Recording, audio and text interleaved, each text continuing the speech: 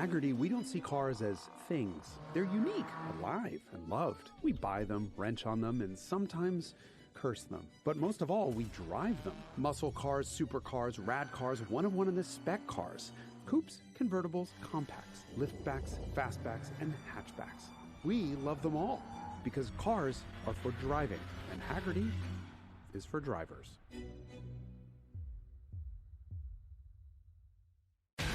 Rev up and get ready for race day with Mission Foods. The world's best racers and tastiest products come together to make every race delicious. Fully loaded tacos, fast wraps, piled high nachos. Whatever you crave, Mission will help you be race ready with easy-to-make recipes that will take your race day to the finish line.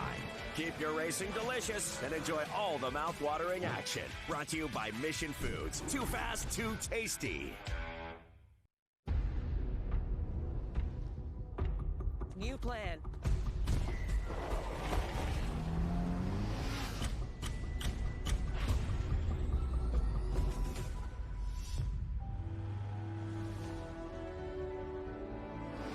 Hey Google, what's the fastest way to the pier?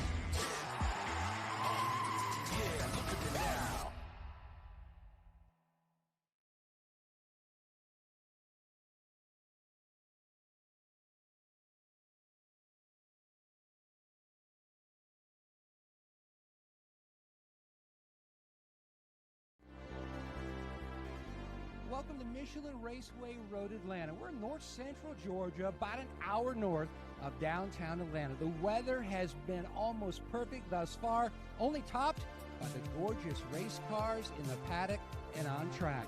It's the 48th annual The Mitty. Hello, everyone. I'm Matt Yoke, alongside my pal and legendary voice, Jonathan Green.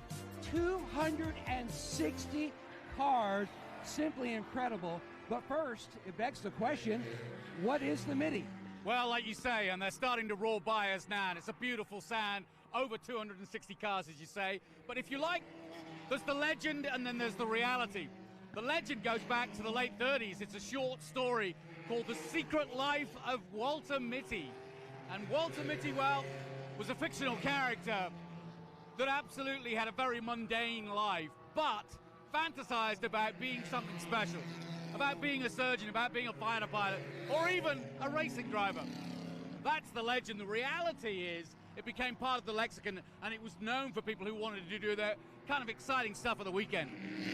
So what better than racing cars? And that's where the Mitty was born, out of a club race back in the late 70s, and here we are 48 years later. And it all starts with a dream. Now, when you look at this event, like every HSR event, it's like throwing a rock in the lake and all the cool ripple effects. And one of those here at the Mitty, the featured mark. This year, Mazda. Yeah, I'm excited because Mazda, it's a very small contribution, if you will, compared to the big Japanese companies. But boy, have they punched above their weight over the years. And now when you look at the history of sports car racing in America, Mazda are right at the forefront and always have been. From grassroots to the high-dollar exotics, they've covered it all. The Heritage Collection is here on display. Now, we are going to be covering 7 races right here on Racer. Jonathan will be calling all the action from the booth, which, by the way, is way down the hill. So he's going to start hoofing it while I patrol pit lane. Now, The fun meter is certainly going to be pegged today, and it's been a combo platter weekend for NASCAR Classic. Yes, racing here at the Mitty, but also for drivers like champion Kurt Busch. It's been a test and tune weekend, getting ready for the big event, the Le Mans Classic in France. We caught up with KB, the Hall of Famer, on Thursday.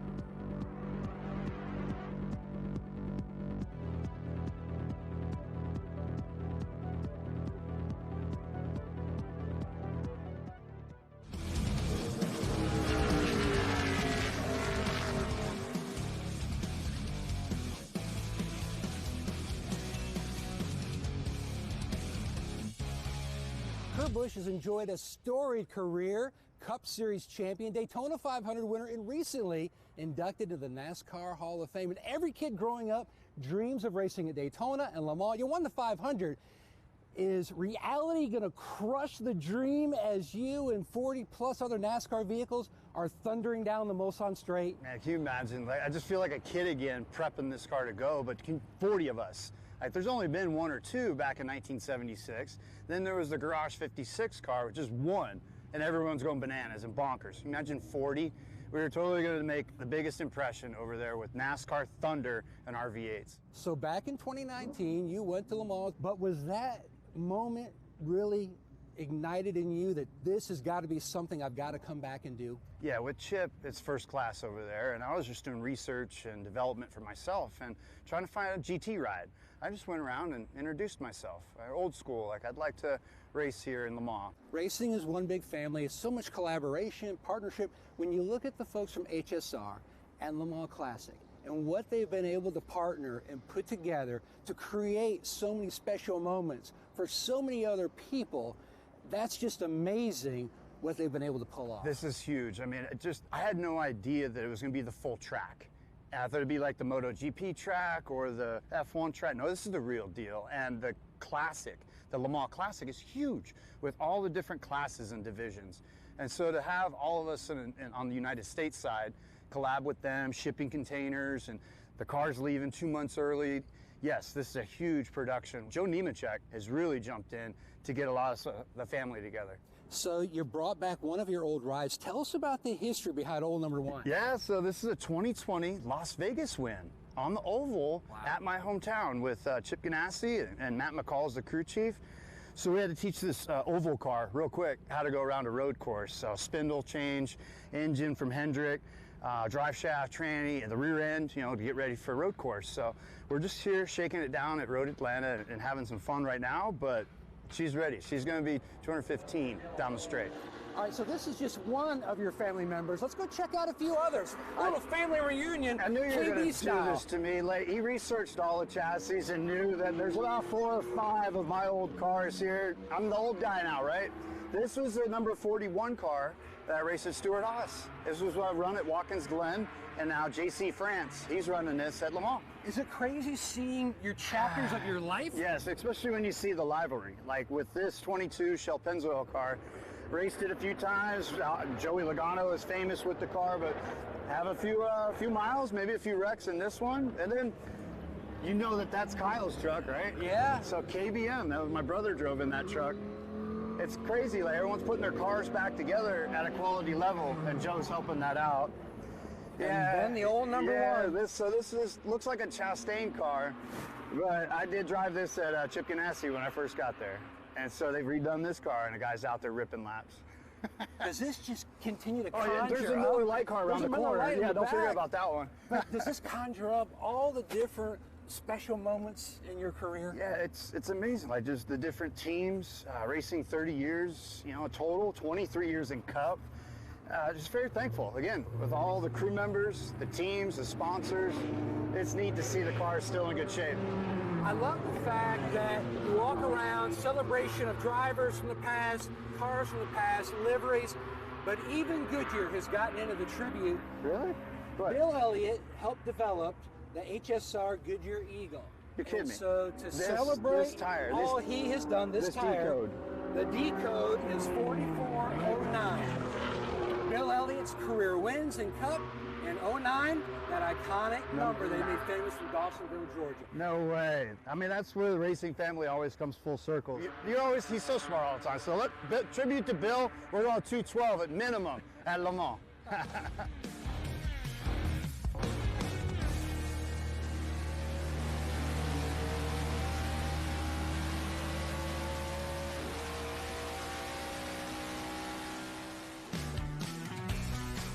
Road to Le Mans was brought to you by Goodyear, proven legendary.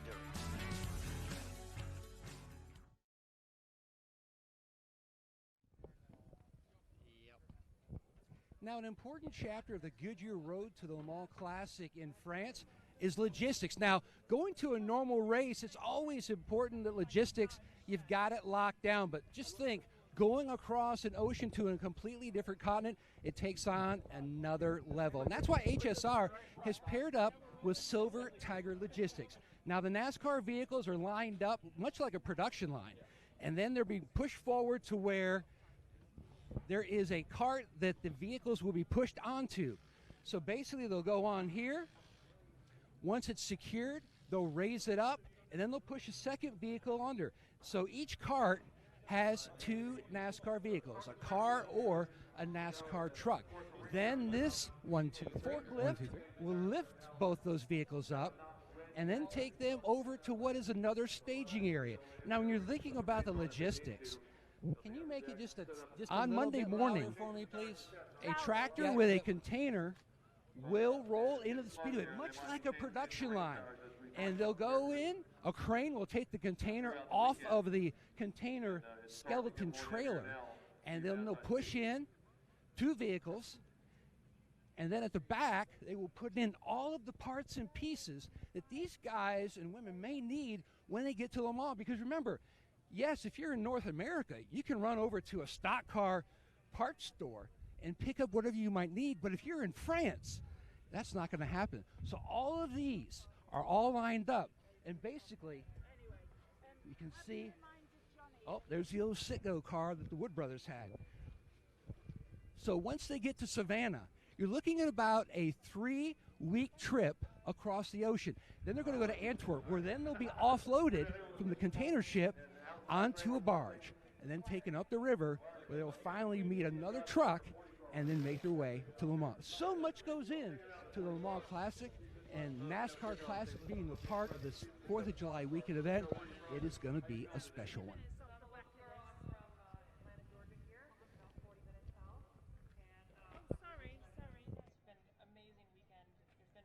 Always love a story about logistics. It's one of the things in motor racing that I think is, well, it's not shown as much as perhaps it deserves to be, and great stuff. And I'm sure that Matt Yoakum is definitely booking his seat on a chance to hear the woods of Le Sarthe and Le Mans roar to the sound of NASCAR. Doesn't get any better. Welcome to the Mitty. I'm Jonathan Green, and as you can see, the Mazdas are featured cars getting ready. The crowd's had a chance to get a closer look at them and meet the drivers. And as you can imagine, it's been a fantastic weekend already. The weather has done its part, and there's been racing throughout. 260 cars in all taking part in this event. And from NASCAR, we now turn to prototype racing. Let's take a look at the highlights of the Prototype Challenge Race 1.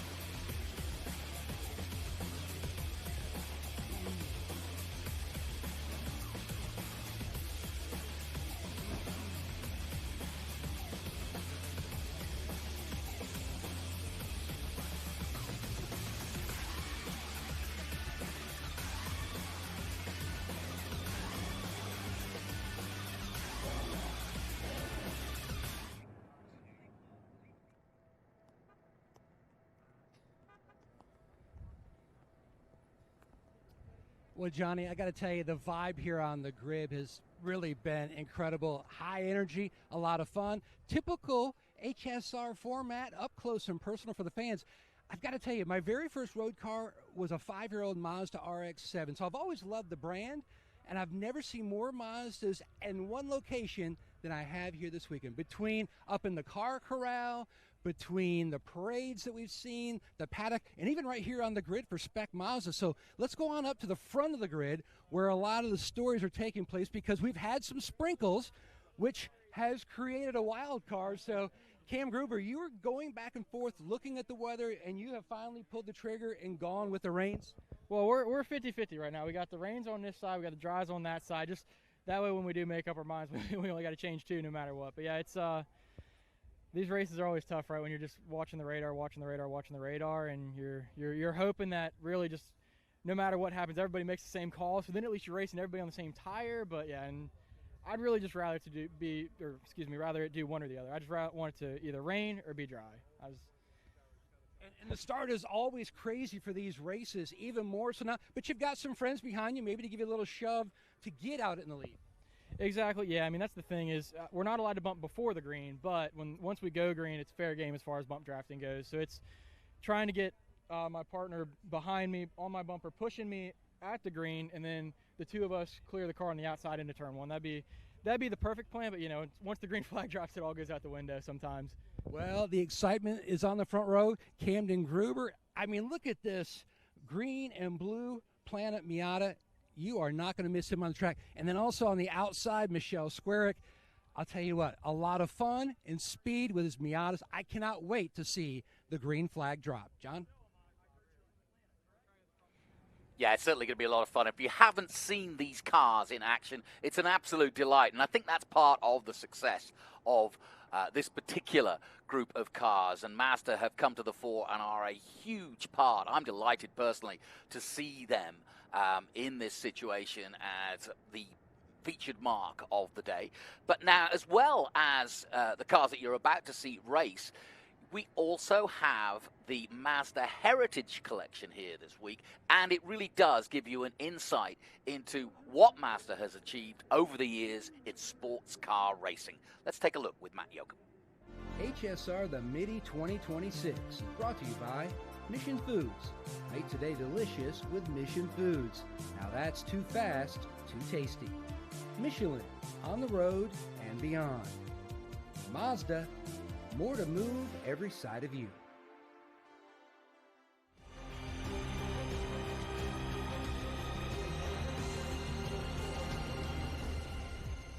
Now, Mazda is a celebrated mark of the Mitty, the 48th annual here at Road Atlanta, and Jonathan Applegate is the senior manager of motorsports at Mazda North America. So he's got Mazda in his veins. Absolutely. Just like everybody else around here, Jonathan. The one constant I see, smiles on everyone, but also pointing at this car, that car, that car. It's a great reunion. Oh, and it's so special to be here for the Mitty. And when HSR gave the call over to Mazda and to me and asked us to be the featured mark of the Mitty, it was a privilege. We just love being here. We've been coming here for many, many years, even prior to my role.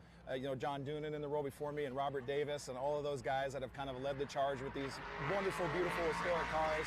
So for us to get the opportunity to come here and put on a show, not only on the racetrack, but really a culmination of love and support of our owner bodies who are here with our production vehicles, our owners and our enthusiasts who are here. I mean, the car corral. We have a car corral up top. It's going to be packed out for the weekend, and we've just got the wonderful gems of these race cars behind us that we get to put on display. And to your point, everyone's smiling as they walk by.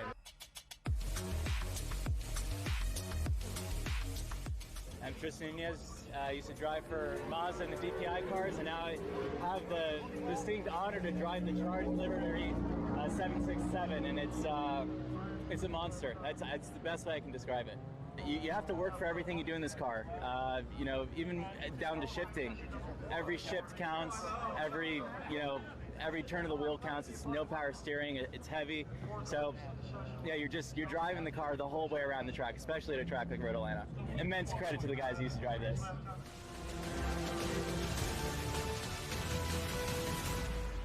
The passion, whether it's from the showroom, the street, the racetrack, into the history books. You basically have checked off every box here, which makes this a grand slam home run for the fan. But the history behind a lot of this that some people might not know is Kelvin Hirashi, now retired from Mazda, 2005, stumbled upon majority of these cars and those that are in the basement under tarps.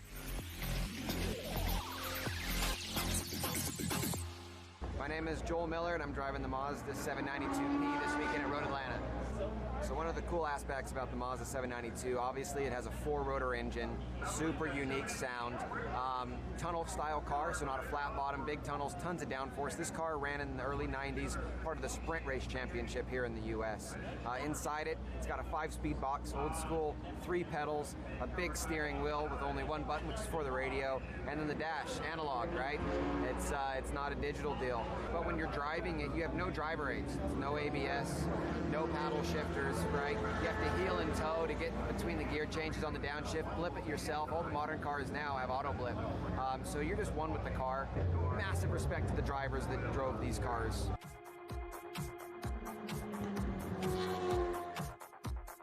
That core value of Mazda is human centricity, and I think that's something that you can look across into our production vehicles, and you can see how we've built those cars to really keep the driver at the center of what we do on that side. Same goes with the race cars. We build these cars to keep the driver at the center.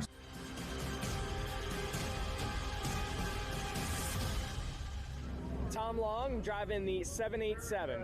Oh my, it's so raw in the way it puts the power to the ground. It's just absolutely thrilling to hear that noise, that 4-rotor noise screaming, and to be able to propel it down the track. It's really an incredible, visceral feeling.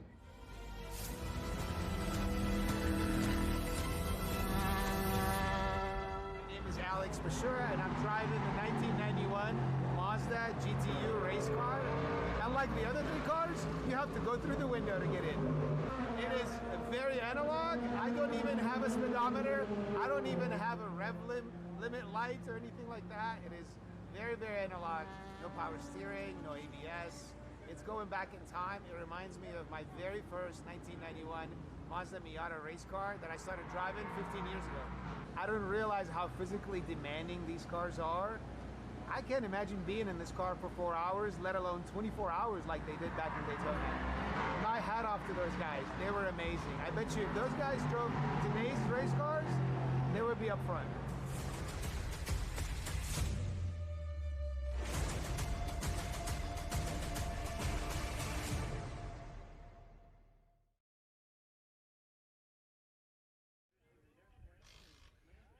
Well, the sprinkles have let up, and that's why you're seeing a very busy grid.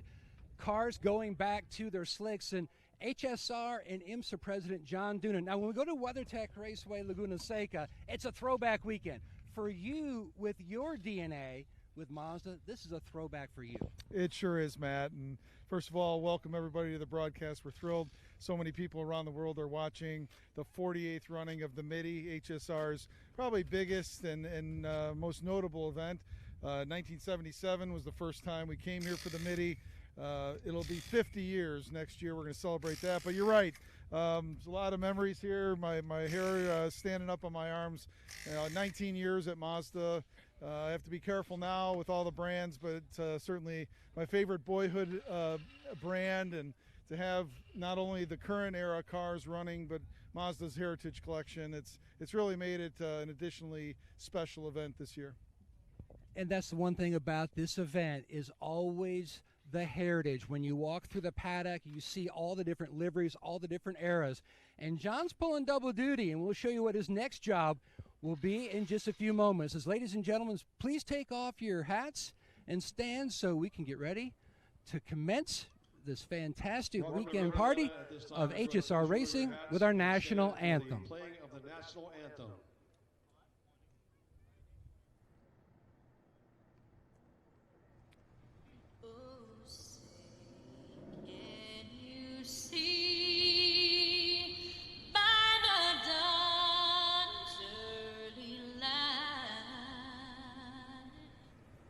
So proudly we hailed at the twilight's last gleaming, whose broad stripes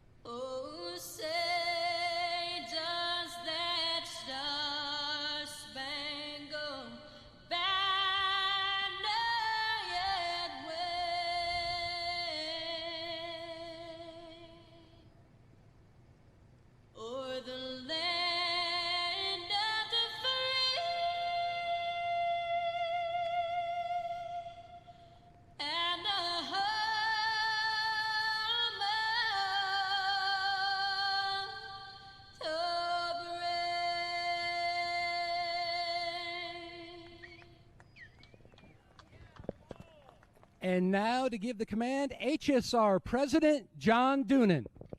Mazda drivers, start your engines.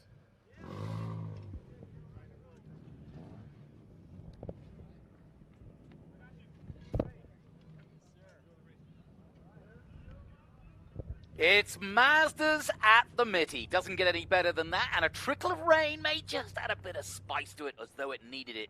If you've not seen this kind of action before, well, I don't know where you've been because this is where it's at. Some of the great drivers of the USA have come through the MX-5 Cup. And the Miata car has been a junior category, a way to learn racing driving at its best. And normally equally yoked and usually from the same spec generally, but of course this is a special one-off this weekend here at the Mitty as we celebrate Mazda's heritage. And I, for one, like I said, delighted to enjoy that. Mazda have had a amazing history, to be honest. That charge car, that 202 you saw, I was there at Le Mans in '89 when it debuted, or was it 90? I can't think. 89 and 90, I think it was. First couple of years, and then they won it, of course, later in '91. But the noise was just spectacular, and no one knew what to think of it. Pretty much is how NASCAR's going to be, I'm sure, once they rev into action in July. That is going to be a cracker too, and I know there's a huge amount of excitement for that event coming up for IMSA. Great to hear, Kurt Busch. Here's your grid then for the Mazda Spec Miata MX-5 feature race. Camden Gruber, who we heard from, he's in a 2007 Mazda. And then Michelle Skurick in a 2011. Mitchell Lowry on row 2, Wes Duchak, Todd Burras, and Skylar Cottrell. Mike Cottrell lines up 7th, and Mark Cefello in 8th position. And as you can see, different cars from different times, but all part of the history. Lucas Jensen and Austin Farr. Then in 11th place, Angus Haig, Roy Hobson, Seth Tozer in a 2007 MX-5. Delaney Calhoun in 14th position, Mark Goebel in 15th, and Connor Thomas in 16th place in a 99. And then Adam Jonasek and Nicole Cooper-Cefalo. So we've got some family affairs going on as well. 19th position is Reagan Thomas, and Senta Smith is in 20th position. But that's all part of historic racing. It does become a family affair. Everybody wants to go racing, whether it's dad, whether it's granddad, in the case of John Noonan, who you just heard from, or whether it's sister and brother, or whether it's just a family member or a friend. But this is great racing. And as you heard from the pole band, Camden Gruber, one of the aspects of this kind of racing is very much how they work together sometimes to push each other forward, and it's very much like peloton racing in that respect, if you know your bicycle racing. But we've got a good grid here, and we'll also see some of those historic cars you saw in the Heritage piece we did with Matt, who is absolutely loving every moment of being out there. Great job on the NASCARs, as well as taking a look at the Heritage Mazdas of the day. Taking a look at the 21, just going through shot there. That's Mitchell Lowry. Mitchell Lowry in that 2006 Mazda MX-5 Miata. See, the windscreen wipers are on. Windshield wipers, show my origins. The windshield wipers very much on, but it doesn't look, from looking out of my window here in the tower at Michelin Raceway, that the rain is kind of, well, you can see it from the drone. It's not raining, but there are drips and drabs out there, and you can see in the distance there are some clouds and some grey areas, so it could well be coming, and it could be well coming in the middle of this race, but we don't mind. That's fine by me. Lots of racing to come, and lots of categories. The Mitty Special, as you heard from John Noonan there, it started back in 1977. And back then, it was, I think, the Jaguar and Aston Martin groups that got together and just basically wanted to do a time trial. They weren't really interested in trying to be professional racers or anything. And it is really the spirit of Walter Mitty. It was a bit of a fantasy just to go and have some fun and get some speed out of their cars in a safe way. And so that's where it was all born out of. And over the years, it being sports cars was connected very much with IMSA, and the rest, as they say, is history. Now the connection is stronger than ever, and that connection goes right through IMSA and NASCAR, mind you. And we've even got a France member of the family here racing today. So the DNA is very much alive. And as is always the way, the only way you can get into this commentary booth is if you have the name Jonathan. And so why don't I welcome Jonathan Applegate? All right, sir. See you then. Welcome, Jonathan Applegate, to the booth. Thank you, sir. Now, before we get into a conversation, I want to just update the folks on what I've been waffling about the weather. I want to update the folks with Matt Yoakum down there and find out if it's going to rain or it's not going to rain. Matt, what's it going to do? Well, Jonathan, when I was at Florida State University, I took one class of weathercasting, and I learned 50-50. You've always got a good shot and bad shot, but you saw a number of teams switching to the Hoosier rain tires on the grid before the anthem. Guess what? Because the rain had stopped, they took the rain tires off, went to the slicks. Now the sprinkles have picked up again, so sense of urgency, a little bit of anxiety. It's going to be really interesting to see how this tire strategy is going to play out. No question about it. Well, finally, thanks, Matt. And we'll be down to Matt whenever he's got something for us. But, Jonathan, get us up to speed a little bit. I saw Gruber being interviewed on the grid, and that's been the sort of DNA of this championship over the years. Young guys and girls going out there, learning their racecraft. I mean, is there a name I should be looking for? Or is this just a smorgasbord of...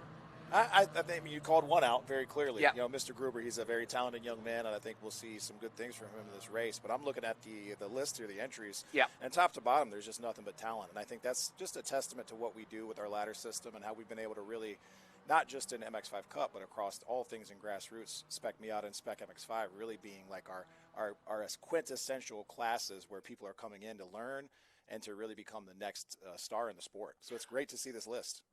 Like so many people, I have watched MX-5 Cup and Miata racing from afar. I've driven one on a racetrack. They're fantastic to drive. And I hate to say it, easy to drive as a non-racing driver. But what's the secret sauce? What makes this kind of racing so special? I say this often. I think one of our core values with the company is human centricity. You can see it both in production vehicle and race car, but our race cars are truly built with the driver in mind. And I think the fun aspect of it is always there. Miata is always the answer, as we say. But the way that these cars are built, not just for fun and joy of driving, but really as a true competitive race car, they're bulletproof. We've seen that with the head-to-head, the door-to-door racing, as we like to produce year over year. But I think it really does. It really produces something that's spec enough to where it comes down to the actual driver talent. And that's what really shines in our series and our classes and our cars. So green flag waves here on the main straight here at Road Atlanta. Some with the wipers on, some with them off, some with wets on, some with slicks on. And it's going to be certainly a case of sorting themselves out as they go to the crest of the hill for the first time, led by Camden Gruber. The youngster rises over the crest, and a good clean start, Jonathan, just what we wanted. But these guys clearly know how to handle their cars and how to race them too. Great to see a lot of guys and girls here with from the region and from locals. So this racetrack is they're used to it. They've seen these laps, but with the wet, as Yoakum just called out, very good to see and interesting to see what's going to happen here in the first few laps. Yeah, you can see people already looking for where the grip is and struggling with that grip, because that's the thing about Road Atlanta. It's a strange track in many ways because it's not that long, but it's a lengthy track in terms of distance. So you can have wet weather, heavier wet weather, let's say here at 6 and 7 than you might have on the main straight. Yeah, a lot of spots for dry coverage, wet coverage, very technical in certain areas, going into the 1 and the S's, but then very fast. So a lot of room for passing at this opportunity. Got a couple of classes, SMX and SM. What? Tell me, yeah. Tell me the difference. Yeah, NA, Spec Miata, NAB, NB, cars that we've really worked with the SCCA and others really closely to build and have our teams, our privateers, really doing a really good job of building those cars and have been a proven testament of time over a lot of times with endemic partners and parts. Our Spec MX-5 car with the NC platform really have Josh Smith and Jonathan Black and the Mazda Motorsports team working with our partners have done a phenomenal job in building that car to get as close to spec as we possibly can. So we're really happy about that SMX class and car, and I think that it is definitely the latter step into MX-5 Cup, and exciting about that. Interesting. Already, Cottrell being caught in the SM class by the leader, Gruber, in that 2007. And the beauty of this kind of racing also is you've got cars that go back to, the 90s, early 90s, and cars that go up to 2011. But really, they're all pretty much even. It's not like you're seeing a huge gap or a huge difference. Yeah, I mean, it's very much a stock race car from engine to transmission, gearbox.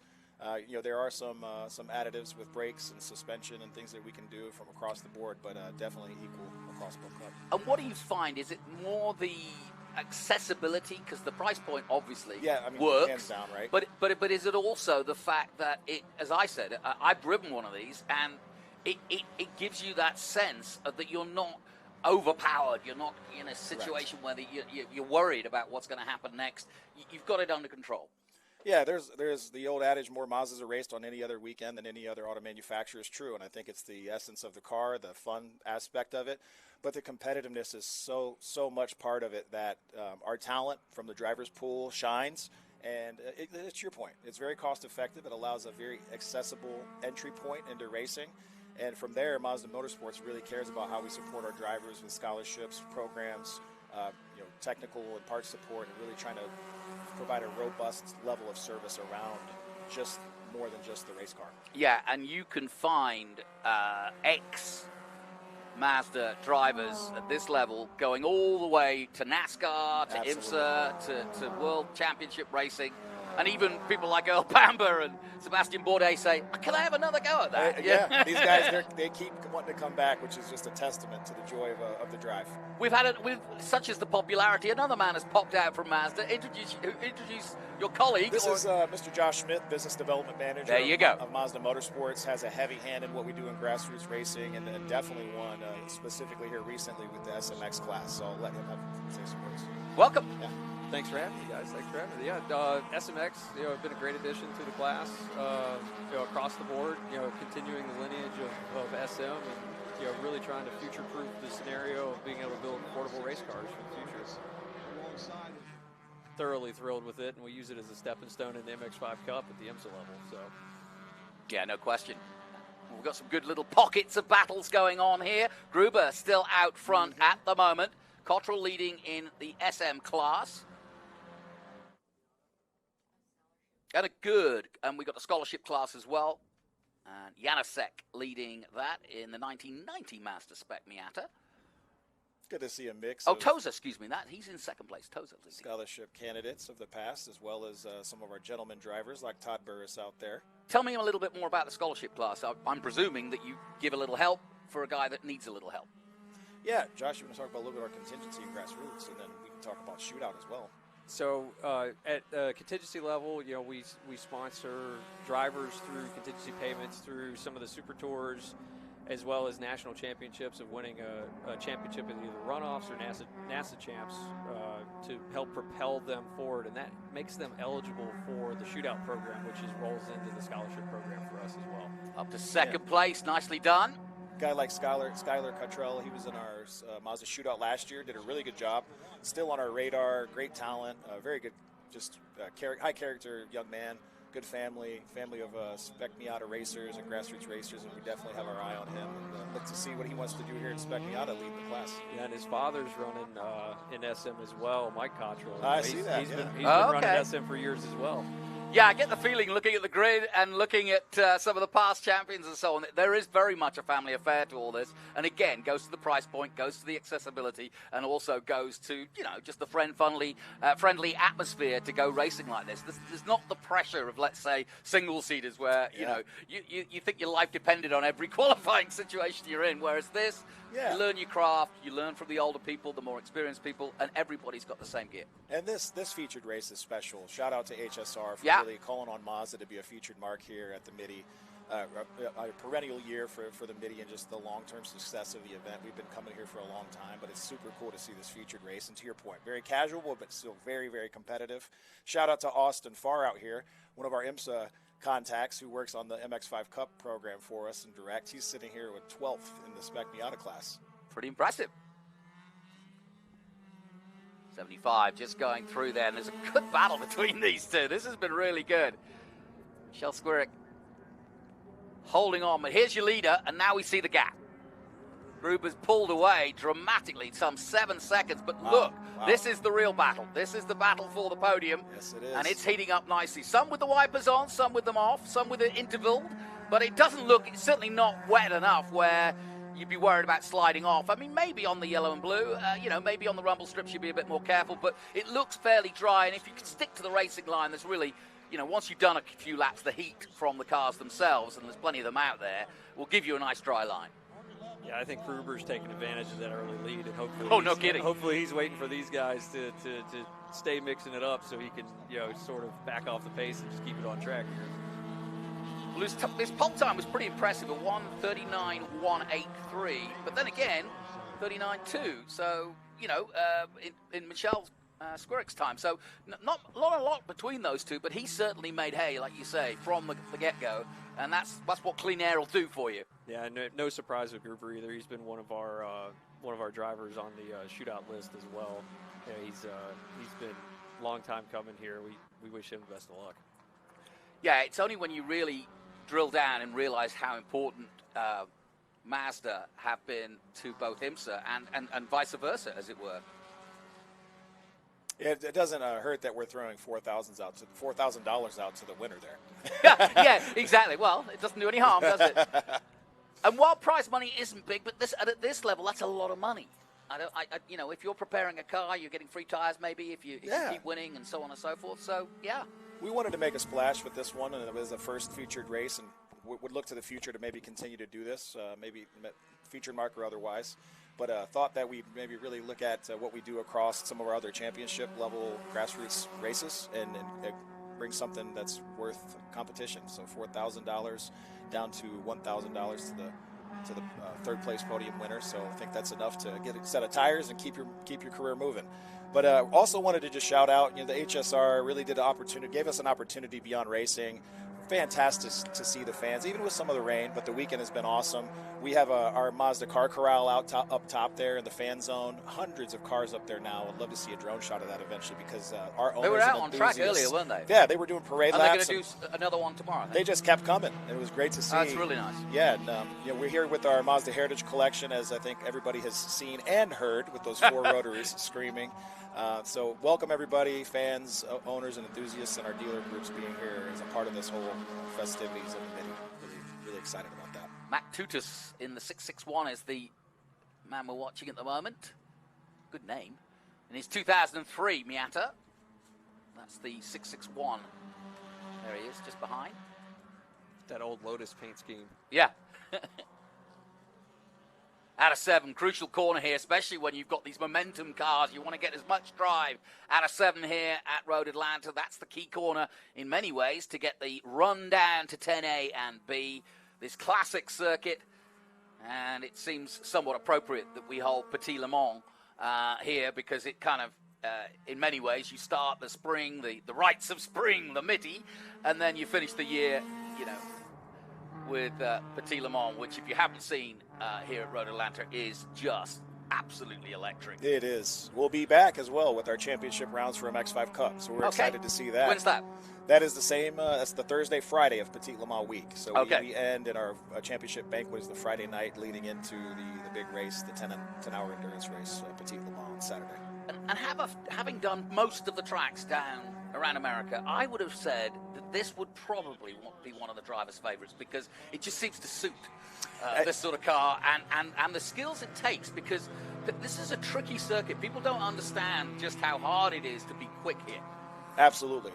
As we mentioned, very technical, but very fast track, a lot of elevation, a lot of places to make mistakes, but also a lot of passing opportunities.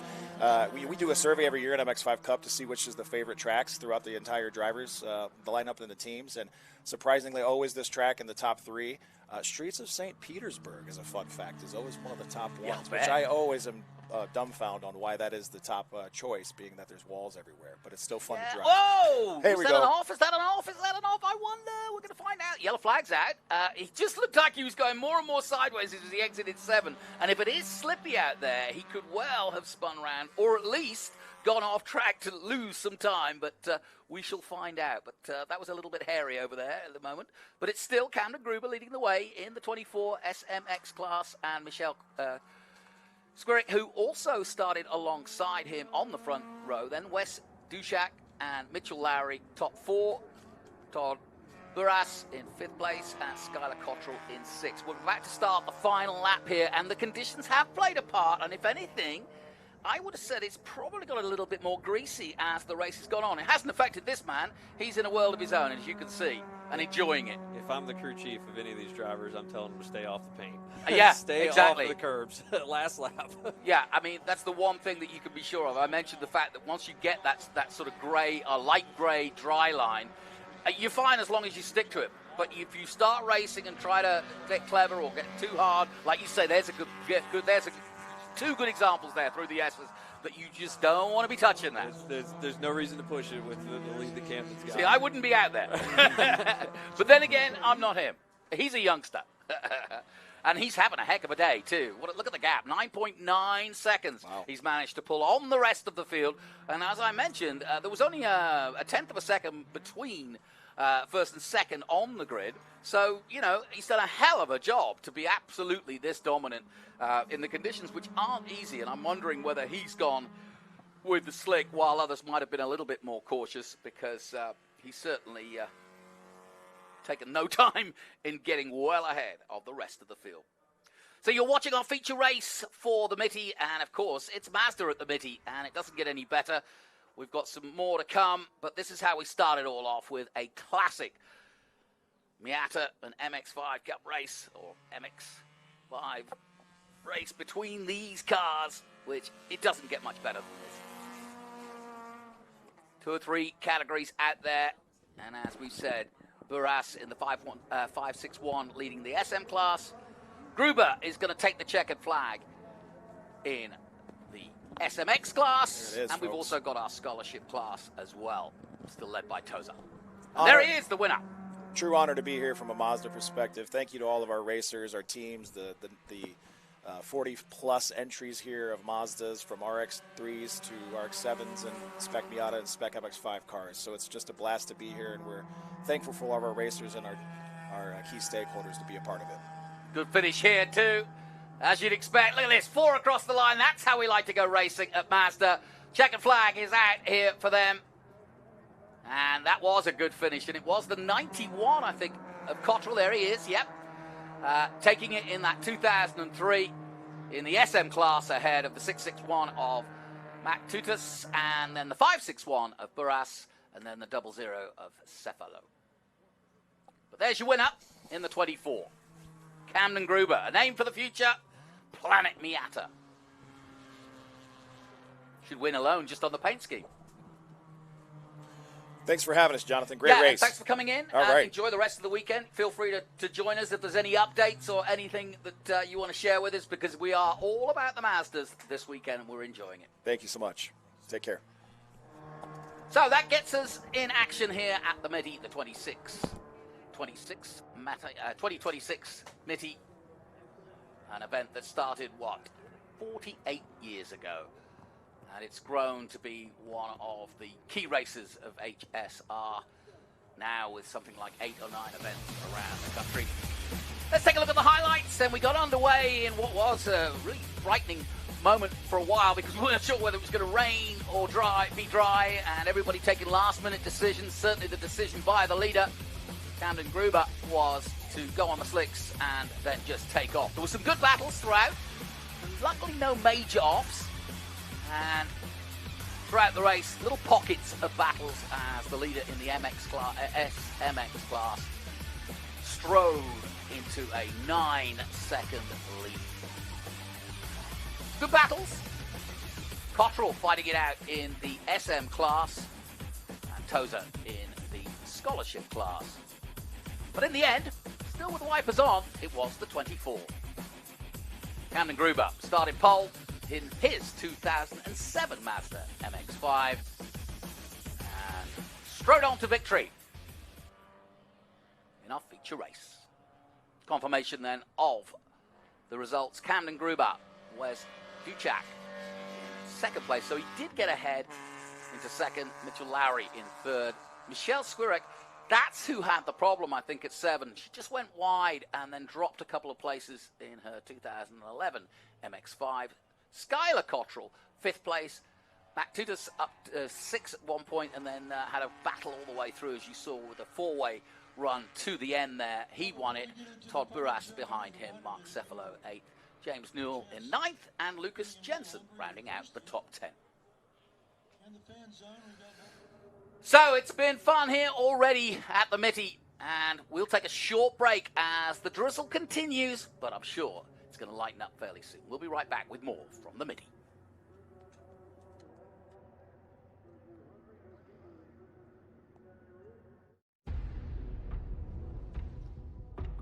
New plan.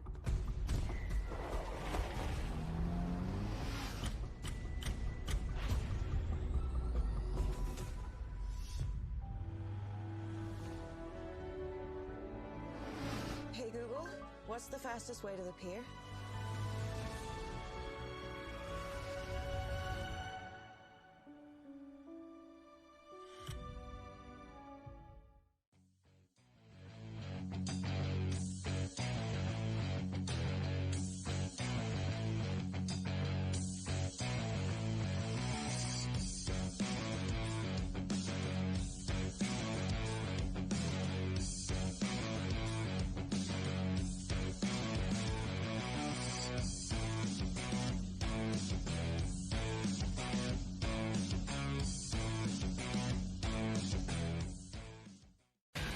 Rev up and get ready for race day with Mission Foods. The world's best racers and tastiest products come together to make every race delicious. Fully loaded tacos, fast wraps, piled high nachos. Whatever you crave, Mission will help you be race ready with easy-to-make recipes that will take your race day to the finish line.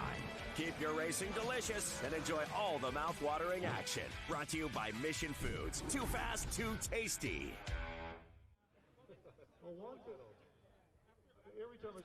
And one race down, exciting throughout the field. And Camden Gruber, you certainly made it exciting from the cockpit for you. Perfect execution. What does it mean to win in front of this crowd and the Mazda executives and just this entire culture? I mean, it's just awesome, man. I mean, I've never driven at a race with this many fans. So thank you all for coming out. Thank you guys at home for tuning in. I mean, it's just awesome to have Jonathan Applegate, Jonathan Black, Josh Smith here, all the others.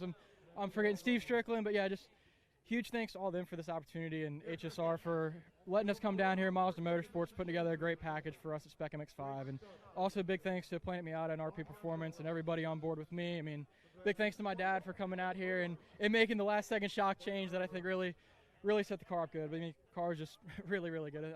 Thanks again to all my team for giving me just a great car to drive. And again, thanks again to all the fans at home and all the fans here for tuning in. I mean, it's awesome. Certainly, always got to listen to Dad, especially when he has a great idea.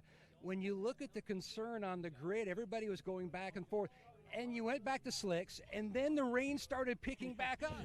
Yeah, I mean, we had a race here a month ago with another organization, and it was similar conditions. It was just starting to rain, a little bit heavy, and it was just last time we made the wrong call. We went on wets, and we started leading early at the gate, but then we ended up getting run down and caught and finished P7. But yeah, I mean, it's a tough decision, you know. And then when you see the rain coming down pretty heavy on the outlap, especially in like the 5, 6, 7 area where it gets a little hairy, you're going through turn 5, you got that gravel right on your right there. So it's just like one of those where you just hope that the car sticks almost every corner. But like I said, setup on the car was phenomenal. So I can't ask for a whole lot more.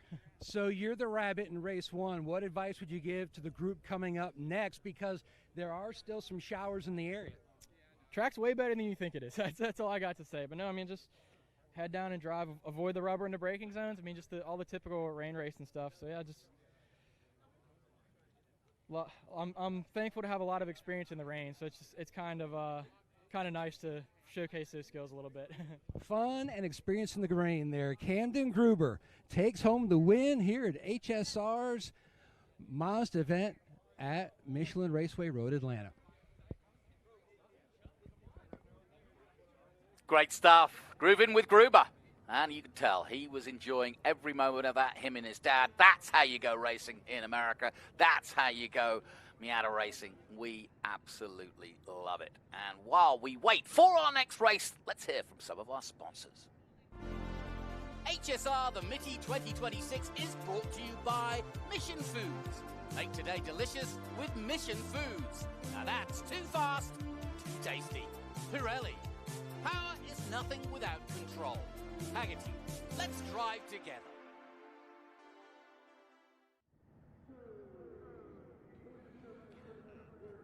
So here we are, and in fact the tower you're looking at to your right is where I'm sitting on the second floor, so I've got a great view of the entire track, or at least parts of the front part, because you can't see over the crest once you get there, but you get to see the famous crest bridge that is part of the A10, A and B section, and then that final fast sweeper right-hander onto the start-finish. Doesn't get any better. But I could talk about the track all day long, but let's hear from a legend, why not? Road Atlanta is a special venue, no question about it, and who better than a legend like Kurt Busch to take us round. All right, Kurt Busch, Road Atlanta. Let's take a look. This is the final corner coming onto the front straightaway at Road Atlanta. You grab third gear right at the line. This is turn one, about 130. Go to second gear. This is an off-camber downhill, but now this is where you really get on the power and go up this hill. And it's blind going up here into 2, and then 3 is really sharp back to the right, about the second slowest corner. Now it's nice and easy with the 750 horsepower car, putting the power down, and these are the fun S's, the famous S's at Road Atlanta. Tight turn, hitting up here, right here. This is one of the most important corners. Get the power down and get down this long straightaway. So grabbing third gear, a little bit of tire spin there, but this is the fastest lap I was able to lay down. Second gear, could have carried more speed through here, but then this is the most important corner on this racetrack. First gear, up against the curb on exit, and now you just got to feed it the right amount of power all the way down. And catching Joe Nemechek in his truck, and now we actually catch a slow car off to the side, and now we draft with his truck and my car can feel the draft. And so now here we go. We're rolling down into the big braking zone. Forward, third, second, first, left to right, and now you come up this crazy hill. You aim for the red box in the middle, and you drop down 3 stories down into the final corner and back onto the front straightaway. I mean, this place is a lot of fun. It's perfect for testing and just being able to shake down the car that we're taking to Le Mans. So car sat under a cover for about 6 years, and Joe Nemechek and SHR, they helped me put it back together. So let's go for it. We're going to Le Mans, boys.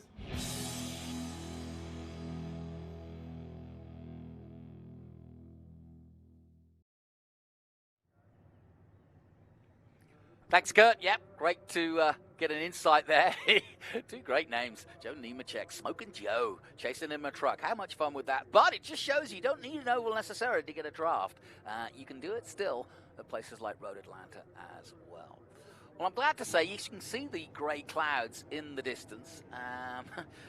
It's ironic because southern Georgia would love to get some rain. Northern Georgia, maybe not so much. But let's have a look at our grid for our Mission GT Challenge coming up next, and that is also going to be a very interesting race. Patrick Paul in the 25 Chevrolet Camaro. Yes, it's a historic race, but that's the beauty of the Mitty. We could have anything, and that's been the, if you like, the modus operandi of this event, is that you can have cars from the distant 50s all the way up to 2025, 26.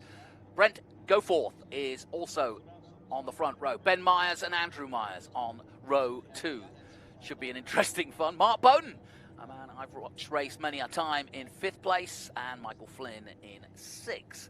Price Ford 7th, and Russ Gorokowski in 8th position. Kevin Clayton, Michael Potapau in 10th position in a 2016 Porsche 991 RSR. So we've got some really beautiful cars out, dominated by Porsche, no big surprise. Greg Schirmer, Marcus Jewell, in 12th, Herman Goforth in 13th, and Patrick Womack in 14th position. David Pale in 15th place, and Afflerbach in 10th, number 10 in 16th place. Richard Stewart Mill, another big name to historic racing, starts 17th. Robert Brown 18th. Carmen Rapucci in 19th position, and then Brian Collier in 20th. Bruno Smileski in 21st position, and Russell Wittenberg in 22nd. Colin Dougherty in 23rd. And Paul Denton in that GT3C Porsche 991 GT3 Cup car. So, like I said, a few Dodge Challengers, but mainly dominated by the mark of Porsche.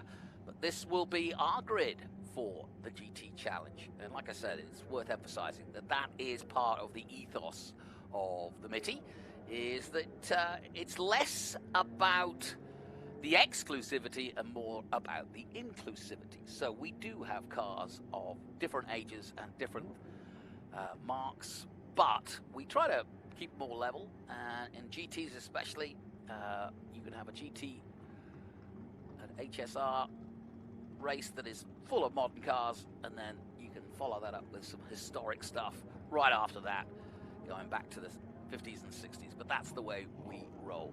58 years of coming here to this event, Road Atlanta, steeped in history. So let's get down to the grid, and Matt Yoakum, I believe, has got car number 13 with him. Well, Johnny, last year at Long Beach, we were following the story of Robert Wickens, who was a paraplegic from an accident at Pocono in the IndyCar Series, and moving on up from the TCR class in Michelin Pilot to WeatherTech in the GTD. And another driver who is definitely an inspiration is Drew Ewing. So you're paralyzed as well. Walk us through your setup here that allows you to compete and be competitive. Well, my setup is really the simplest thing in the world. I started 26 years ago, and back then there weren't any options. And I was also starting with a car I had to shift. It didn't have a clutch pedal, but I still had to shift. And these are really called temporaries. They're made for rental cars, things like that. But they're not going anywhere. They're very, they're not losing them. And these were the one thing when I started that gave me the opportunity to bring the controls up to the wheel, hold the wheel, and make either a downshift or an upshift at the same time. Now, years later, we've got the paddle shifts, and there are a lot neater systems out there. They're like what Robert uses is a gorgeous system. But this is what I know. This is what I've used for years. It works for me, and this is what I've stuck with. And they're also incredibly, they're not expensive like Robert's are. And the other beauty of this system is when we do our enduro, the enduro, and when I get out, and my co-driver gets in, the mechanic just pulls these off. He hits with the gun on the pedals, pulls them out, takes them away, and my co-driver gets in, and none of my stuff is in his way anymore. So it's a little rudimentary, but it's worked for me. It's like I said, 26 years, 180 race wins in that 26 years. So we're doing something right. You talk about that passion and the fun of being behind the wheel. What section here at Road Atlanta is the section which is why you became a race car driver, which gives you that amusement park, the thrill, the ride? God, that's a tough one, because so much. I love Road Atlanta, and so much of Road Atlanta is just amazing. The S's, everything else. I guess the one story I can tell is I had a friend when one of the video games came out on Road Atlanta, and he asked me, he goes, how is it? And I said, oh, they've got it right. I mean, all the markings, every oil spill is in the right place, everything's right. And he goes, well, then it's realistic. And I said, oh, no. You want to be a realistic. Every time you come under that bridge, jump out of a third-story window. Then it's realistic. That's awesome. Well, good luck today, Drew Ewing. A great inspirational story, and you can see the passion, and certainly loves auto racing. Keep an eye on that blue and the plaid number 13. I love it. And if you are following the Robert Wiggins story, it doesn't get any better because he was flying last weekend. And it's just great to have a story of a paraplegic who was a racing driver able to go back to racing and become what he wanted in the first place, which is to just go racing of a Sunday afternoon. And talking of which, a man who has just joined me in the booth, Evan Slater, joins me, and I'm delighted to welcome you because I haven't seen you in a while, for one. But two, this is the perfect weekend for you. I know you're out and about, but you have a history that covers our main mark in Mazda. You have a history with GTs, and you're just, Trans Am, you've done it all. Tell me, first of all, what it's like to be at the Mitty. Yeah, I've driven a bunch of different stuff. I'm super happy to be here with HSR. I mean, I'm a big believer in what HSR is doing. I think they have an amazing series. I think there's cool cars. I think it's a great event, fun event. So I'm super happy to be here. And yeah, it's cool. It's cool to see these cars on track, right? We're looking at this frame here. We got on the very right-hand side, we got Porsches. We got, there's a Mercedes out there. There was a TA2 car. So there's a lot of cool different stuff out there. I'm here this weekend with Patrick Paul with the TA2 car. He's unfortunately not doing this race because there was kind of some mixed conditions with rain. But it seems like it's actually stopped raining. It's not one or the other at the moment. It's like England at the moment. Yeah. So we decided to not do the race, and maybe it seems like that's the wrong call because it looks like it's kind of drying out. But I'm up here in the booth, super happy to be here with you, John. It's been a while. We did some Trans Am commentating back in the day. Yeah, so I'm happy to be back up here. Likewise, and I'm glad to have you. Tell me what you've been up to since we Yeah, since last seen each other. Yeah, it's been a while, but I've been up to a lot of different things. Doing a lot of driver coaching. I have a big driver coaching business, so I've been staying really busy with that. And then this year, what I've really been busy with is IMSA. I've been driving IMSA Michelin Pilot Challenge GT4. So we had Daytona, we had Sebring. We're going to Laguna next week, so super excited about that. But that's been keeping me busy on the simulator. It's been fun. Well, listen, we're going to talk some more because I want to let the people know who you are and what you are because I'm a big fan. I'm also a fan of Matt Yoakum. He's down in the pits. He's got another driver for us. Well, catching up with Pat Womack, who will be making that trek to Le Mans, France, racing with the Le Mans Classic race with the NASCAR Classic cars. Now, he ran his NASCAR Classic car earlier. Now, Pat, transitioning to the Porsche, how big of a change is it for you mindset-wise going from your Toyota stock car to the Porsche? It's varying degrees of fear. So the NASCAR is big, heavy, doesn't slow as well, lighter, way more nimble, great brakes. It's going to be a lot of fun. All right, good luck. That's Pat Womack. Now, he's going to be in the number 220 Porsche, and keep an eye on Stars and Stripes, and he is going to have such a great time with all the other NASCAR drivers going to Le Mans. I just got to find somebody, Jonathan, that will let me go along and carry their luggage. You're very welcome. I don't envy that idea, though. So I can't decide what it's going to do weather-wise, and I'm sure a lot of the drivers. I bet you wouldn't. What you just mentioned that your guy's not going out. It is one of those.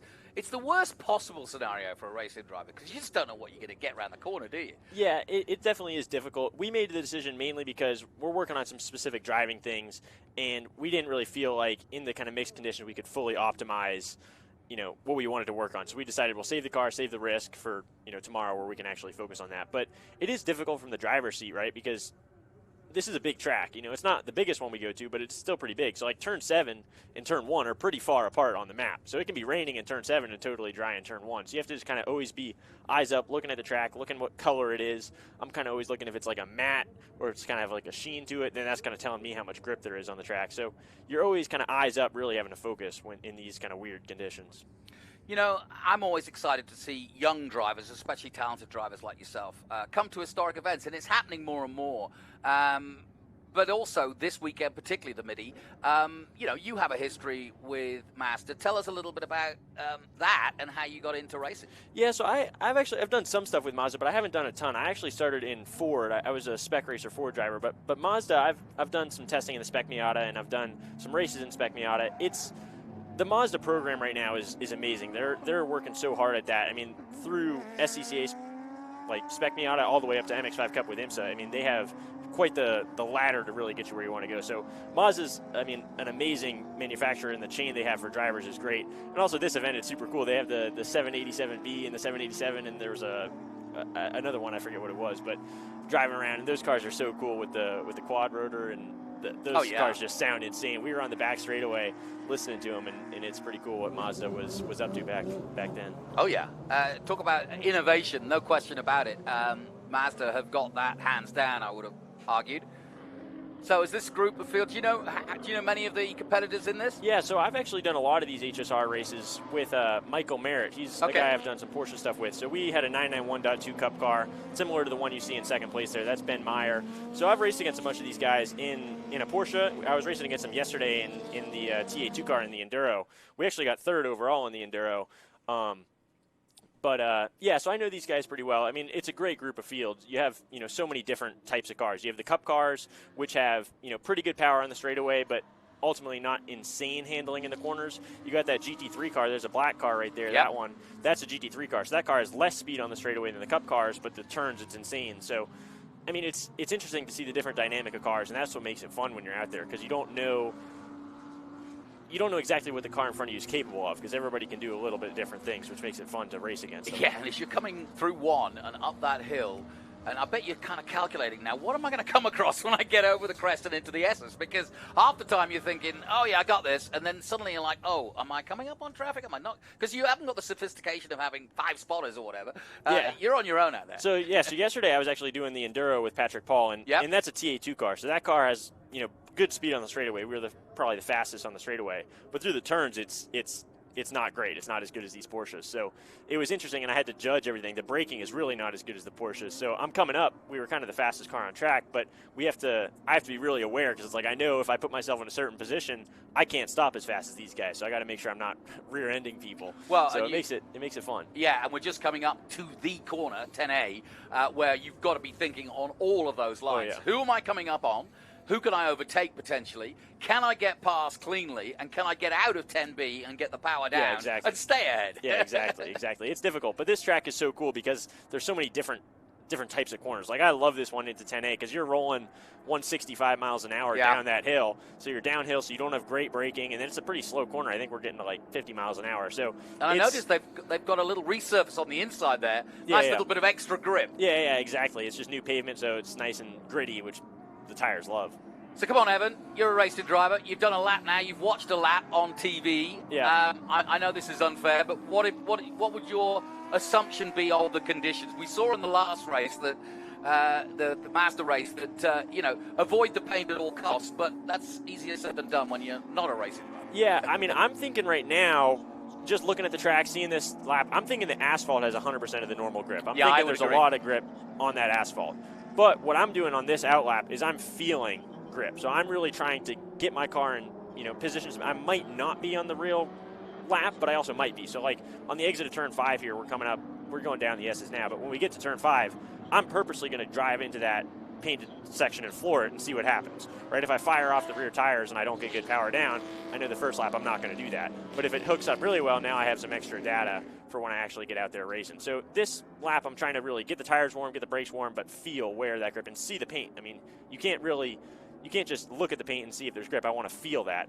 I want to go my car when it's low risk. There's no time to lose. I want to really experiment and find where I can gain time once we get going. I've got an unfair question for you, which is I've heard that story a million times, and you've done it a million times, as it were, which is get the brakes up to temperature, get the tires up to temperature, understand where the grip is, get the right temperatures, looking at your dials. Have you ever started a race where you haven't got one of those things correctly, and you've gone, tires weren't warm enough, or whatever it might be, just because either time or, like you say, you were worried about the weather, or you just didn't get the calculations right?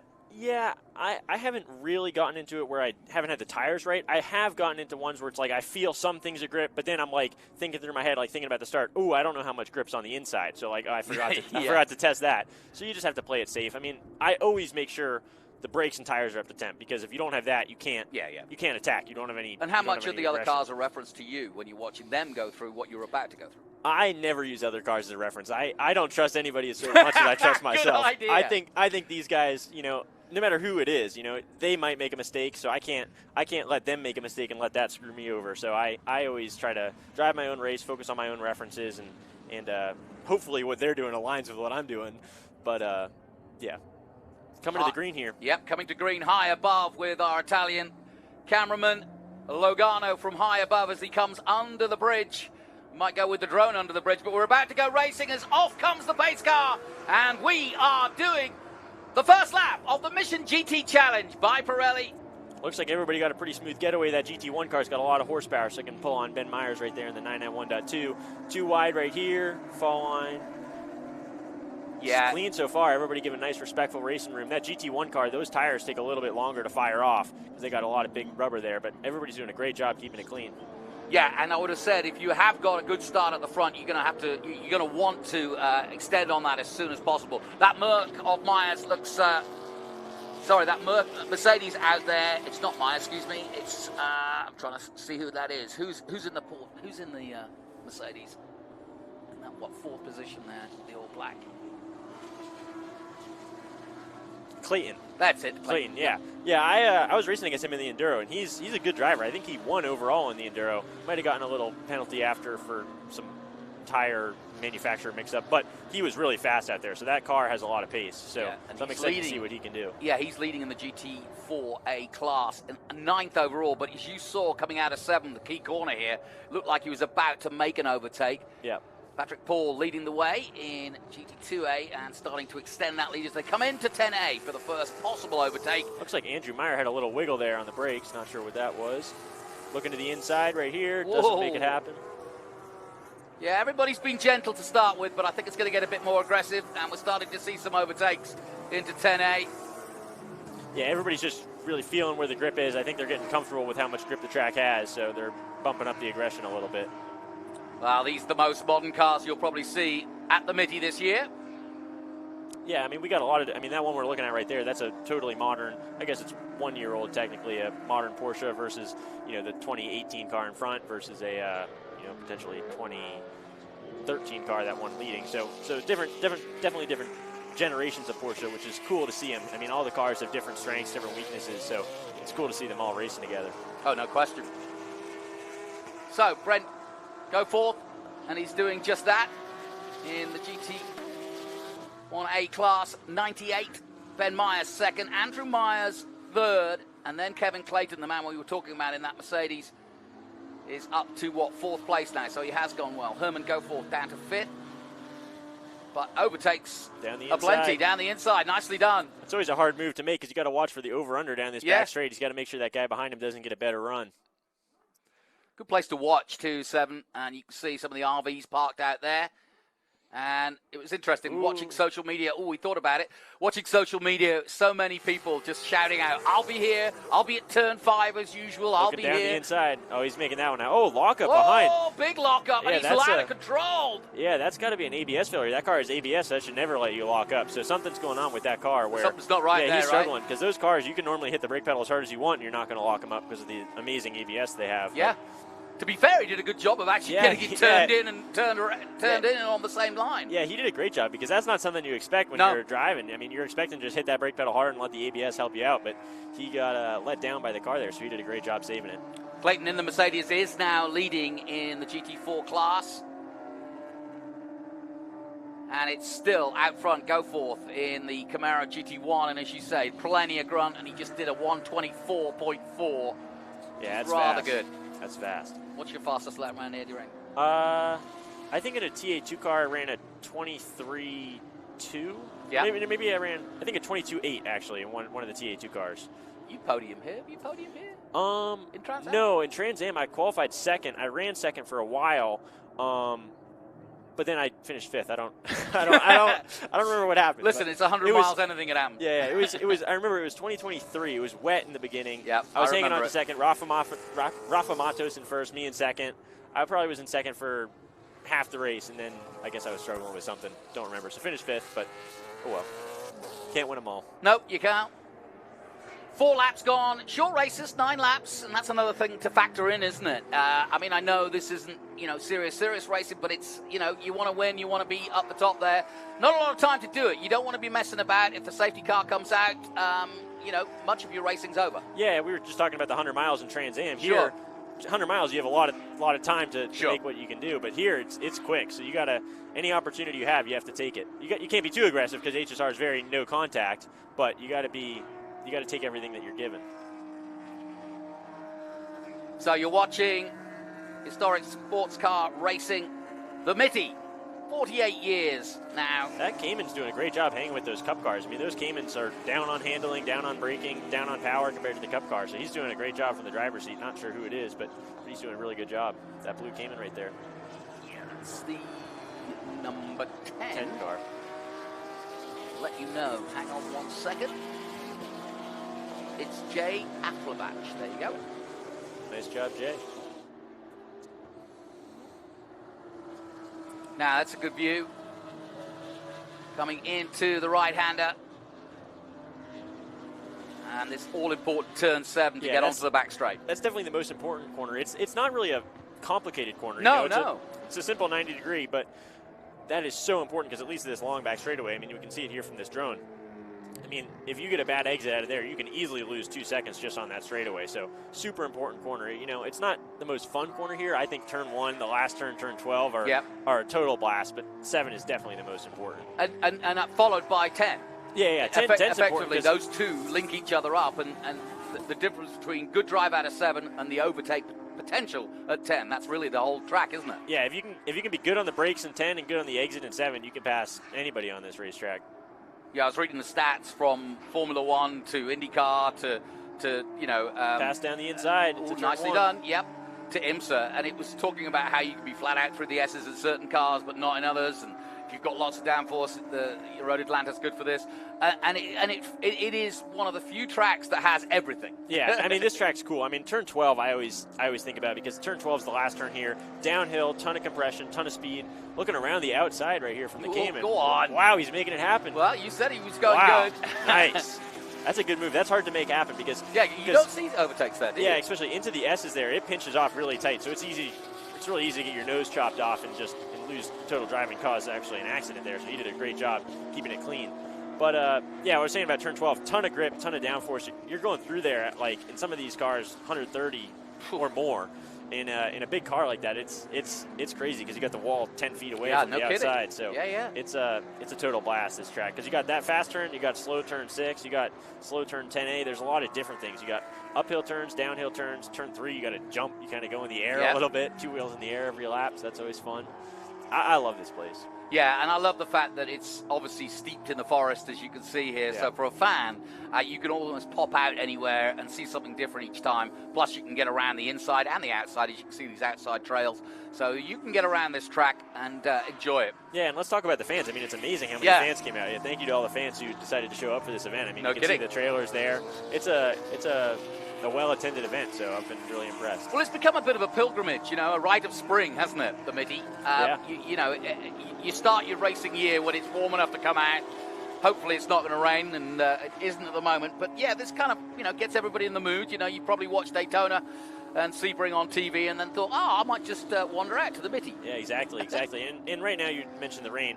It's fast out there right now. I mean, I saw one of those cars use the exit curb out of turn 5. He was gripped up, so, I mean, it looks like the track conditions are really good right there. Here we go. Yeah, 98 car. He's just lapping somebody. He's been doing a great job. I mean, I've been watching his time, super consistent, ran a 23.8, so he's rolling pretty good. I think that's the fastest time of the weekend in this class. So yeah, I wouldn't be surprised. I'm just looking at the qualifying times, and definitely, I think that is the quickest time. 1:23.8, he's done.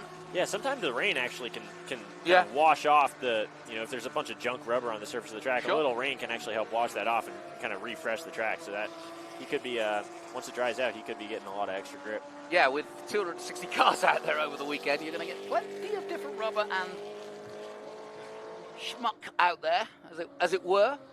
But, he's got an 8-second lead now as we watch him for the first time. Yeah, Ben Meyer in second doing a great job. Ben Meyer, he's got a cool brother, 2 brothers running together, same kind of Porsche cars, and it's always fun to see Ben and Andrew. So which is running around older, together. Ben or Andrew? I have no idea. Yeah, Me I neither. have no idea. Doesn't matter.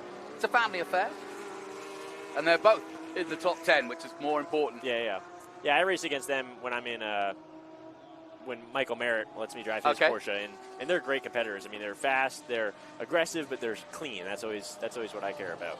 It's interesting. I talked to a single-seater driver from FR last year, and he got a chance to test a Carrera Cup car. Yeah. And he just said he had no idea just how aggressive you have to be. It looks from the outside an easy ride, but it's not, is it? Yeah, I mean, I've driven the cars plenty. You know, the Carrera Cup series itself is very aggressive. I mean, it's IMSA, so it's real deal racing. Sure. But the cars themselves, I mean, the 992 Cup car is one of the best cars out right now. I mean, it's just amazing. They're fast, they brake well, they handle well, they do everything you want and nothing you don't. So I really love what Porsche's doing with that 991.2 platform. Oh, I meant 992 platform, but the 991.2 is what they're racing here. Yes. What Ben Myers is racing, and those cars are actually a ton of fun too. The 991.2, which is what Ben and Andrew are driving, those cars are a little more rowdy. Like, they slide around a little more. The 992 Cup car is the one that's super, super refined. The 992 is the modern generation. Well, we're looking at the 03, the Mercedes-Benz. Yeah, this is Kevin Clayton right here. Yeah, he's been running really good. I mean, that Mercedes has been strong. That's a Mercedes GT4 car, so he's striking above his weight class with some of these guys that he's in front of. Yeah, no kidding. So, well, he's doing a great job. He sided his way through in the opening kind of salvos, first couple of laps. Now he's got some clean air, and he's putting in some good laps. Last lap at 1:26.9. He's got that Flat Rock Motor Club on the side of that car. I mean, that track is amazing. I've never been there, but I've seen videos of that Flat Rock track. It is one of the coolest tracks in the country. Yeah, I've seen a few. I haven't seen it in action myself, but you're right. I've seen some photos, and it looks nice. White flag is out then, and we've got some still good racing going on, but Brett Goforth is doing just that, as I said, and as he heads up the hill for the last time, he has got this one, unless he makes a mistake in his 1997 Chevrolet Camaro. Yeah, he's got a 12-second gap, so his only thought right now is just keep it clean this lap. Don't need to push it hard. He's got plenty of space all around, so he's just got to bring it home. To be fair, he's got some good grunt under the hood. Yeah, I think those cars have like 850 horsepower, so he's definitely got more power than everybody else. Yeah. But he still has to control it, so he's doing a great job at that. Yeah. Yeah, power is nothing without control, as one tire company once said. One of them does say that. I think isn't that the company Pirelli? they sponsor this series, so we can say their name. Yeah, absolutely. Yeah. I mean, the Pirelli tires. Testing it. Yeah, the Pirelli tires are great. So don't mind that other signboard in the back of that shot right there. But no, hey, listen, it takes all sorts, and everybody is in the competition, and I love it. Yeah, we run the Pirelli tires on the TA2 cars and the Cup cars here, and they're amazing. The consistency of the Pirelli tire is what I really, really love. Yeah, I've done a lot of two-wheel as well as four-wheel, and Pirelli have been absolutely, and of course now in Formula One and have been for many years. So the 98 car, he just rounded out 10A. He's only got one more corner left before he brings it home. Well, you can see, here he comes to take the checkered flag here in our 2026 HSR Mitty GT Challenge. And that was a stylish Mission GT Challenge by Brent Goforth. Yeah, and he set the fastest lap on the last lap there. So he was not taking it easy. He was trying to bring it home. So he was. He did a great job. Well, Ben Myers. We got a battle right here. Last lap. We have last lap. Here we go. Down the inside, he made it happen. All the way through. In fact, all the classes fighting hard for position. Herman Goforth in third. So nice little podium there. And as we look high above 10A, still some position battles going on. Kevin Clayton doing a really good job to take 5th overall. And are we going to get one more overtake before the end of it? Just 2 corners to go. Yeah, that 58 came, and he's been looking racy. Yeah. He made that pass earlier. Looks like he's not quite going to be able to get this one done. But, yeah, he was doing a really great job in that last lap there. Good clean racing as well. Good to see. Checker flag then for those two as they finish their race. And you've been listening to Evan Slater, who is an up-and-coming racer driver from the USA, world at his feet, and part of the IMSA family now. And when's your next race? Next week, yeah, we're going to Laguna. So I'm coming back from here, going home for I think 2 or 3 days, and then off to Laguna Seca for IMSA. Yeah, we're in a Michelin Pilot Challenge. I'm in the number 60 car with Core Motorsports. Nice. So here we got the results. Look out for Evan Slater then. Go on to your social media and find him. He's a good boy and well worth following. There's your race results then for our Groups 9 and 10 Mission GT Challenge. Brett go fourth, Ben Myers, Herman go fourth in third, and then Andrew Myers in fourth. So it's been an interesting. I've never seen a top four like that. Kevin Clayton in fifth, Womack sixth, who we spoke to on the grid. Great result for him. Michael Potapo in seventh place, Greg Sherman in eighth, Carmine Rapucci in ninth position, and Russell Wittenberg rounding out the top 10. My thanks to Evan Slater joining us. Yeah, thank you for having me. Are you going to be busy for the rest of the weekend, or are you... Yeah, we have another race tomorrow, so I'll be around. I'm doing some coaching here, so I'll be looking at data, looking at some video, talking about how to find some speed. But yeah, just goes happy without to be saying, here. you're always welcome in the booth, Evan Slater. Yeah, well, it's a joy to have you back. Yeah, thank you. Good to see you. Thanks, man. Appreciate it. So high above Michelin Raceway here at Road Atlanta. We're in that tower that you can see there, the modern, brand new tower. I say brand new, it's been around a few years now.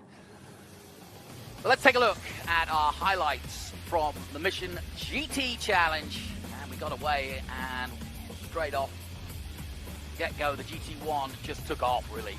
And Go Forth was well ahead within the next few laps. But there were some good battles throughout this one, as you'd expect. Spoke to Irwin at the beginning of the race, and he was racing hard in his GT4, but even though he had to side his way through a bit of traffic, there was no such problems for the number 98 in the GT1. Used the grunt well, kept it under control, and took it home to victory. And a good display of racing, good control racing too, never easy in slightly slippy conditions, but he made it count. We'll take a short break here at the Mitty. Don't go away, we'll be right back.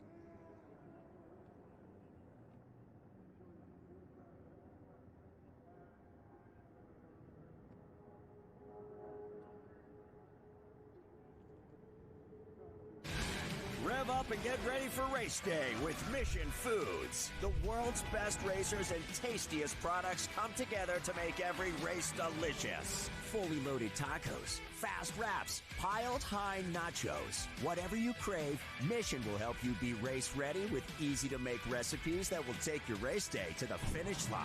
Keep your racing delicious and enjoy all the mouth-watering action. Brought to you by Mission Foods. Too fast, too tasty.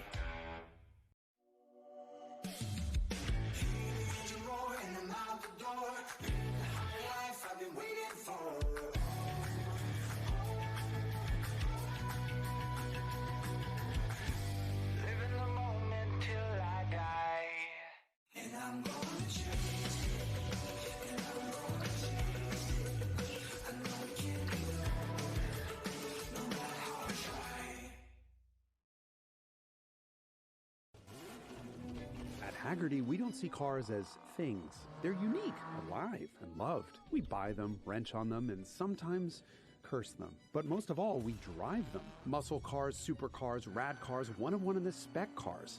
Coupes, convertibles, compacts, liftbacks, fastbacks, and hatchbacks. We love them all because cars are for driving, and Haggerty is for drivers.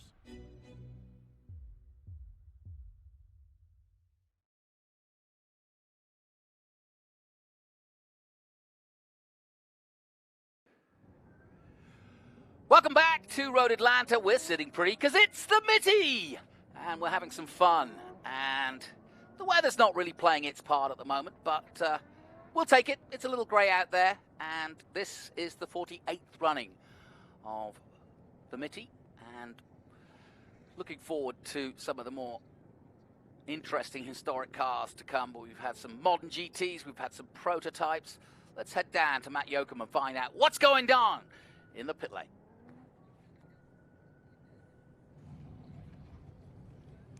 Well, the cars are pulling down onto pit lane, and Brent Goforth Walk us through the pass right on the start. Excellent move.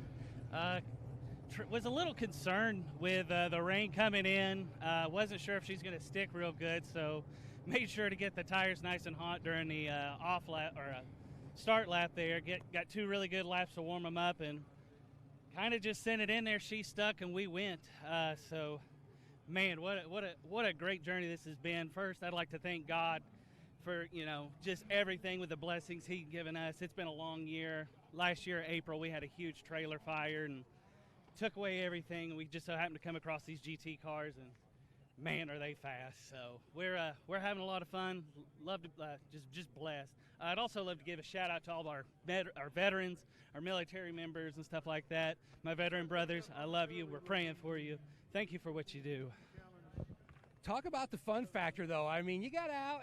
I mean, this is a special place to win. Oh, yeah. Road Atlanta, it's a local track to us. Our shop's out of Dawsonville. I've always loved running here. There's a lot to it. There's bank turns, there's highs, there's lows, sharp pin turns like 7 and stuff like that. So a lot of, I'm just real wrapped up with all this. Just a real fun track. I mean, out of all the tracks we've been to, Road Atlanta is, a premier track for us, and just love coming here. Absolutely 100% coming here. And head on over and get your blue medallion for winning here at the Mitty. Go forth. Certainly dominated today. No question about it. Excellent stuff. A day he'll remember for some time to come. And some nice thank yous there too. Always nice to be given an opportunity to have your say. Well, we've got the historic trophy coming up. Looking forward to that. As you can see to the right-hand side of your screen, the cars just lining up in pre-grid.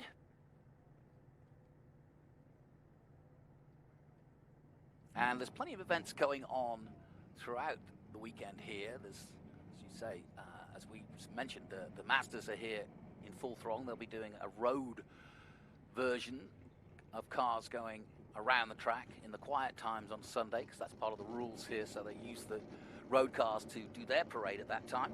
They've already been out today. They'll be out again tomorrow. How about this? Vintage races for rescues. They've even been a big part of the Mitty, which is they help save dogs and cats and give them a chance to go racing. Well, they don't race, but they get to be part of the event. And we just await for the cars to come out for the next race. And I'm joined in the booth by a man who's coming up and about to go racing, so we've got a bit of time to chat with him. But before we do, let's quickly take a look at the grid for the next one, and then I'll introduce him.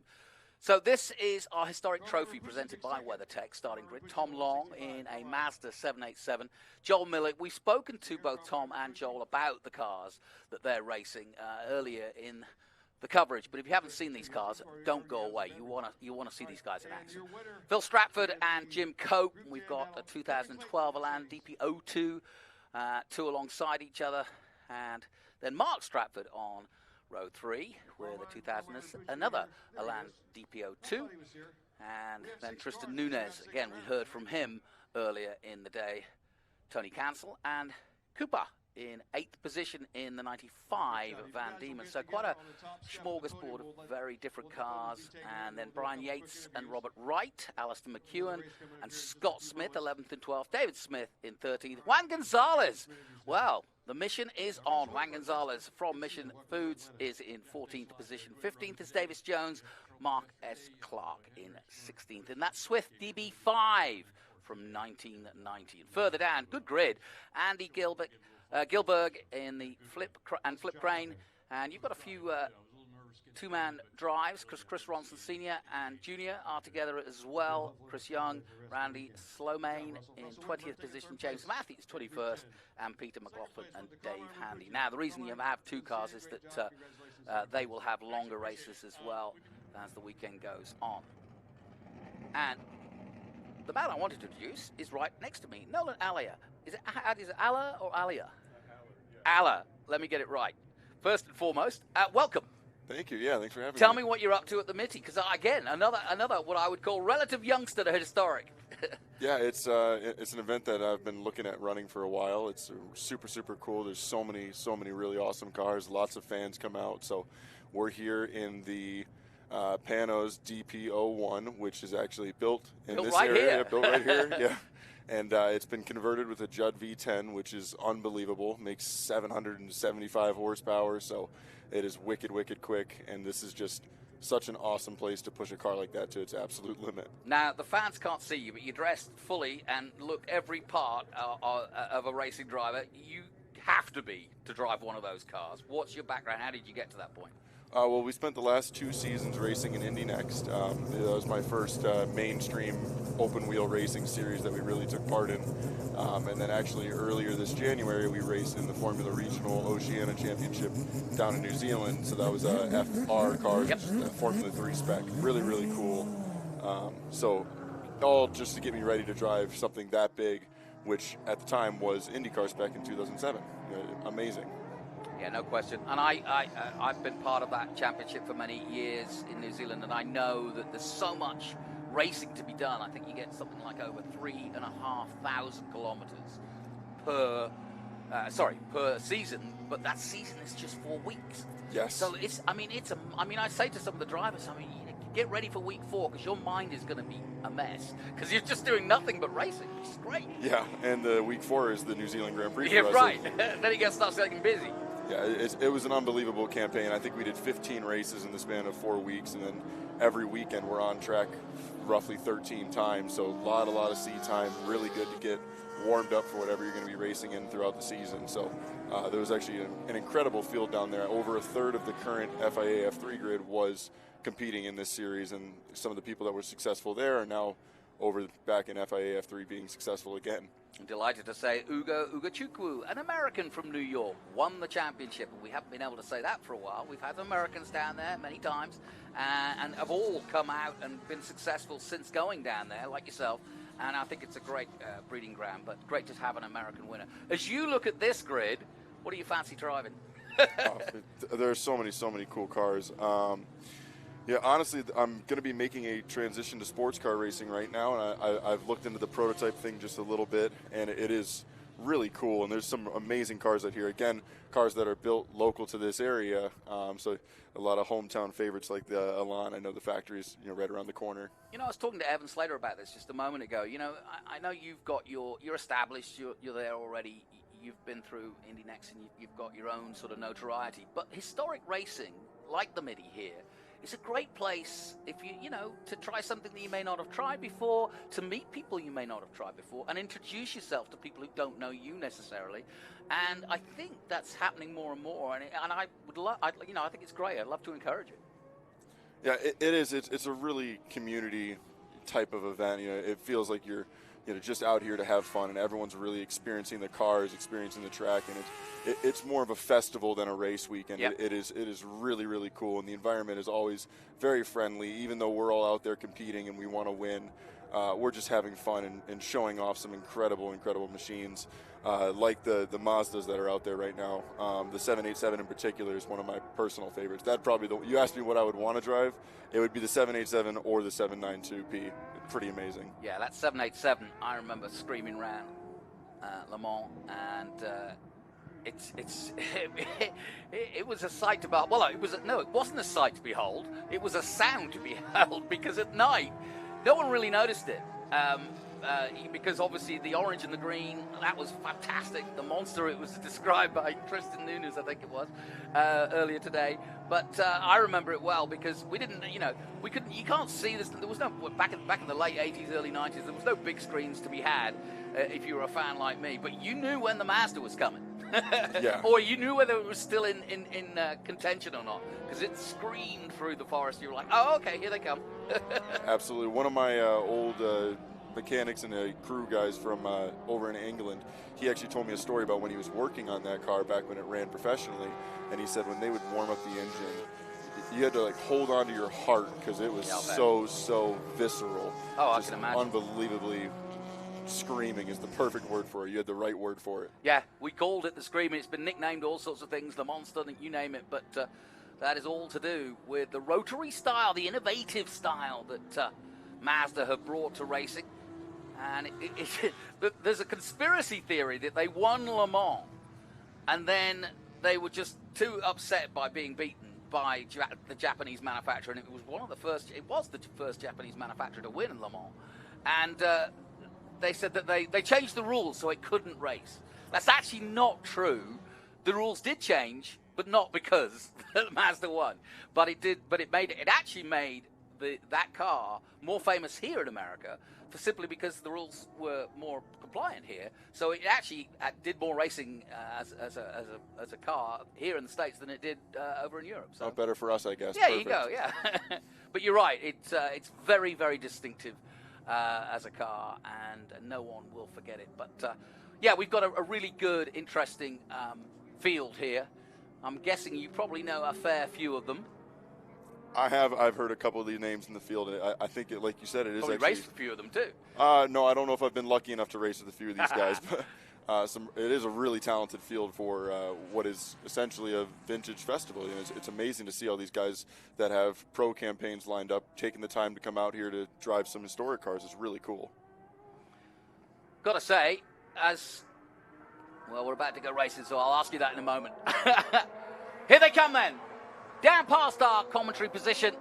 Green flag waves, and we are racing in the historic Group 6 and 7 here at the Mitty, the historic trophy. And we dive into action with this absolute moving museum of history.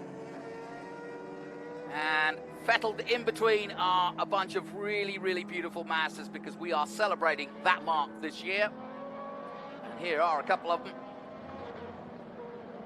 And none of the drivers had anything bad to say about the experience of being in one of those Mazdas. But we've got some DP02s out there as well, and some Pragas, an R1T Praga. We've also got a Lola T282, a Swift, and one Riley Scott. It's interesting to see the Praga out there. It's a modern car that you don't really get the chance to see racing over here too much, but it actually has a very incredible campaign over in England. I know there's a lot of them over there. They have a whole championship, so you see them running when we would do our Formula 4 days over at Silverstone. You'd see them out on track, and they're actually really, really cool cars. Now, would I be right in saying that your family are the epitome of this kind of racing? You're racing, Dad's raced, or has been connected, Granddad, everybody's been involved. Yeah, my grandpa is 83, and he's still, up until last year, he's still racing, and we're looking to get him back in the car. He was still racing last year? We think we're going to get him back in the car this year, too. Oh, so, no. Keeps him out of trouble. Yes, exactly. So, lap 2 already, and we're starting to spread out. Tom Long leading the way in the 1990 Mazda 787, making a roaring sound, but as you can see, it's not getting away too quickly, but still, plenty of time to go in this one. Yeah, that I think the livery alone sets it apart, and I think the combination of the noise and the livery just made it iconic, didn't it? Iconic, yeah, definitely the right word for it, as it's battling with its more modern brother. Yeah, exactly. It's really hard to make an iconic color scheme for a sports car, I think. I think when those C-Class Mercedes came out, all gray and black, and you were like, uh-oh, they're back. And the same with the Jaguars and the silk cut colors, or even the 44 Jaguars, the white and green, that have raced here many times. Just iconic colors that you recognize instantly in sports car racing. 43 of Matt Stratford, in the 2007 Elan DP02. Just behind the 02. Or the 202, I should say. Of Tristan Nunez. Perfect guy at the wheel for that. He said it's a monster. That's how he described it. But loves driving it. On and off drizzling for the past hour, so it's definitely going to be a little bit slick out there. So I'm sure everyone's just trying to find their footing, looking to not make any mistakes early in the race for sure, especially with some of these cars, quite a bit of horsepower underneath the right foot. Yeah, I was going to say, you could compare this to where we're obviously used to seeing them at bigger or longer tracks, and this would be really tricky in slick conditions where it's just a little bit damp or a bit iffy here and there, certain corners where you're not 100% sure of just what's down and what's not. But as you can see from the high shot, it doesn't look like there's any rain anywhere. But as you get a little closer, like you say, it gets a bit greasier, and this is where it all comes together. How hard is it, and where do you start to make an approach for that overtake at 10? Where does that begin? It depends on the exit out of 7, really. Yeah, the track where the corners are named so differently based off of what you're feeling in the car. But you make the exit out of 7, and it's such a long straight, so you have a lot of time to psych yourself up to a move, per se. And when do you know it's on and when it's not on? Or do you get halfway through the, oh, it's on, oh, no, it's not? You just have to feel how much you've closed up in the draft. If there's something that you think you're going to be able to press the issue down into 10A, and then you just have to understand that once you come over the little bit of the right-hand kink that leads into the downhill section, you can pop out last minute and make a lunge, knowing that if you can beat him to the apex, you'll likely have a good position coming up and over the crest. Yeah, and the more I learn about Road Atlanta, the more I realize that 10B is just as crucial, because it's all very well getting it done at 10A, but if you don't get out at 10B, you're going to lose a lot of drive up the hill and under the bridge, and then be under pressure again at turn 1 and 2, or last turn and turn 1. Yeah, and oftentimes it's better to slow up 10A to make sure that you're going to get the car pitched and rotated for 10B, so you can get the launch up and down the hill, as opposed to being tight at 10B, where even though you might still have the inside, you're going to be slow on exit and you'll get rolled around the outside down the hill. Well, let's get the latest on the tires. Let's head down to Matt. What have you got? Well, guys, when you look at this special weekend, and when you would walk by the Mazda Heritage Collection, it was always 3, 4, and 5 deep. Everyone wanted to get up close, take pictures. The cars, so beautiful. Now, that 56 that Tom Long is driving, that is a recent restoration. It took over 8 months by Fliss Performance, because the car is 30-plus years old.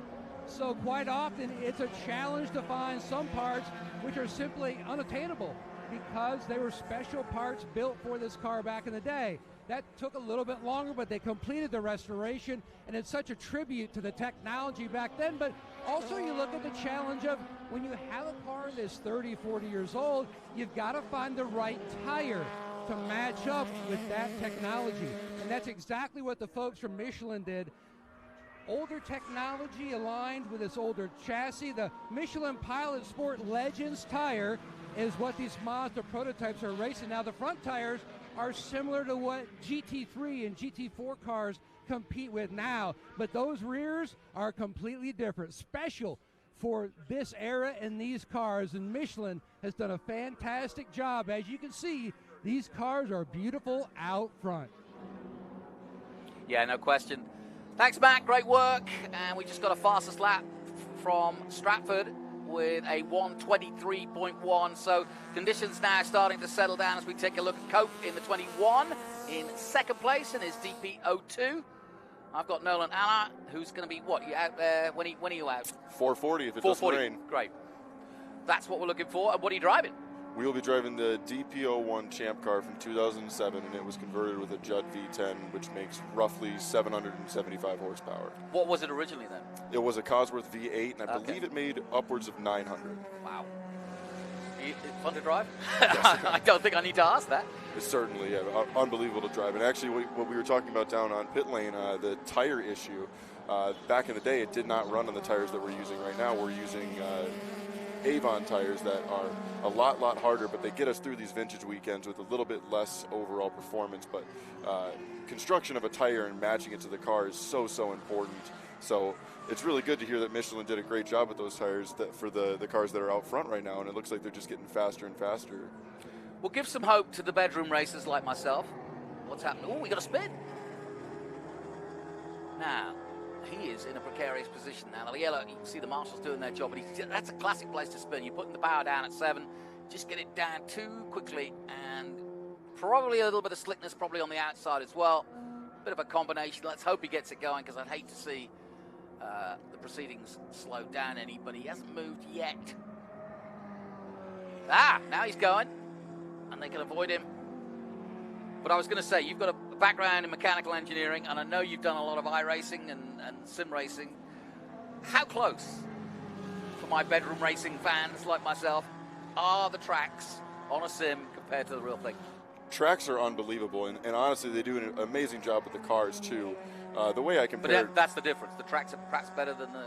I would believe so, yeah. The tracks are all laser scanned. It's really hard to get the proper model of especially a tire for certain cars, but the tracks are perfect. If you're looking to learn the lefts and rights and learn some of the nuances, the cadence of what you're going to be performing, and yeah, honestly, it's scanned so intently that you can see and feel the bumps. So when you get there in real life, I'd say it's 9/10 of the way there. Yeah, well, that's a good point, but as we heard from one of the other drivers earlier today, he said, yeah, come under 10B, he said, come under the bridge and throw yourself off a 3-story thing. That's when it feels real. True. And I get that, because you could never simulate the real G-force and the real sensation it is to be rattling around in one of these things. And I never realized until I actually took a 2-seater ride in a Formula 1 car, a Minardi of all things, but it was violent. And a single-seater, I don't need to tell you that. I mean, it is teeth-breaking, eye-shatteringly violent.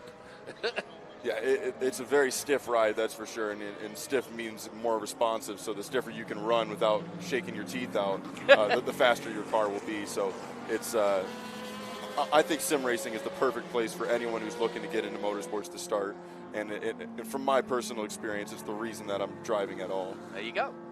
So, hope for us all. Good little battle here. Out of 6 and into 7, and this is what we were talking about. This corner here, getting it right out of here, don't make a mess of the outside of that corner, and then get the power down. As you can see, we're about to see a classic overtake here at Road Atlanta, down that straight under the Motul Bridge, and then it's all downhill towards 10A, and you're waiting, getting onto the anchors as late as you possibly can, tucking yourself up against the man who's in front, and hopefully being close enough to make an overtake. Not that time, though, as we go back to the 202 Charge Mazda. And what a beautiful sight and sound that is. Only in 4th at the moment, Tristan Nunez, but it won't bother him. He's just having a ball.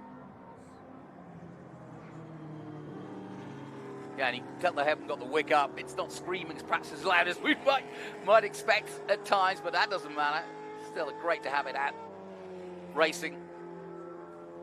And that's the truth. People who enjoy this kind of racing believe that these cars shouldn't be not seen or not heard. They should be driven, not hidden. That's the ethos, and I couldn't agree more. Absolutely. Now you hear it. Sounds great, doesn't it? Yeah, I was out there to see it in real life, and it is something else. I know, it blew my head off back in the late 80s, early 90s when I went to Le Mans I know, it's one of the outstanding memories. I can't tell you won the race, but I can tell you about the Mazdas. But it made a big impression. Well, it was so different back then. I suppose it still is.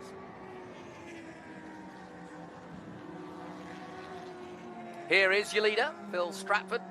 Mark Stratford in 2nd place, so again, another family battle. Here's the 44 of Young in the Stour WF4 from 2006 up against the 88 of Gilberg in the Swift DB2. Neat little car. I always enjoy watching these races to see how design has changed or how innovation between similar cars can approach the same difficulty, if you will, in completely different ways. Different wings, different shapes, different designs, different weight, and obviously power to weight ratio is different as well. So that always, especially in historic racing, you get to see that laid out in front of you, rather with a one-make series it's hard to identify, whereas here you can see the differences. White flag out then. Conditions look pretty good, no? I think they're looking all right, yeah. I think we're going to be going racing at 440. Good. How many races do you think you'll get in of a weekend of this historic? We have the one today, and then we'll go again tomorrow. We're the final race of the weekend at 5:10, I believe, tomorrow. So plenty of track time. Oh, plenty of track time. And what is your future plan? What's your hope? Actually, it is unannounced, but we will be going to Mustang Challenge Racing next week at Laguna Seca. So actually, we fly out tomorrow to get over there and start to acclimate. So very excited to do that. It'll be my first race in something with a roof, so a little bit different for me. And that's the one make series. That is the one make series. Wow. H pattern manual. Yeah, I love it. It's going to be a lot of fun. I haven't used the H pattern since my Formula Ford days. Yeah, that takes you back, doesn't it? That gets you back to where it all began. There's the 55, that's Cooper in the Van Diemen, the 95 Van Diemen. Good-looking car, too. This is the final lap. Here comes your leader, Phil Stratford, into 10A for the final time. We've been listening to Nolan Allen, who is going to be in action later today. We'll be cheering him on. What's the number car? The number 70. Number 70, we'll be looking for it. So everybody's passed through, and now the checkered flag is out for Phil Stratford, who wins here in the historic trophy at the Mitty 2026.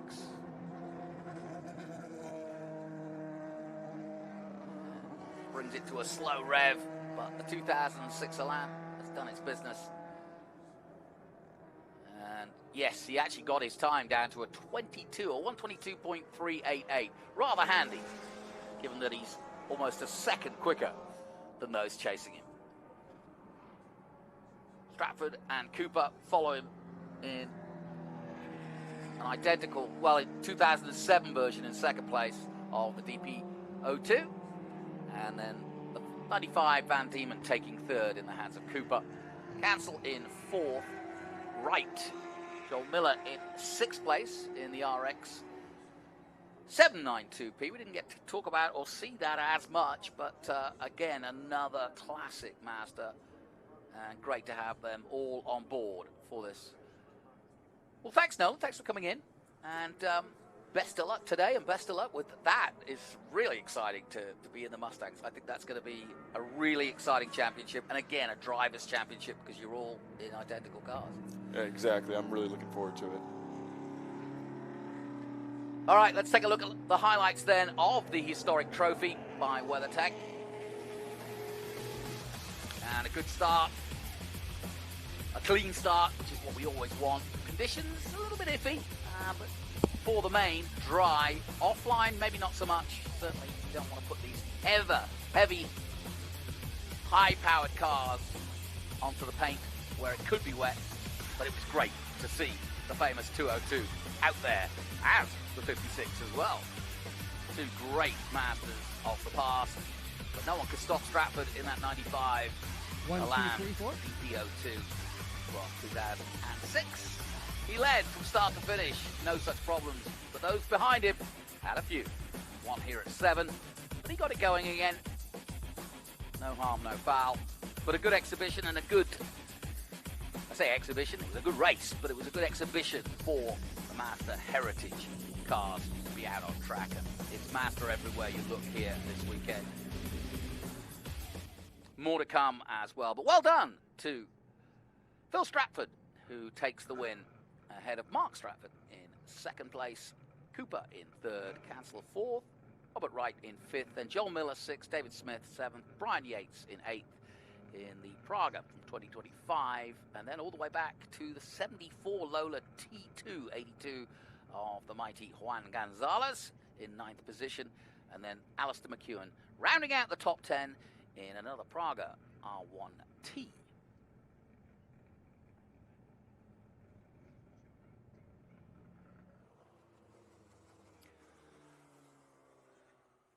So then, as the track goes to quiet for a few seconds,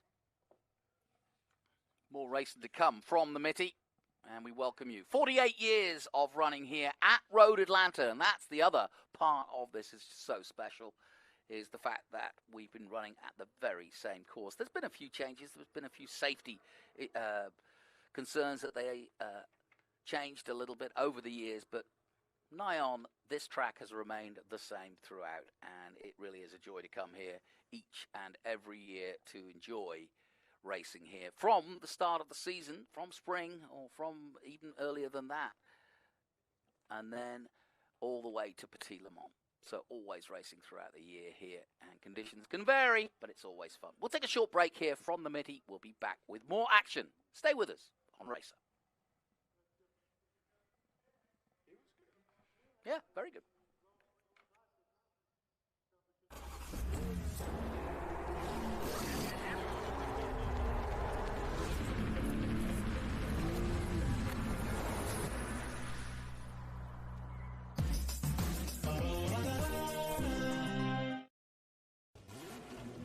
At Haggerty, we don't see cars as things. They're unique, alive, and loved. We buy them, wrench on them, and sometimes curse them. But most of all, we drive them. Muscle cars, supercars, rad cars, one-of-one in the spec cars. Coupes, convertibles, compacts, liftbacks, fastbacks, and hatchbacks. We love them all because cars are for driving, and Haggerty is for drivers.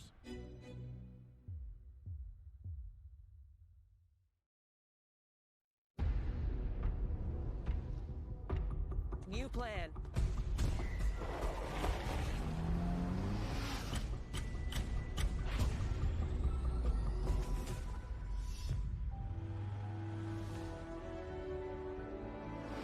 Hey Google, what's the fastest way to the pier?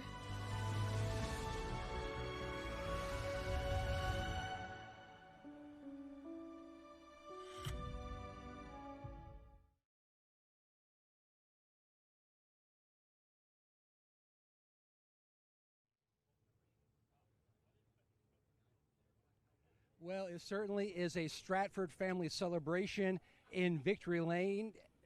And beautiful cars, Dad Phil, son Mark. Correct.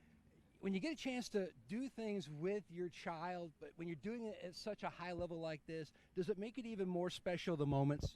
It certainly does, especially if he finishes behind me like I was lucky enough today. That's rule number one, don't overtake Dad. But no, it's just fantastic to be here for the whole event.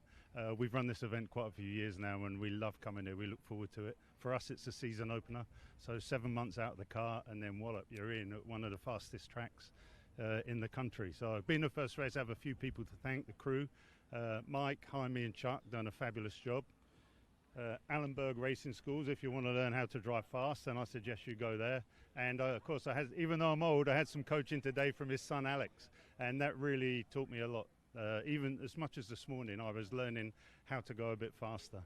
And I also want to thank the factory Mazda drivers because we're behind these special factory heritage cars with factory drivers in them, and we're not exactly sure what we're supposed to do, not do. And I just want to thank them for letting us by today and looking after those cars and not making us even try and race them. I really appreciate it. Thank you. Well, we're all kids at heart. When you look at those cars, it takes us back to when we were kids. What was it like looking at that big, fat prototype wing right in front of you? Oh, it's amazing. It's amazing, especially if you're an amateur driver like myself, because you've only really seen these cars on TV, you know, and you've seen the pro drivers race them, and you imagine one day being out there with them, and wow, if you try hard enough, your dreams can come true, and ours did today. Dreams certainly have come through. 1-2 finish for the Stratfords, Phil and Mark, and historic trophy by WeatherTech.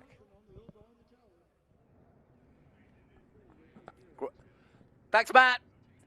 Yeah, it's still very grey out there, but I'm told on good authority that it's not necessarily going to come anytime soon. So we'll keep on going here at the Mitty, the 48th running of this famous event, which began back in 1977 when a group of enthusiasts thought they'd have a time trial, and I think it was the Jaguar and Aston Martin clubs here locally that got together and said, you know what, this would be fun.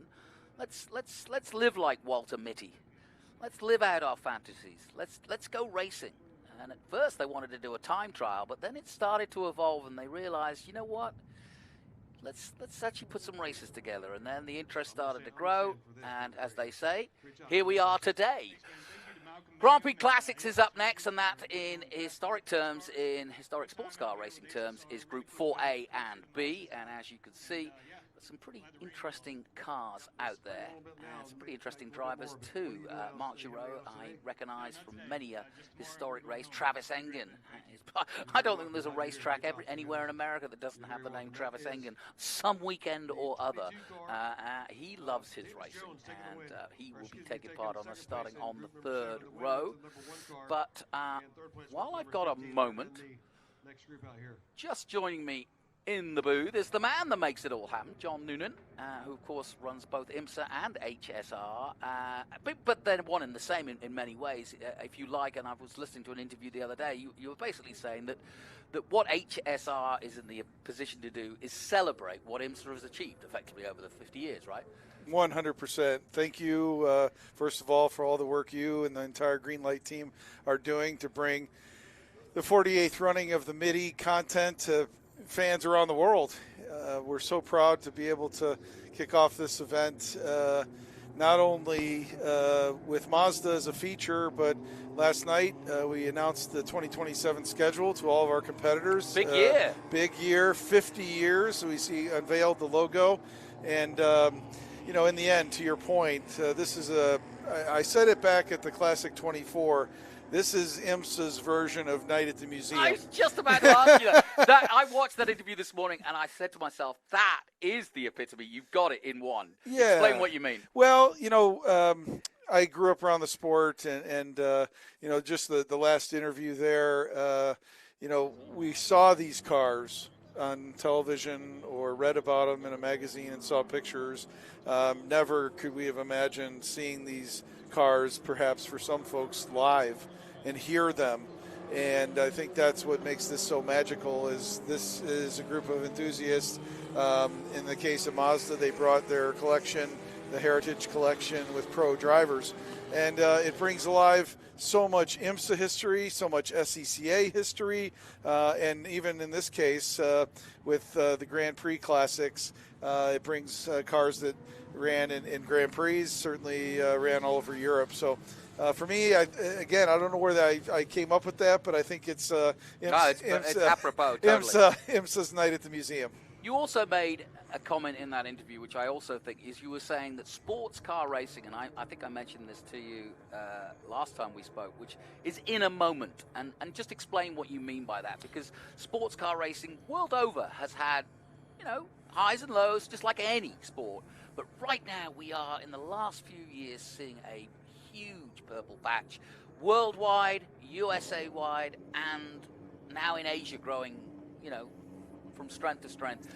It hasn't been this good for a long time. No, my teammates from IMSA and I in Daytona Beach often talk about, both internally and externally, wanting to be essentially the heartbeat of the auto industry. To your point, things ebb and flow in the auto industry. And we've seen, and I grew up in the GTP era of 81 through the early 90s at IMSA races. And, things ebbed and flowed from there. And then just had the opportunity when I was at Mazda to have Mazda back in the top category. And now what we're experiencing in the IMSA WeatherTech Sports Car Championship is absolutely remarkable. And I'm just so happy to be part of it. And here we go. Green, green, green. Here we go. Green, green, green. Exactly that here at Road Atlanta. The Mitty underway again. And this is our Grand Prix Classics. It's a small field, but we don't mind. This is what it's all about. I love seeing these cars race. And I like you say, why keep it in a museum when you can actually use it and show that history and talk to people and encourage people? I've been lucky, and I don't know if you've been listening, but we've had so many young guys who are on the way up. They're not old fellas like us that just have been around for a while. These guys are enjoying historic racing and being part of this scene because of the atmosphere, because of the fact that they get plenty of time on track, and because it's good for their careers. 100%. And I think one of the things about Grand Prix Classic, and you look back at drivers who have made it to the top, in quotes, and they started in something like what we're seeing on track right now. You see the name Brabham up there. Well, the car leading is a March Super V. I watched cars like that in the Bosch Super V series, powered by Volkswagen here in the States when I was a kid. But then Brabham, Jeff Brabham used that as a launch pad. Jeff's son, Matthew, used these types of single-seater open-wheel championships as a launch pad for him all the way into IndyCar. Names like Reynard. And I'm personally a huge Formula Ford buff, so to see a 32F, of which I had a 78 for a while, or a Lola 342, those are the cars that I grew up hanging on the fence, wanting to be part of the action. spent quite a lot of time with David Brabham last year. He was mentoring a young FR driver in single-seaters, and obviously he's got plenty of experience there, having raced in Formula One. But of course, his sports cars and what the Brabhams are known, certainly in this country, is for sports car racing. And it was great that I was able to spend, or actually do some commentary on Jeff, Matt, and David all racing historic cars with Brabhams on the side, i.e. Brabham motor cars, and that was a first for them, but also to see all three of them out there just absolutely almost splitting paint off each other, but enjoying the hell out of it. Yeah, and you know, you and I are fortunate, guys like Matt Yoakum, we were fans, right? We watched, then we read about it, and now we've had the opportunity to have a career in this sport. And for me to even be in the conversation with, you know, Jeff Brabham, who Matt ran when I was running the Mazda Road to Indy. David Brabham, I ran against him when we were running the Mazda program. And for me, those are pinch me moments that I can't even sometimes believe I'm in the same conversations with names like that. So I've just been blessed to be part of this, whether it was at the Mazda days or here we are in IMSA in the moment, one of the greatest moments in the history of sports car racing. Well, there are plenty of fans like us out there in the grandstands. Matt is amongst them. Often we talk about how, where are we going to find the next drivers? Is it going to be a driving school? What ladder system? But now you're hearing more and more, especially with IMSA's STEM program, where are the next engineers going to come from? The next tire changers, the mechanics. And one of the places that we're seeing more and more students come out of is from the Lanier Technical College. And John Leverett, talk to us about your incredible program. Well, it's a really neat program. It's a 2-year degree teaching them to be motorsports mechanics and fabricators. So relatively unique. We're one of the few people doing it in the country. Great connections here at Road Atlanta, great connections with the HSR. So we've got an adopt a student program where the teams get to actually adopt students for a race weekend. And it's given them the real world experience that we really want to have that we can't quite simulate in the lab. So you've got the hands-on experience here, but looking ahead, alumni are always great sales tools of, I went through the program, this is what I benefited from. You've had some students that have gone to Le Mans with the Corvette racing program, working in NASCAR. What's some of the biggest hands-on skills that they learn in your program? Well, we're actually one of the most diverse programs I can think of because they're learning how to do mil-spec wiring. In fact, one of our grads is working for SpaceX right now because of that. They're getting to do composites, molds, patterns, and parts out of carbon fiber, Kevlar, and fiberglass. They tear down engines, they tear down gearboxes, welding skills, machine shop skills, fabrication skills. We even keep the old world English wheel alive with some projects for them as well. So it's just exposing them to so many different elements to see what they have the natural penchant for, and it's an area that they want to focus on because there's just so many tangents in motorsports as well. So our goal is to expose them to everything and see what works best. You know, quite often you always see students today with their tablets, their laptops, they learn so much. I know my daughter does. On the computer, there's nothing like hands-on experience, especially when you're looking at technical stuff. And the folks at Lanier Technical College, and John, and what all these students are doing, these are the next generation of mechanics, crew chiefs, engineers, technical directors that we're going to be covering in all of IMSA racing. Yeah, and I have to say, I'm delighted to have John Noonan alongside me because I can ask the question that does interest me, which is, you know, are we doing enough? Do you feel that we are getting the youth involved? I cover a lot of Formula One, and it's great to see more women involved in the technical side of and mechanical engineering side of motor racing, as well as strategy and many other forms, and of course now with F1 Academy and many other series, that participation. But the youngsters, with AI, with computers, with all the rest of it, you know, are we still doing enough, do you think? We are, and at least I can tell you on the IMSA side, we are. Just last weekend at the Long Beach Grand Prix, we hosted a group of about 30 students, primarily focused on what Matt was speaking about with the folks from Lanier. Those are the hands-on, the future technicians. 6 weekends out of the IMSA WeatherTech Championship season, we're hosting students as part of our STEM program on the more engineering and computer-based side. This coming week, we have a special announcement coming about a future technicians, mainly on the automotive dealership side, and a career portal that we're establishing. Right now there is a shortage of talent in the pipeline for technicians at dealerships, and as part of IMSA and HSR, we want to be the solution, or one of the solutions, as I said earlier, the heartbeat of the auto industry. If they've got an issue, we want to be part of helping solve it. Yeah, no question. And like you say, I have a theory that as we, delve more heavily into our technology world, and as this era of technology envelops us, it reminds me of the start of motor racing, or the start of the car, is that it was all novel at first, and everybody was like, oh, do I want to be involved in this? But I do think we as humans are curious, and we will get away from the screens, and we will want to get amongst it, fixing things, opening things up, looking at how they work. And there's nothing better than a car, because it to see what it can actually do once you put it all together, and the joy that you get from seeing what you played, maybe, whether it be putting on a tire, whether it be fettling the engine. I think there's room for everybody in this sport, and I couldn't encourage it more, because we need to get our kids out of the bedrooms and into something that they can get their hands on. Yeah, there's credible careers that are possible. I have to give it up to Travis Ingen, obviously in the #1 Chevron. Travis, as you said at the Open, has run, I think, 3 cars here this weekend. But the imprint that he's had on the vintage historic space, we're really grateful for his participation. The Audi R8, his Lotus sports racer, but here in the Chevron as part of his involvement with the Monoposto category. And so to have them here celebrate Grand Prix Classics, and in 2027 at the Classic 6 Hour at Watkins Glen, we're going to do that exact thing and celebrate open wheel cars. What a great thing to do at the first place that a U.S. Grand Prix happened there in Watkins Glen. So these cars for me were part of the talent pipeline for the future stars of IndyCar, Formula One, you name it, and here we are celebrating those cars as well. And the two you're watching right now, Travis, just ahead of Marc Giraud. I've talked to both of them, but mainly to Travis, who's such a gentleman.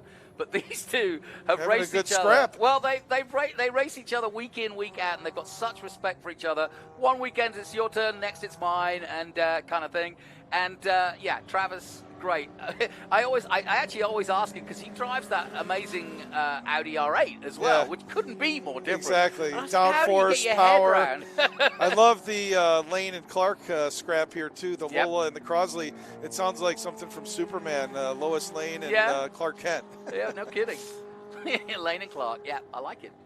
A Lola T342 and a Crosley 32F, 32F, whichever you prefer. The beauty of things like Lola and Crosley, and of course in the last race was a Taiga Sports 2000. Those cars, the factories for those cars was usually a shed. Yes. Somebody's garage. And these cars were fabricated in small quantities. Then as a company like Lola or even Crosley or certainly Reynard became more and more prominent, major factories were pumping these cars out. But the early models were a couple of mechanics fabricating and building these cars into, what launched the careers of many of the best in Formula One, IndyCar, and beyond. Yeah, and when we say Grand Prix Classics, you've got to remember that back in the day, drivers as well as the fabricators, they ran Formula One, Formula Two, and if you like, the equivalent of Formula 4 to Formula 3 in a weekend sometimes. And you would find a Jim Clark or whatever, not just racing in a Formula 1 car, but also Stirling Moss in a Formula 2 car or whatever. You find yourself against all sorts of folks. Yeah. But what a weekend we've had here at Michelin Raceway Road Atlanta. We're about 40 entries up over last year. So that is really special. Certainly the Mazda featured mark element of the weekend helped that. But, a lot of new cars that I haven't seen. And I, as you know, get to a lot of racetracks throughout the season. So it always makes me happy to see some new hardware and some folks that are joining us at an HSR event for the very first time. And we hope, and the fans have come out in such big numbers today. A bunch of campers out in the 5, 6, 7 area all along the back straight. And then, of course, Mazda brought a huge car corral today, and I think there's another big Rotary Owners Club coming tomorrow. So we couldn't be more grateful to have them on board. Haggerty, they're all about driving. And I saw Ava Gregory from a distance. I think she pulled up here in a Volkswagen Carmen Ghia today. So you talk about passion for driving, these folks. And, of course, I saw Juan Gonzalez earlier, who has got his 914.6 here. He's got his Lola Sports Racer here. These are the real, stakeholders of vintage historic racing from a driver standpoint or a corporate partner. Just about to take the white flag is your leader, Thomas Freelich.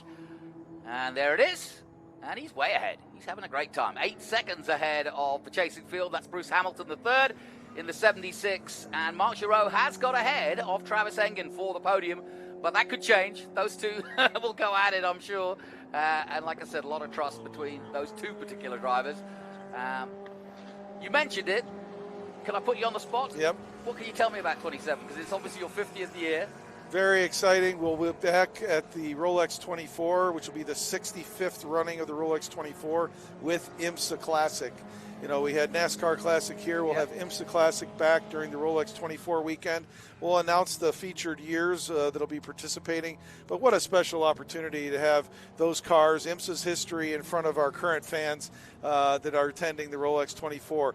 Fast forward to Valentine's weekend. We'll be at Sebring with the Classic 12. Now, some would say you're ending the season with a Classic 12 at Sebring. How can you have one so soon? Well, next year is the 75th running of the Mobile One 12 Hours of Sebring. Okay. So the Classic 12 will be part of the promotion for that event.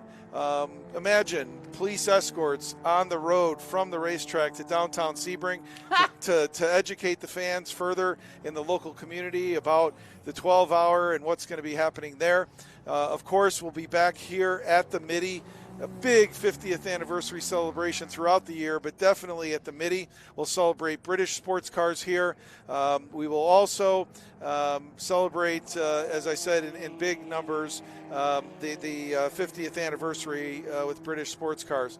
Of course, then we'll head up to Watkins Glen for the Classic 6. That will, again, be Grand Prix Classic focus with open-wheel cars from Formula One, IndyCar, Super Vs, Formula Fords, you name it. Of course, we'll be back here in September for the Classic 10-hour. That will feature the SCCA National Championship runoffs, which is returning to Michelin Raceway in 27 and 28. And my first visit to Michelin Raceway Road Atlanta was in 1979 to the SCCA runoffs. And that championship weekend, so special, took place here from 1970 to 1993. So bringing that back here, we'll celebrate that as part of the HSR weekend and SCCA's history. Of course, we'll be at the Classic 24 back in Daytona in early November, and then wrap up the season at Sebring with pistons and props, airplanes and cars, and that's brought to you by the L&J Automotive Network. Throughout the season, we have the Mission GT Challenge that Pirelli is supporting, and then, of course, those big Classic 6, Classic 12, 10, and 24s are brought to you by Mission Foods. So it's going to be a great year. We wanted to get the schedule out early so people can plan. And you never know what we'll have up our sleeve for 28. We're working on some special venues maybe that we haven't been to before. Keep it fresh for our participants as well as our fans. Wow, mouth-watering prospect. And let's just finish on another high note, because we're taking the monsters of NASCAR to Le Mans. We've been talking about the Mazda and the sound it made back in the days of the late 80s and early 90s and how it came to, prominence. But boy, is NASCAR going to scare the hell out of the French and the British, who will be definitely hungover when they come out, and will be quite frightened. 3 years ago, I had this incredible opportunity to lead the Garage 56 project, and I can tell you from the moment that we rolled the car off the trailer to every time we fired it up, the fans went crazy. 2026 represents exactly 50 years since Bill France Sr. had the idea to take NASCAR there. Those two cars, the Ford Torino that Dick Brooks drove, Junie Dunleavy's team, and the Dodge Charger, the Olympia beer car that Herschel Marshall McGriff and his son ran. Those cars will be there. Brilliant. And if you look in turn 1 on the feed, and I think Matt did a piece earlier, all the cars are getting, crated up. And it's been 9 years since I was behind the wheel of a race car. But this morning, there might have been an opportunity for me to get some laps in Scott Dolphy's awesome Mobil 1 Craftsman truck. I will be driving over in Le Mans good for you. with our amazing group, Joe Nemechek and Dennis Althoff, bringing so many customers over there. The guys at Cobra Automotive. It's going to be a magical trip. We're going to take them to Normandy to experience that. And so many family members are coming. And there is I think an idea that the Perrier car driven by Jean Girard is going to make an appearance. That's owned by Pat Womack. Joe Nemechek might just be in the Old Spice car. And yours truly, I think, might be donning a Wonder Bread uniform behind the. So they're gonna laugh. They're gonna plug their ears because we're gonna put on a crazy good show. Kurt Busch will be there. You name it. And if they ain't first, they'll be last, that's for sure. Thanks, John Noonan. Thanks for coming in. We'll take a look at the highlights of what that last race was, which, of course, was the GP Classics. John Noonan, of course, the president of Historic Racing and HSR, as well as IMSA, of course. And long may it continue. What a great little race we had, dominated by the March Super V, who won by, some 6 seconds in the end. And fastest time of 1:31.6, pretty handy in these conditions, which were a little bit slippy or a little bit unsure, shall we say. Good battle between Travis Engen and Giraud, and as they seem to do most weekends in historic racing. But it was Tom Frillish in the number 10, the number 9, the 1979 Super V from March that took the win. But as you can see, battles throughout. That was the one we mentioned there with Engen in the Chevron and the Brabham BT29, excuse me. So then, as you can see, it's getting slightly brighter here at Atlanta. And I'm glad to say the rain has stayed off here for the Mitty, the 48th running of the Mitty. And we are sitting pretty here in the tower because we are enjoying the Mitty. I hope you are too. It's great to bring it to our television audience as well as the fans that come out year on year. We'll take a short break. More action to come from the Mitty.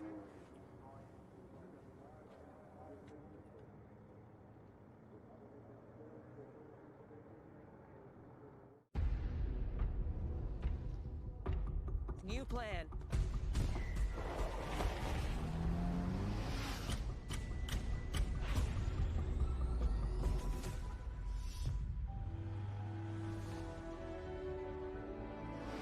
Hey Google, what's the fastest way to the pier?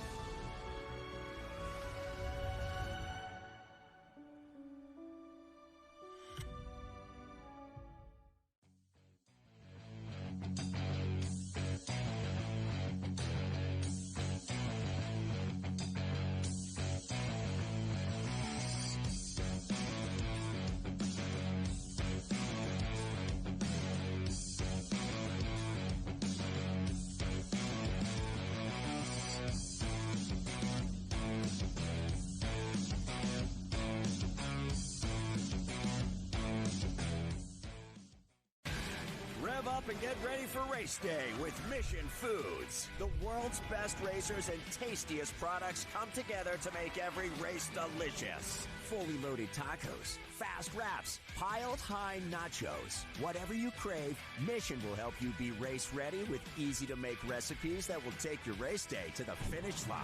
Keep your racing delicious and enjoy all the mouth-watering action. Brought to you by Mission Foods. Too fast, too tasty. Oh, geez, I got to tell you, now I'm hoping that they can make a delivery of chips and salsa down here to Victory Lane. Well, the darker sky certainly has not darkened the mood and certainly not the fun. And when you look at this beautiful Super V Tom Freilich, he got out. You could not have had a bigger smile. Can you describe just the fun that you've had today? Well, it's not just today. This is my 28th consecutive year with this car, and I absolutely love it. I love coming to Road Atlanta. I've Missed HSR the last couple of years. It's a thrill to be back at the Mitty. Thanks to everybody who made this possible. Yeah, you got it. You're having fun. How could you not smile? I'm blessed. I want to thank everyone who made this possible, and my wife who's recovering at home. Honey, I love you and I miss you. When you talk about all of your time here, HSR, especially at the Mitty, can you describe the growth that we have seen over the past couple of years? Because my first time was 3 years ago, and it seems like 10 times the crowd today that I saw then. Yeah, last time I was here was 2023. So when I came in here the other day, I must admit I was shocked. Obviously, the marriage with IMSA, the effort they're putting forward in promoting this is paying big dividends. I look forward to coming back. I'll be 80 in 5 years, so I got 5 more years. So keep it going, John. I got 5 more years, buddy. He looks great. Tom Fralick, Monticello, Florida, takes home the blue ribbon medallion, P1, here at the Mitty.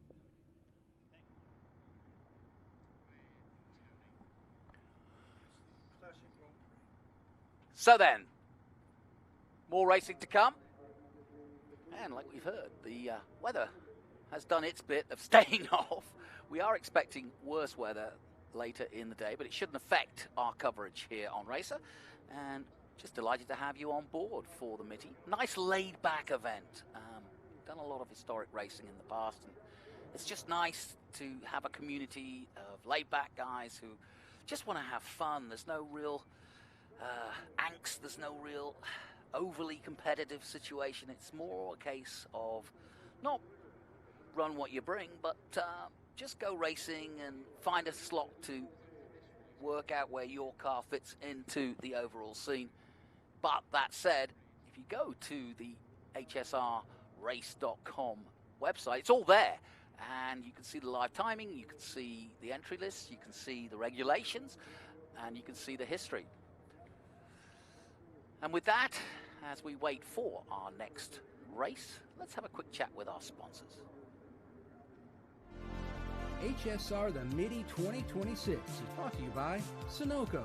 Performance is what we do. Hoosier, tires designed for champions. MPI, shaped by a racer for the best racers.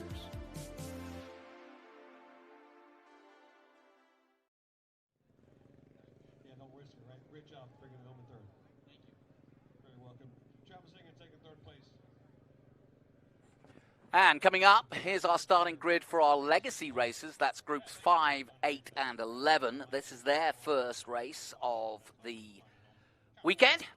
And as you can see from this group and our leaderboard here, you can see that Patrick Bean in the Chevrolet Decon Monza is in pole position. And then our favored, if you will, mark of the weekend.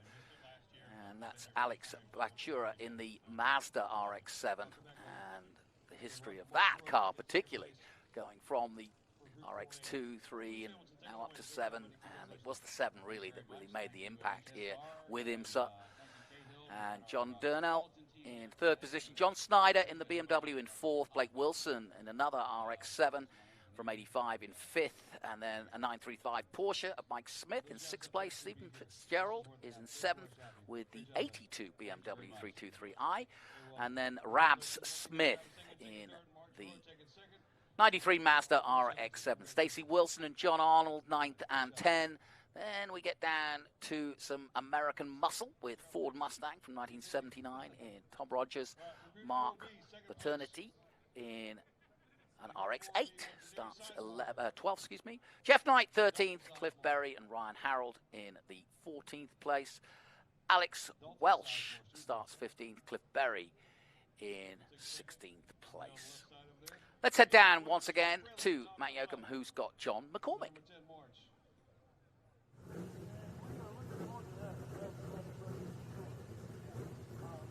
When you go back to the movie Ford versus Ferrari, it created a whole new generation of car fans, especially those beautiful iconic machines from the 60s and into the 70s. And John McCormick, what's it like driving this beautiful Cobra replica car with the low windshield, the wind blowing you in the face? Well, it's actually, it's not very claustrophobic. I've ridden over closed cockpit cars, and it's a totally different feel. You can see better around you. You kind of get an idea of what's coming up on you. You can hear better. So to me, it's just fantastic. Can you describe the fun that you have at an event like this with your other compadres in your class that have other iconic machines too? It's like taking a step back in the time machine. Oh yeah, I mean it's just it's a chance to get out, and when you're out there, you're not thinking about anything except what's around you, what's coming up. It just requires total focus and total concentration, and that in and of itself is just kind of sets you free. I just love this car. I love the color. I love the roll bar in the back, the mirrors on the side, and especially the Powered by Ford badge and that Cobra nameplate right on the front. Such a beautiful machine, but that's what I love this class. You've got the old Greenwood-looking Corvette, Mustangs. It's simply a step back in time.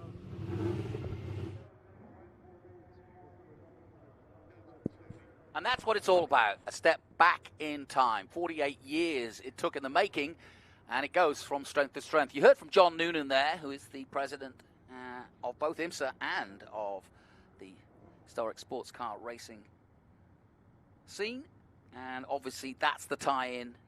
This has given IMSA a huge outlet to show its history, and long may it continue. And of course, Formula One celebrating 75 years last year, so there's a lot of accolades. 50 years, as you heard from John Noonan, next year for historic sports car racing. And yeah, I just think there's some really nice historic footnotes, if you will.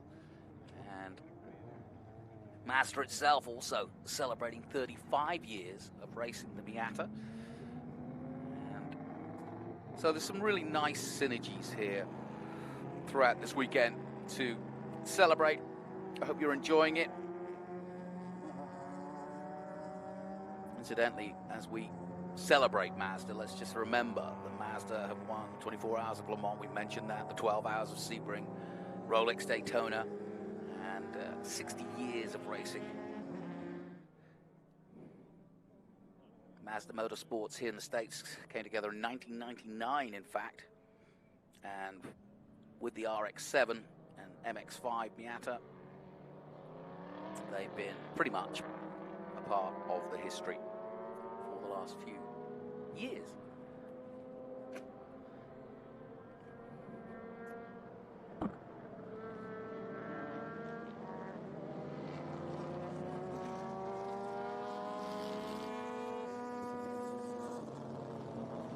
And I'm delighted to welcome into the booth a man who's very familiar with coming into my booth anyway, David Hinton, and has been part of HSR as a proud member, as a member of the board as well. So therefore, a part of the moving and shaking of this historic series. And we've just had John Noonan in here, and obviously needs no introduction, nor do you. But tell me your thoughts on this, the Mitty, now in its 48th year. It's amazing, 48 years, and it's going strong. It looks better than it's ever looked. It's very encouraging to see. You know, John Noonan said sports car racing generally, especially in the States, is in a moment. And I thought that was a good way of putting it, because what does that mean? It means there's something special happening, and that's how it feels. Absolutely, yeah. I mean, what John's doing on the IMSA side is just breathtaking. I mean, the attendance at Daytona and Sebring this year was out of this world. And the world-class field, too, that's what really has blown my mind, is how many very, very world-class drivers we now have here. Not racing just in America, but around the world, and have found their way, whether it be outside of Indy or outside of Formula One. Just brilliant. And the depth of field. It's a compliment to, you know, the great designers and the guys that make the cars, isn't it? Absolutely, yep. Now, what have we got here? Does anything spark your interest here? We've got some great drivers out here, I may add. But, well, we've got Mustangs, Mazdas, BMWs, Audis. We've got a Volkswagen GTI out there, TCR. But one of a few TCRs out there. It doesn't really matter. It's all a bit of fun, isn't it? And we've got plenty of Mazdas, more importantly. And that's our mark of the weekend. Yep. So this is actually 3 races going on at this time. We got the GT historic cars, then we have the TCR cars, and then the Group 5 HSR cars, which is the 911s, Corvettes, and so forth. So there's actually 3 races going on. So when you say I say Group 5, so that's your Porsche, yeah. Yeah. Yeah, gotcha. Yeah, it's a big field. Yeah, got the Mustang. Yeah, it's quite a eclectic look, isn't it? So what have you been up to? So this weekend I've been a few meetings with Mr. Doonan and Mark Raffoff. I'm still pretty involved with the Rolex reunion at Monterey, where I last seen you. We'll see you again. Yep. I oversee the car selection, schedule, whole bunch of stuff from that event. Exciting year for that event too. It's going to be amazing. We've got Japanese performance with big commitments from Honda, Nissan, Toyota, Mazda. It's going to be an amazing display. And for the first time, we're going to be doing motorcycles out there. Yeah, I know. Exhibition group for motorcycles. This weekend I've been doing a little driving. I'm going to do the Enduro this evening with Damon DeSantis in the yellow 911. I got to say hi to his wife Cindy and Laura DeSantis back home in Florida, watching this, I'm sure, with all the grandkids and daughters and sons. So they're all excited. But no, we've been having a great weekend, and I think these touring cars coming up, this is going to be quite a race. They're very equally matched. They're IMSA cars from about 5-6 years ago, and we've given them a home here in HSR, and it's really starting to take off. I like that, what you're doing here with HSR, which is giving a home to some cars that don't get to be seen because they kind of fit through the cracks of not being classics, but maybe not quite as modern as they were. 5 years is, it seems doesn't seem much, but now 5 years is a long time in the way that the industry seems to shift forward. So yeah, I love the fact that you're finding homes for not necessarily always this, in other words, it's not as strict as some of the other events, and you want everybody. It's participation rather than exclusivity, isn't it? Exactly. We have a saying, IMSA makes historic cars every year for us. There you go. Yeah, it's a good point. And I like the crossover with NASCAR also getting a look in, because NASCAR doesn't get the, if you are an out-and-out NASCAR fan, great, because you see them every week and you know the history. But to actually see it and learn a little bit about it when, you've got a chance at an historic event is great. So we are going to stilt the start here with the different types of classes. So away we go with the first group. About 10 cars involved in that group. And then, group 5, 8, and 11 in total. The Decon Monza there in third place actually raced at the 24 Hours Le Mans, I think in 77 or 78. Brad Frisell, I think his name was, who raced in it. So that's a very historic car. Yes, and I've seen that around too at various events. It's a 75 Chevrolet Decon Monza. And here comes our TCR cars.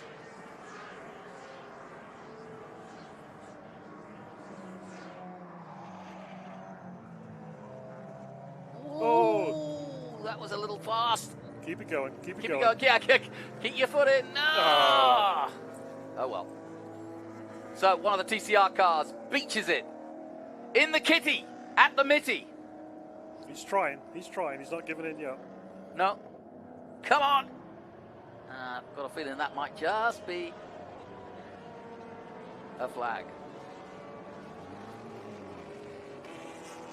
Just looking down the list of the cars that we haven't mentioned yet, and there's some really interesting ones out there. Looking at the TCR field, there's the Audi. Audi takes the lead. That's I think that's Scott Tyler behind the wheel there. I see a little damage to the right side of that Alfa Romeo. I wonder if he had contact with his teammate there. Right at the start, maybe. I bet it's hard to see in the lower cars too when you're up against a touring car. Yeah, we just gone full course yellow, so we're going to have to retrieve the Alpha from the beach out there on turn 1. Yep. So John was outlining what will be a massive year next year for the 50th anniversary, and it just sounds so exciting. I mean, there's so much. And when he went through the whole calendar, there was like, there you go, there's your damage. Yep. When he went through the calendar, there was so much diversity, but I mean, it was almost exhausting to listen to it. There's so much going on. It's great. Yeah.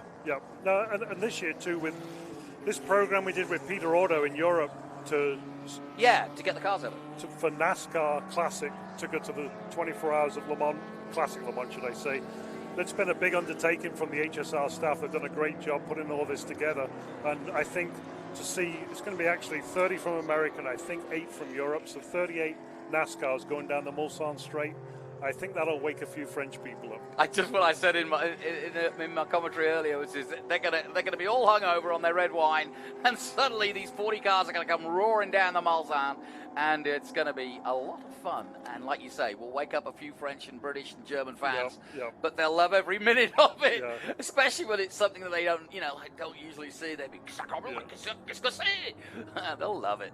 Yeah, but no, next year is very exciting with like you said, the 50th anniversary of the Mitty, of the start, which is the start of HSR. I mean, it started by Steve Simpson and Howard Turner as a Jaguar track day. Yeah. They were a member of the local Jaguar club and rented the track and invited some of their members out. And next year they invited the Ferrari club out.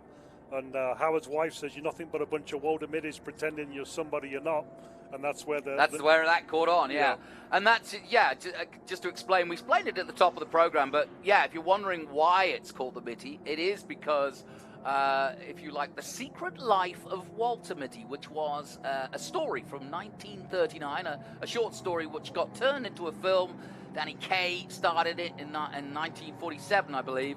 And then they did a remake of it with Ben Stiller, who produced and starred in it. Perfect guy, to be honest, to do that. Because basically the storyline is about a guy who has pretty much like the rest of us, a pretty mundane life.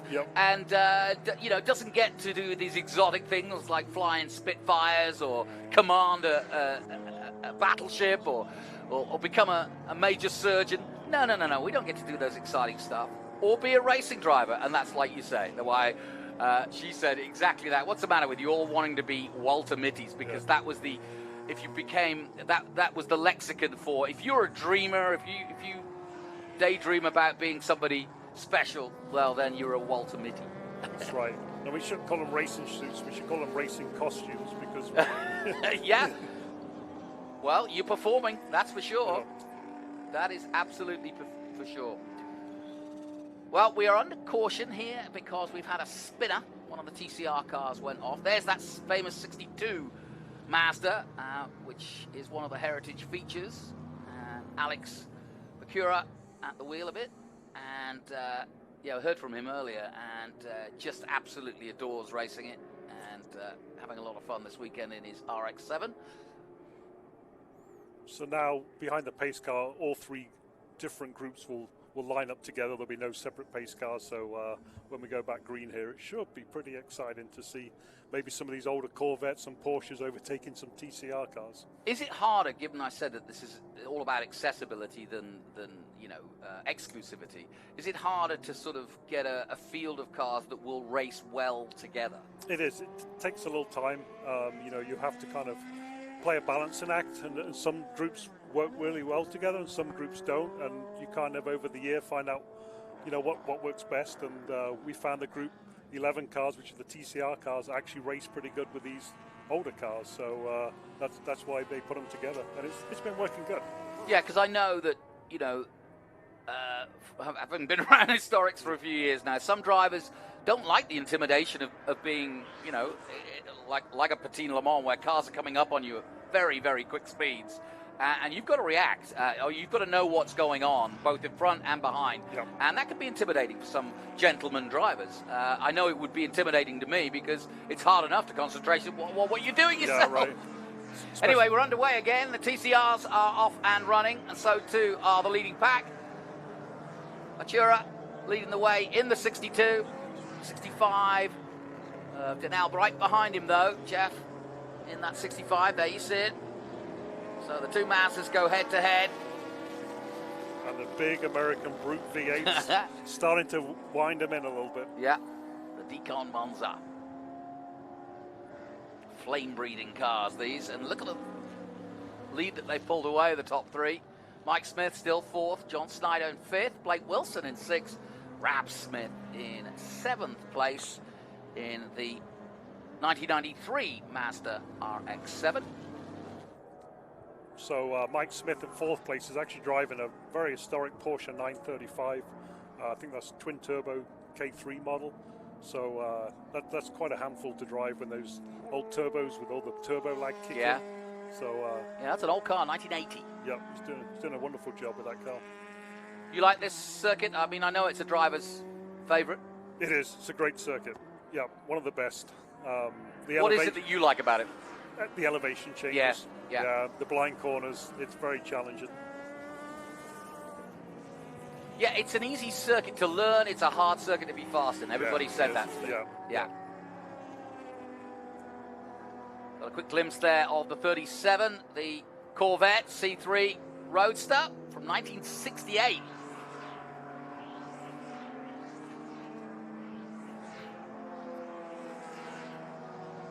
Looking down that main back straight before turn 10.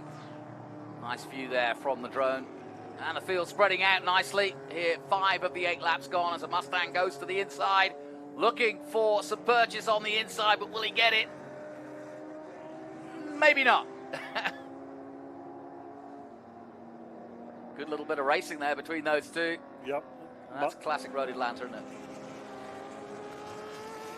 And Mark Colbert's right behind the red Mustang in that white 911. That's his first weekend with that car. He just purchased it a week ago and showed up at the video. Yep. So he's doing a great job for his first weekend in the car. Yeah, and we just saw the Cobra. Oh, no, that's the... Oh, that's gone, isn't it? Sadly. Never like to see historics parked up, especially smoking. Not a good look at all. Well, there you go. This Chevron B16 coupe. Yeah. Looks like his Cosworth has expired, unfortunately. 1972. We go back another 10 years from that 1980 Porsche we were talking about, and that was a 1970 car. And it looks as though that Chevron may need some work. But the race continues. Patrick Bean out front.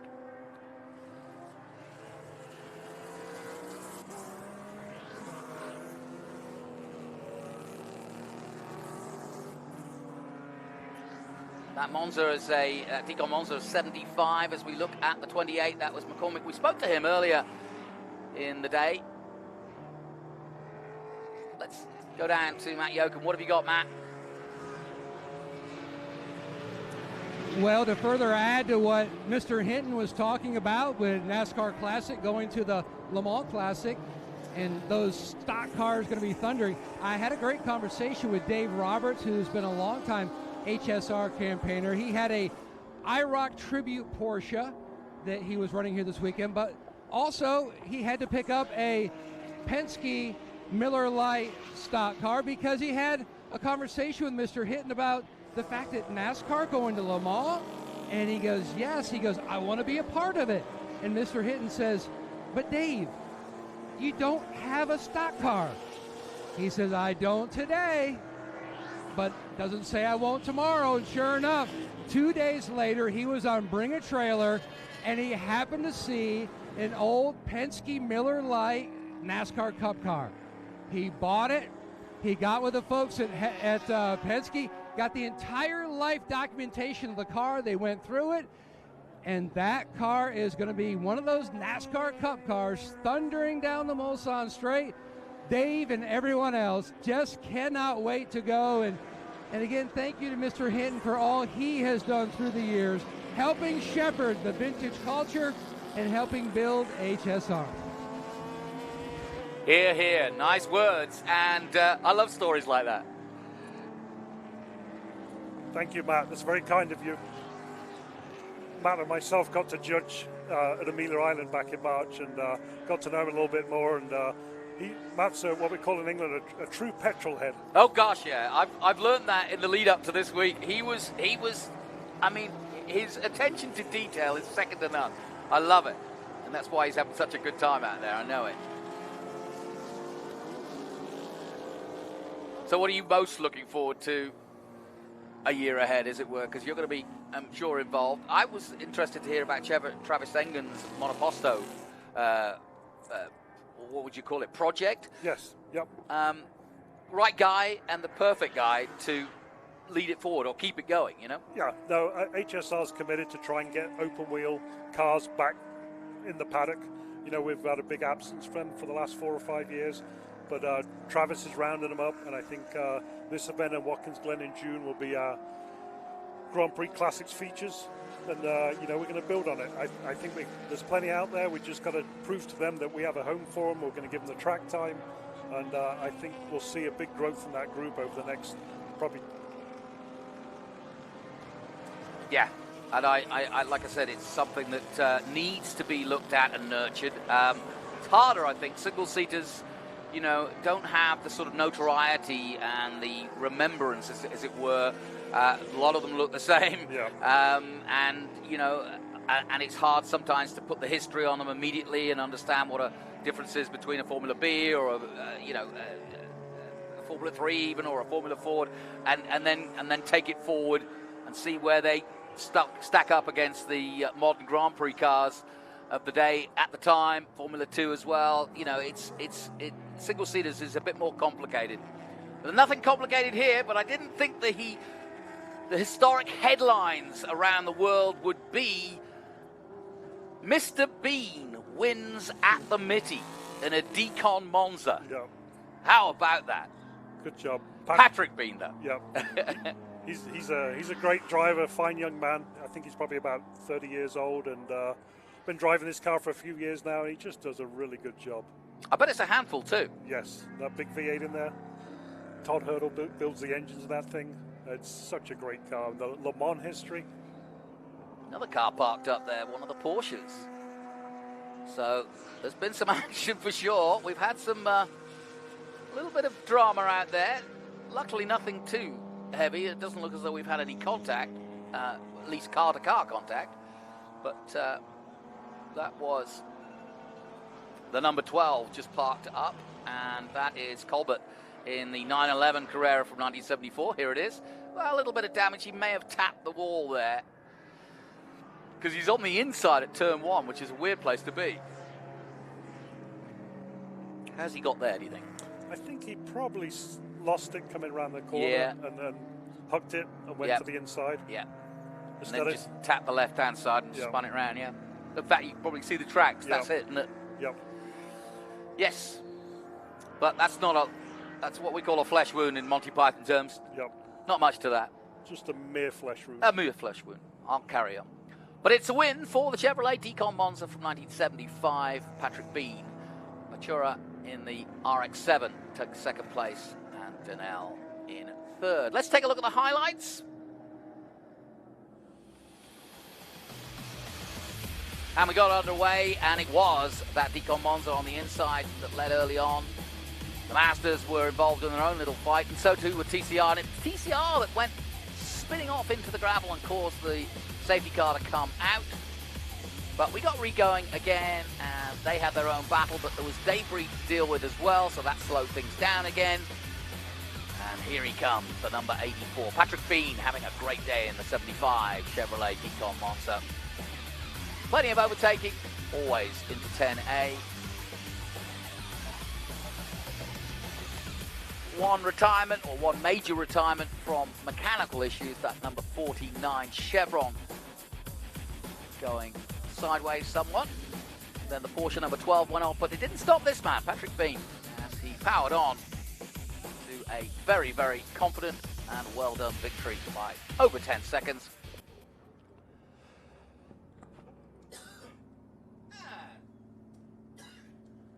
And confirmation of the results then. Groups 5, 8, and 11, the legacy racers. Patrick Bean with the win in the 75 Decon Monza. Alex Batura in the RX-7 from 91. And Jeff Durnell in the 95 Mazda RX-7 in third. Then it's Welsh. Gary Moore in fifth place in the Shelby. Mike Smith. Claire Schwindeman in the Corvette taking seventh place. Matt O'Toole 8th. John Schneider in 9th position, and Danny Stewart in the Audi RS3 taking 10th position and leading the TCR group. Who's piloting the 1975 Decon Monza. So as we look at the famous S's here at Road Atlanta, there is no more famous a look of a track. You know it instantly if you are into racing. And we're here for the Mitty. My thanks to David Hinton for being here and all at HSR. We'll take a short break. We'll be back with more from the Mitty after this.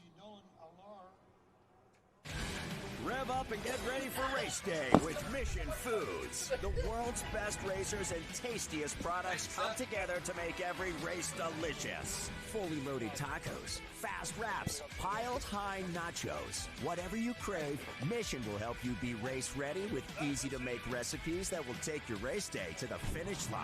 Keep your racing delicious and enjoy all the mouth-watering action. Brought to you by Mission Foods. Too fast, too tasty.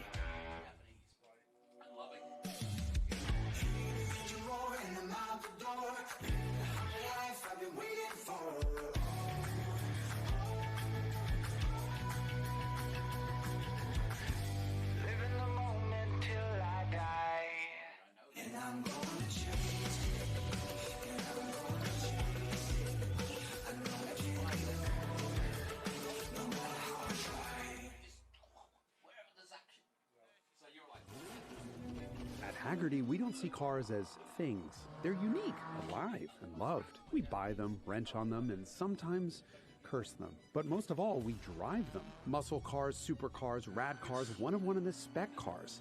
Coupes, convertibles, compacts, liftbacks, fastbacks, and hatchbacks. We love them all because cars are for driving, and Haggerty is for drivers.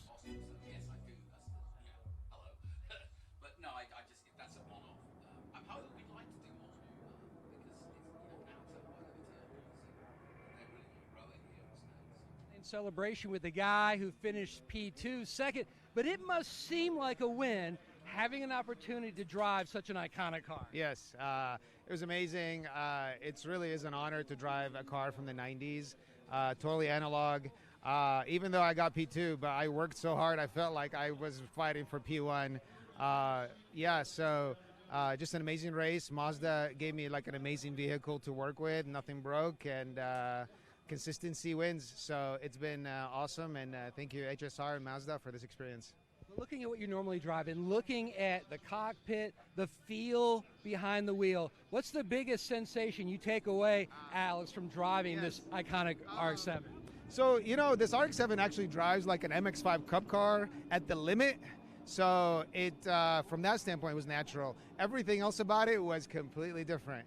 The violence of the engine, it is explosive at the top end. By the time I even start thinking about shifting, I'm already at the drive limiter. So you have to stay ahead of the car. The tires are so wide on this thing that I feel every crack and crevice. I feel like it's a bucking Bronco.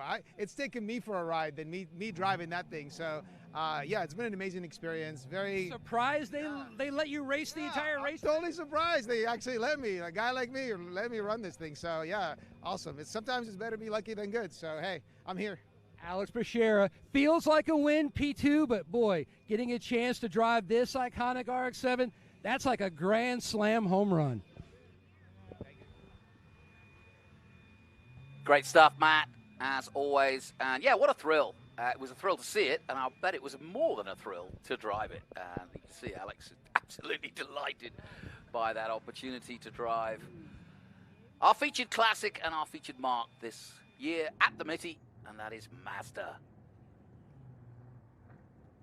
Now, as we get ready for our next race, and before we do, I'm going to give you the grid for the GP Classics coming up, and here it is. Small field, but Giano Torino in the Ferrari A1 GP, a storied history there. Then the Panos DP01, and of course we heard from Nolan Alla a moment ago. He was here in the commentary telling us about that car, about racing. Alex Berg, another youngster coming up in third position, and Jean-Luc Liverato,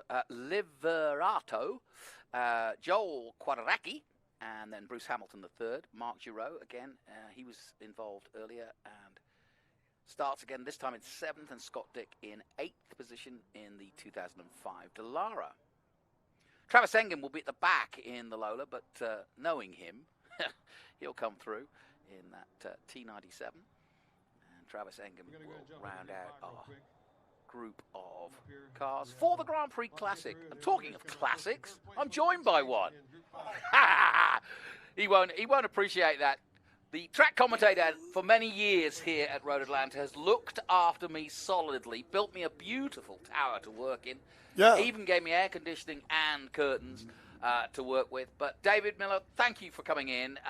You are a busy, busy man here. Not only do you run the system and, work out things, but you talk the talk too. You make the systems for the audio, but then you talk on them. Well, I made the mistake, to be honest with you, Jonathan, of demonstrating that I was capable of other things. There you go. After building the sound system starting in 1985. But I've had the pleasure of working with professionals like yourself over the years who gave me a chance and said, hey, you want to jump in? So I did. Perfect. Well, talking of jumping in, here's Matt Yoker. What have you got, Matt? Well, I'll tell you what, every time that Decon Monza drove by, I'd conjure up images of Al Holbert when he ran one, the Cookwoods Racing Yellow when they ran one. So, Patrick Bean, what was it like behind the wheel and just the roar and the thunder coming through the cockpit? I'd like to say it's another day in the office, but it's absolutely not. It's certainly not lost on me. It's a great car to drive, an absolute rocket ship, and, a joy every time I strap in. Describe the fun factor. Lap my headline was Mr. Oh, it's Bean off the wins. charts. The car has more go than you could ever need, and plenty of stick, and it's a lot of fun. But you got to slide it to drive it. So, looking out that side window often, and that makes it fun. Plenty. What a beautiful car. What an awesome sound is it with thunder by every time down the front straightaway. That Decon Monza, Patrick Bean, wins here at the Mitty.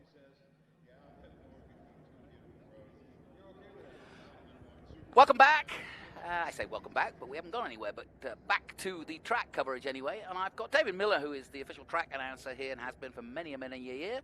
And, pretty much you'll throw yourself at anything, really. But you've seen everything that comes here. And I was keen to talk to you because if we're celebrating the Mitty, which began in 77, and then we kind of look at the year ahead, if this is spring, then we finish the year, or you finish the year, with, of course, Petit Le Mans. So what a combination of races, and it all in between, whether it's bikes and cars. You get it all, don't you? Well, fortunately, 2 weeks ago, we had Moto America. Sure. Trans Am was just here, which you're quite familiar with. Very much so. Done both. SCCA Super Tour 6 weeks ago. Yep. But over the summer, we're looking forward to Drift Atlanta in just a few weeks. Huge, totally different demographic here at Road Atlanta. We'll have 25, 30,000 people up at Turn 10. Wow. And then, of course, over the summer, we look forward to SCCA returning again. HSR will be back. But then the headline event, Petit Le Mans, 10 hours of world-class endurance racing. Doesn't get any better. Does not get any better. No, I've never been to it, but I watch it on tape. I know. I've never been to it. I've watched it on TV religiously because it is a cracker, and it's often the decider for IMSA, and it always is spectacular. But were you always a race fan, or did you kind of fall into it with your audio side? I was a race fan. I was literally here in 1970, the first professional race ever, the 1970 Can-Am. I was 17 years old with my brother, nose in the fence at Turn 5. When that field of Can-Am cars came by for the first time, 7-liter V8 Thunder. Yeah. I was like, I like this. Yeah. So, once you get that bug, it ain't going, is it? Yeah, goosebumps thinking about it. Listen, talking of being into this, I know you've got a good friend watching on our broadcast right now, so I want to give, before we start this race, I want you to give him shout out to my racing buddy, Alex Alexander. He and I go to Indy every year. We're big open-wheel fans. That's why I'm excited about this upcoming race. But a shout-out to Alex, who's facing some medical issues. And he's a racing fan. And fortunately, he's been enjoying your commentary all day. Well, we've had some great guests, I must admit. And, it's been a fun time. And we've got some fun races here because this is the GP Classic. This is going to be spectacular, I suspect. You're going to see the Ferrari and the Pinots 2007 edition Pinots going nose to tail with ridiculous lap times in the 110s, 111s, which you just don't see typically. And just, I mean, am I right in the history? That Panos would have been built here in Braselton, right? In Braselton, absolutely. So here we go then. Small field led by the Ferrari A1 GP.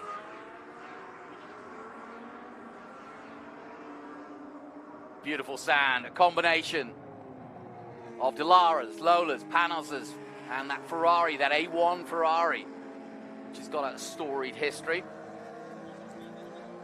You've got to love the sound of the Panos. That's a V10, naturally aspirated engine, and it just whines and screams, as does the Ferrari. There's nothing better than the sound of a F1 Ferrari. Yeah, I was talking to Nolan, who drives it, and he said it's 770 brake horsepower with a Judd engine in it now. And he said it's pretty fun, I can imagine. And as he locks up going into 7, you can understand why. But he's under pressure from Alex Berg, who's pretty handy himself. Another driver who's on the way up and will drive anything over a weekend.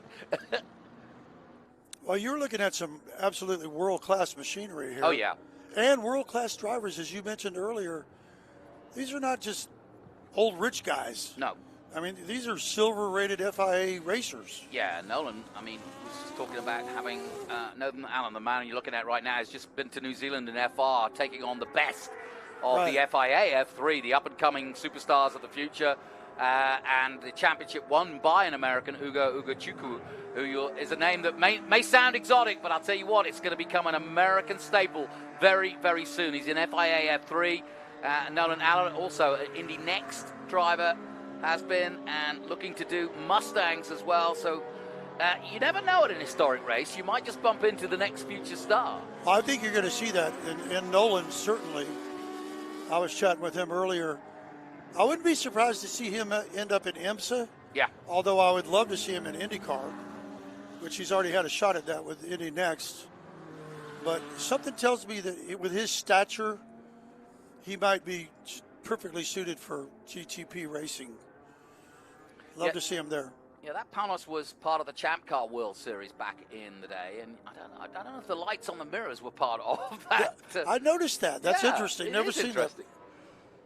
And it goes back to 2007. Now, it looks as though the leader's been given a time penalty. That could have been just jumping a little way from the line too quickly. So that's going to make a difference. That's going to hurt. It's going to hurt. That's why he's put best time in at 1:13.062. But that's only 0.3. Yeah, there you see it. There. Little bit aggressive there. Yeah, we've seen that a couple times this weekend, unfortunately. But I tell you what, he's justifiably on it quick because he knew he was going to be challenged by Nolan. Yeah, he did. And he's got that advantage, which now he's really going to put his head down because, as you say, Nolan Alla is, he's on almost like, in fact, these two are identically matched in terms of lap times.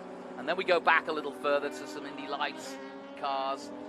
A little bit slower, but just as impressive and just as exciting to race, I'm sure, as we take a look at the Dallara from 2007. That's very much an Indy Lights machine, taking a nice move on the 44 of Quadracki, who had a good run earlier in the day. And he's in that Lola T97 from 1997. Alex Berg still third, though. And it is Giano Turini in the Ferrari A1 GP car leading the way. 3 laps in the books, as they say. Yes. Working lap number 4, Jonathan. Yep, short races, but fun races. And these two looks as though they're going to go all the way. I'm just tickled to see this quality of competition at the Mitty, but it's what you learn to expect. The tradition of this race is built up over years. Yeah. And we have a tremendous attendance, and people look forward to it every year to come to Road Atlanta in the spring and enjoy the finest racing you can see in the world. And these are literally world-class cars and world-class drivers. Well, you know this, David. I was watching social media, and it's amazing how many people put the Mitty down as a go-to for the start of their season. It's kind of like, okay, I got these weekends, I've got spring break, I've got this, but the Mitty's up there when it comes to a race fan. Well, with me, it's the Mitty and then it's Indy. Yep. Yeah, it makes sense. So how many Indy 500s have you been to? 16 in a row. Whoa! Well, I've done about 10. My first one was in 98. I took the family, and just driving under the turn 2 short chute into the infield at Indy, goosebumps. Oh, yeah. Amazing stuff. Yeah, I've got to cover it for a few networks around the world in the past, including Australian networks when, trying to think of his name, but not Will Power, but I'll remember it in a minute. But covered it for Sky Sports, and of course there was always a Max Chilton or somebody like that. You're not talking about Scott McLaughlin? No. I'm talking about the Aussie. Got pole position a few years ago. Anyway, long story. Let's get back to the racing. Indeed. Number 2 is Scott Dick in another Indy Lights from 2005, a Dallara 98.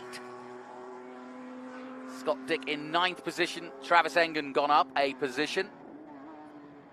Travis in front of him, there he is. Got his Red Bull helmet on. Right now, a mere 1.487 seconds separating your leader, Torino. Yeah, it's not much, is it? And, I mean, that's, extremely close. And there's still a chance that we might see Nolan overtake Ciano. Well, he's trying to stick with him because they are sort of swapping fastest laps. They've got down to 2:12. I have the leaders. So they are going at it as we watch this distinct battle also for 7th and 8th between Travis Engen and Scott Dick. How many times have we seen Travis out there? I don't know how he does it. I mean, he's a I think he's a close to machine. 80. Close to 80. Yeah. He's thereabouts. I think they should, if AI is the future, they should name an AI model Travis Engen because I mean the guy's just mechanical. Gets out there, just keeps going. One of the fun things about all the competition this weekend is you've got racing within the racing. Yes. And lots of battles throughout the field. And if you take the time to pay attention to that, you can really be entertained. The battle between 7th and 8th can be just terrific racing. Now, getting into traffic are the leaders, and this is going to play into Nolan Aller's advantage here. He's caught right up, and as they come across the line, look at this, folks. Nose to tail Nose going to into tail one. here at Road Atlanta, turn 1. The Mitty at full strength as the Grand Prix Classics put on a show. As they come through traffic, we have a race. Absolutely, Jonathan. This is fun stuff. Ferrari versus Panos. Yeah, exactly. It wasn't Ford versus Ferrari. That's unique. Well, that Ferrari car was controversial. It was based on the 2004 Formula One car, but it was purpose built, powered by Ferrari for the A1 GP of 2008. So plenty of grunt and 4.5 litre V8 engine, putting out about 630 brake horsepower. And as Nolan Aller was telling us earlier, his car behind, that DP01 made right here in Braselton, Georgia, puts out about 770, way more than you need, but that's why he's able to stay with them as they come through 10A. And he's going to have one, maybe two more chances at it, but you know this track better than anybody. Where would you make the move if he's going to make it, or how would you go about trying to catch him? Ideally, Nolan would like to be right on Torino's tail at this point and stay there until he gets to the backstretch, coming into 9 and 10. Yep. And going down the hill from 9, you go driver's left, make the pass, cut in front of him as you come into 10A, and try to hang on to it as you come up the hill and under the bridge, the Fox Factory Bridge. But I just don't think he's going to be close enough to take advantage of that draft. A lot of people say, why don't you defend coming into 10? Because it's the obvious place to overtake. And I know what they mean when they say that. The trouble is, defending at 10 means you lose a lot of momentum and drive. And if you're on the, if you're defending to the inside especially, and you cover off the inside, you lose drive on the exit of 10A and don't have the drive at 10B. I make that comment all the time. You want to be in second place on the penultimate lap, taking the white flag typically at Road Atlanta. Yeah, good point. Well, a man who knows. David Miller alongside me, the track announcer here. And we've had some fun times here, both on 2 wheels and 4. And like I said, when they put this tower together, it just made the whole place even brighter. It was always a good place to come. White flag out then, and we had a race on, but look what he's done. Has Gianno Torini in that last lap. He's used the back markers and used the power of what that Ferrari A1 GP car can do. And he also took it down to a 1:12.1 to a 1:12.6. So half a second quicker than Nolan Allen in second place in the Panos. A little bit more traffic to deal with, but I think this at this point would say he's got this under control. Alex Berg in third is still very much in this race, but on his own, if you will, a little further back. I think it's easy to say that Gianno and Nolan have got big futures ahead of them. Yeah. No question.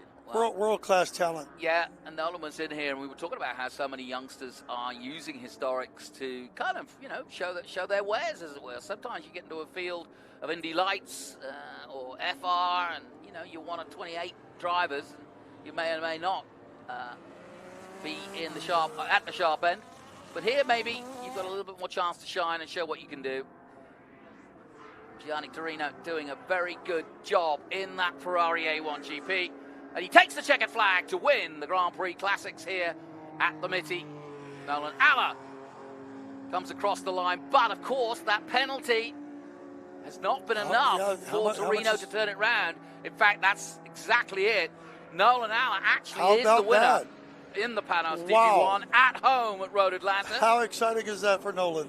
Exactly, and he got it by the fact that our leader, Gianna Torini, just jumped and got a penalty for jumping the start, and that's what changed.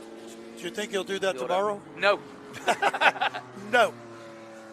He might try it, though. He might. And Alex Berg, a comfortable third, but some ways back. And Quadracki in fourth position, and Hamilton the third in fifth. Both racers giving each other kudos as they cruise through turn 7. Kudos from each other. Yeah, and I'm sure they told him that there was a penalty given, and so he didn't have to overkill it. Well done. Good racing. Jonathan, I thank you so much for the opportunity to sit in with you. Thank you for looking after me all these years. I've enjoyed it. You're one of the top professionals I've had the pleasure to work with. Very kind words, folks. We've done it in 2 and 4 wheels, haven't we? I guess 3 are next. Yeah, we'll have to try the 3-man. we'll do the 3-wheel races. Well, thanks, David Miller, joining me here in the booth. We'll take a look at some of the highlights of what was the GP Classics. That's 4C here at the Mitty.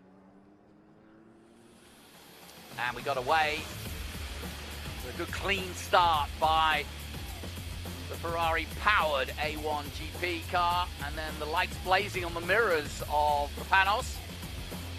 DPO1 of Nolan Alla sparking his way to try and stay into contention. And good battles throughout, with the Indy Lights further back down the group. Giraud, Engen, Dick all involved.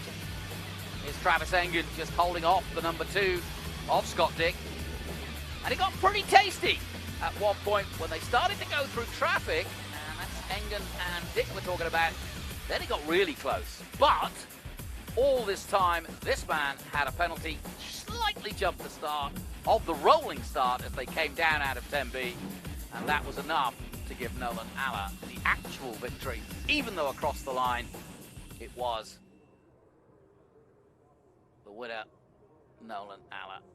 But it was Gianni Torino who crossed the line first, but it doesn't matter because the win goes to Nolan Alla. And we met his dad, and we met Nolan. He came in the booth, so well done to him. Really enjoying his racing, and he's going to be doing some Mustang racing very soon indeed. Alex Berg takes third. Joel Quadracki in fourth position. Bruce Hamilton fifth. Mark Giraud sixth. He does beat Travis Engen as their little feud continues. 6th and 7th. Travis 7th. Scott Dick 8th. And Jean-Luc Liverata in 9th position.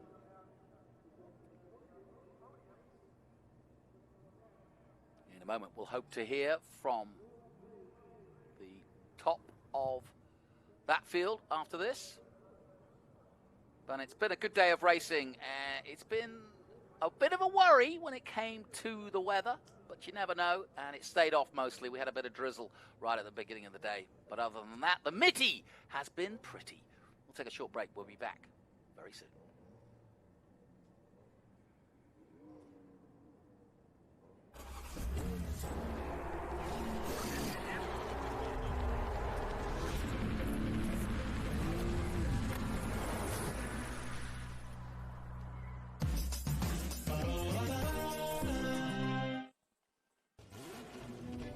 Haggerty, we don't see cars as things. They're unique, alive, and loved. We buy them, wrench on them, and sometimes curse them. But most of all, we drive them. Muscle cars, supercars, rad cars, one of one in the spec cars. Coupes, convertibles, compacts, liftbacks, fastbacks, and hatchbacks. We love them all because cars are for driving, and Haggerty is for drivers.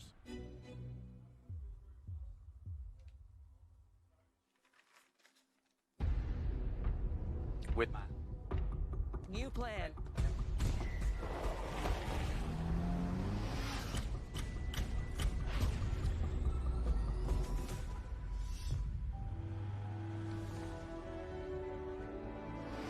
Hey Google, what's the fastest way to the pier?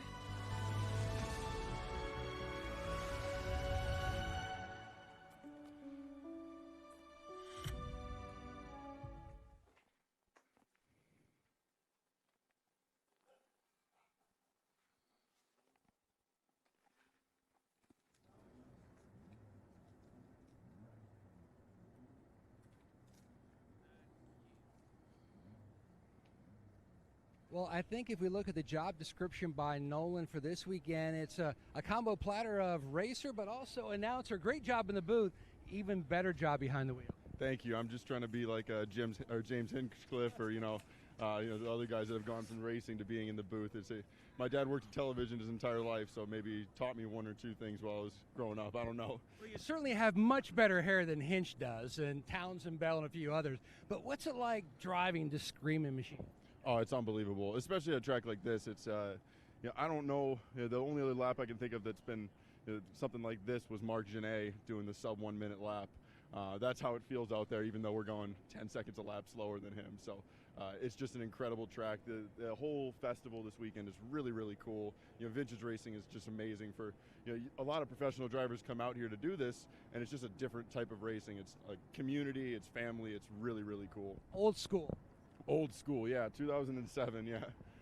Nolan takes home the P1 ribbon, and what a day he's had on track and on our broadcast. Yeah, he's had a busy day, hasn't he? Great, though, that he can come up to the booth. His dad came in, and I said, get him up here. Has he got time? And he said, yeah, sure. And I said, great. So, and it was, I want to also thank Evan Slater, who also came up here, and obviously David Hinton and many others who've all been part. And great to have John Noonan, who you can tell that John Noonan is just enjoying this patch of just, if you like, sports car legacy. I mean, it's just been wonderful. IMSA is at the top of its game very much, and to back it up with the Mitty and so many of the other historic races that he talked about. 50th year next year. Watch out for the HSR calendar coming out and see if you can beat one of the events. Certainly the Mitty is one, but Watkins Glen is another. There's so many good ones. Anyway, let's hear from our sponsors before our next race. HSR, the Mitty 2026, is brought to you by HMS Motorsports. We are motorsports safety experts. Downforce Motorsports, experience the thrill of high-performance cars.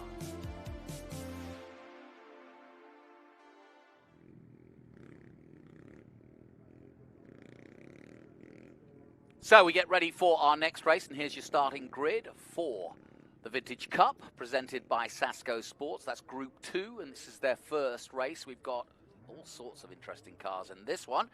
And John Guttel in the Lotus 7 from 1962 will line up in pole position. Randy Green in an Echidna Special from 1959. Echidna, really interesting car. GSM Dart, Morgan Plus, that's the second row of Dennis Olthoff and Kenneth Greenberg.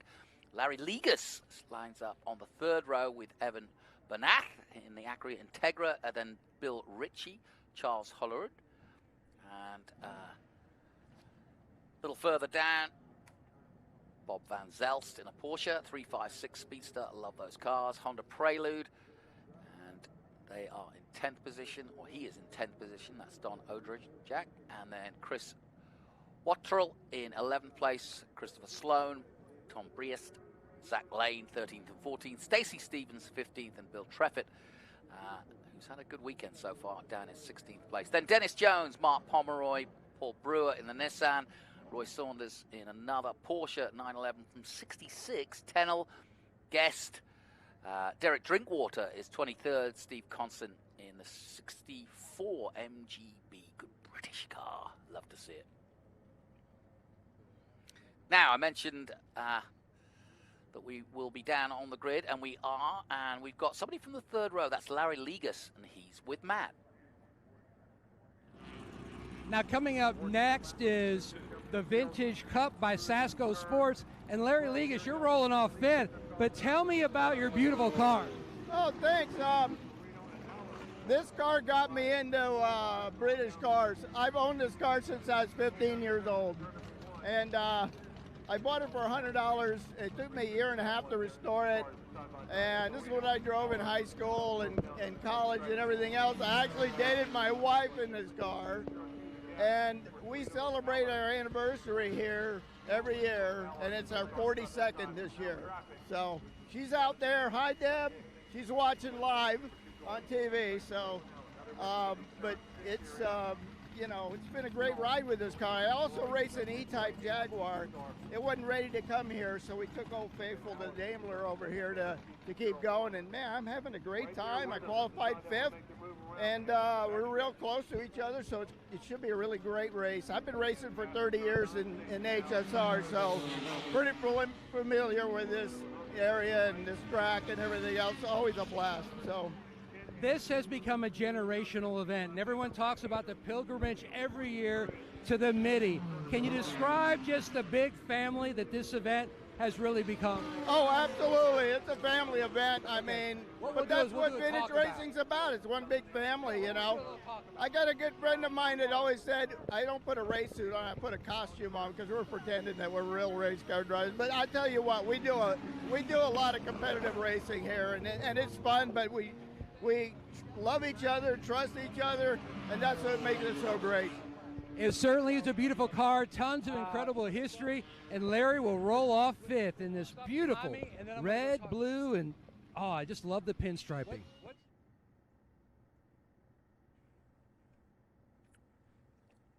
So you got just a little bit of an insight into some of the drivers here enjoying the heck out of it in that Daimler SP250 from 1961. And boy, does that have some history, including how he met his wife. I love it. Doesn't get any better than that. So we've got BMWs, we've got Corvettes, we've got Porsches out there, the odd Ginetta and Nissan, you name it. We've got it all out there. This is going to be a cracker. The Vintage Cup Group 2 coming up. Let's head it down once again to Matt. What have you got now, Matt?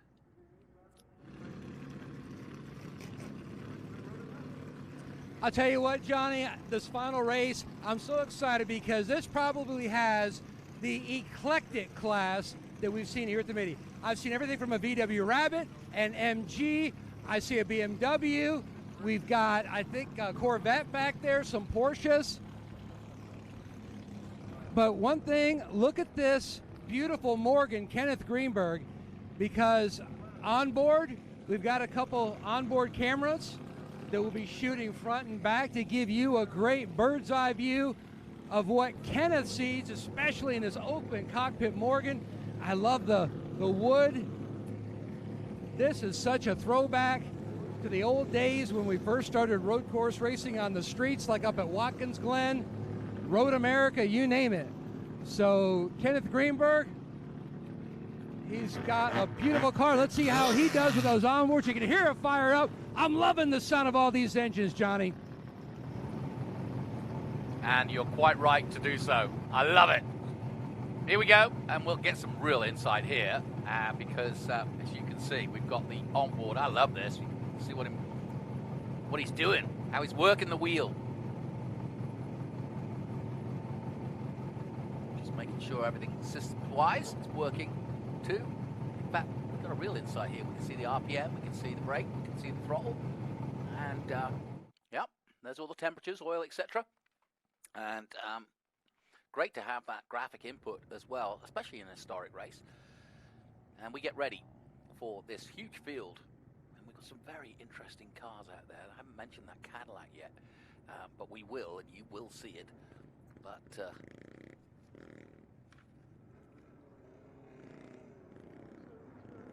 as they head out now for the Vintage Cup, we'll try to get through as many cars as possible because this is a big field, and got a few different classes as well. We've got the VP1 class, VP2 class, VP3 class, Vintage Cup class 1, 2, 3. Also VM1 and SSD class as well. And there's the onboard. Just getting it up to temperature. We talked about this. Very important part of the race actually is to get everything as it should be. Interestingly, the reverse camera upside down at the moment. But hey, we'll take it. We'll certainly see if there's anything coming in the rear view mirror, that's for sure. And we've also got the track map down there, so just come through the S's, back up the hill now.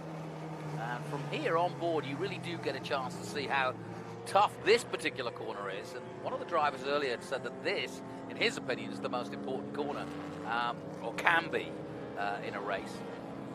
That's the onboard we've got with Morgan.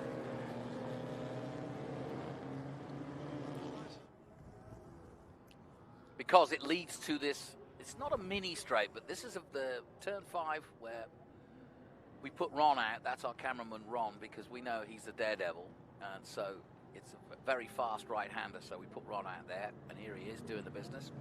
Well done to all of our cameramen today. I asked them to pick out their favourites. None of them have answered, so I'll just pick them for them. But there's plenty to choose from in this race.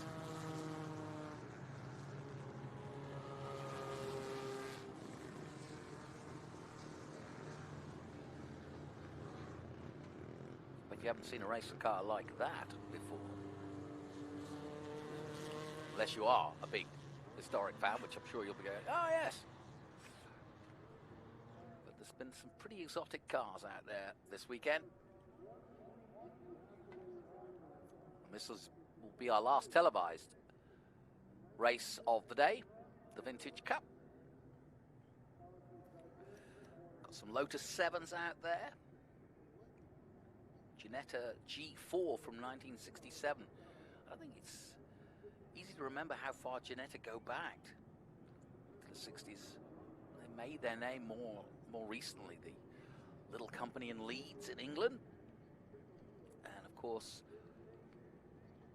the Lotus Elans that steamed over to the USA back in the 60s. We've got 266 Lotus Elans out there. Some Porsche 911 S's, 356 from 1961. Got a 67 MGB Roadster and an MGB from 64. And Echidna Special is out there from 1959. Green at the wheel, but we're with Kenneth Greenberg as we get ready for the start.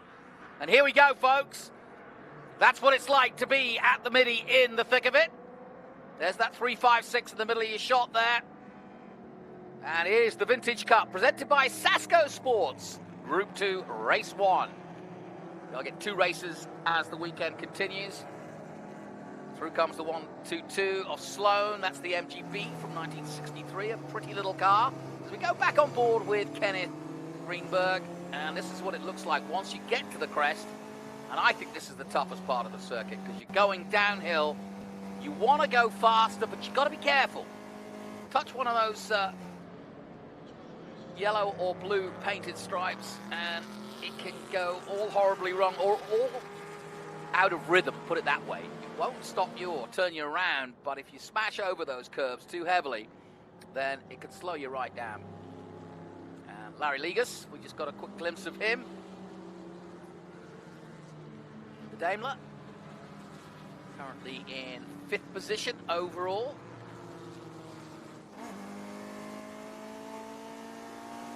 back with Greenberg in the 67 Morgan. Sounds lovely, doesn't it? And it's great to have the modern dash, or digital dash, to see what gear he's in. Going down the back straight now, up to 4th. Sounding absolutely fantastic as well. Now into 10A, here's your possible overtake. Not to be here this time, but we've got one now. And wipers on, interestingly enough. I wonder if there's a bit more rain out there. That's the 22 of Derek Drinkwater in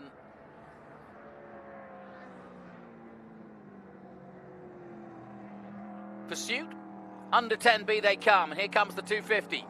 Now up to 4th place. He's got up a place, actually, Larry Ligas, in the Daimler, and passes the 26, now up to 3rd.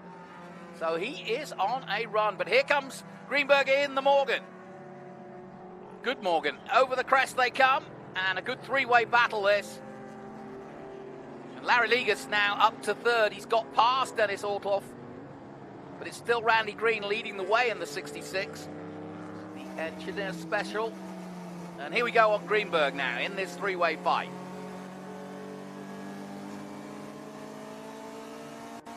Now he's coming up to 6th, the right-hander, and what he should do in normal circumstances is just line himself up to get to 7, wait his time, and then use the back straight to make his move. And he's doing just that, tucking himself up nicely at 7, as is the next pair of cars. In fact, they're all doing the same. And now we see it from the drone. Here come the leaders. Down to 10A. And you can see how long at the straight this is. It's deceptive when you look at track map. It's a really long way down to this 10A, and then it's anchors on before.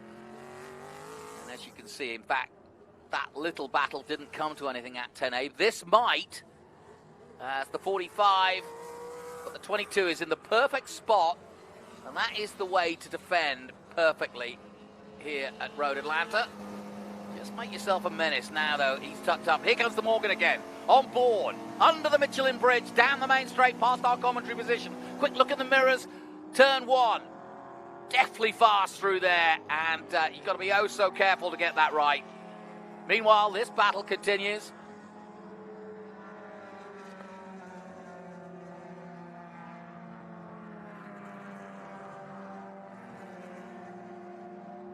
.45 of Ritchie, and Burnett in the Acura Integra just ahead of him.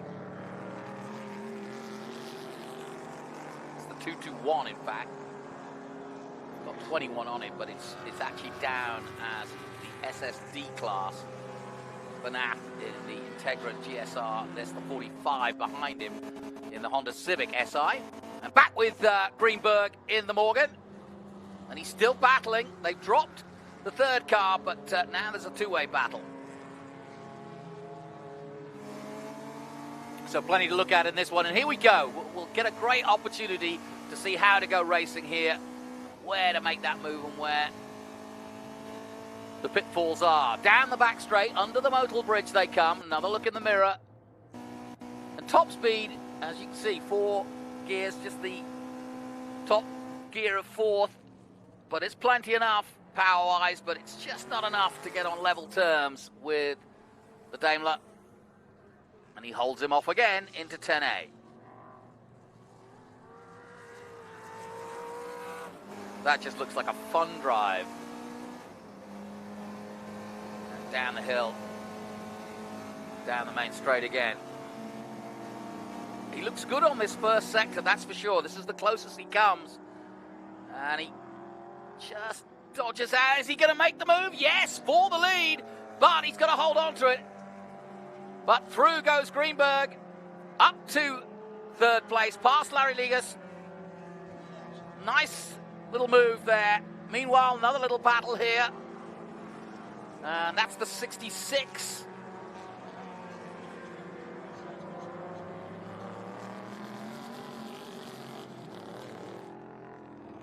Leader at the moment in the Achita Special Just trying to see if he was battling for first and second, if that is Randy Green and John Goodall. And it is. So the battle is on for the lead. And we haven't focused on it too much, but it'll get more interesting as the laps turn down. Here's the BMW. He's got his own battle with the 1-2-2 of Christopher Sloan. That's Tom Briest in the BMW just ahead. And that's the battle for 9th and 10th place.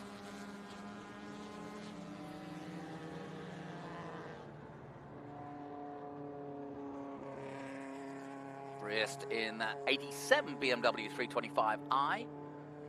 And David Stevens also part of that crew, driver-wise, and they'll be taking, I'm sure, the Enduro race.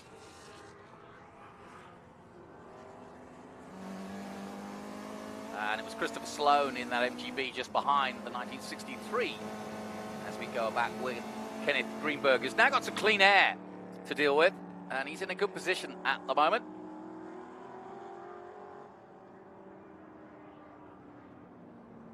Morgan +4 from 1967.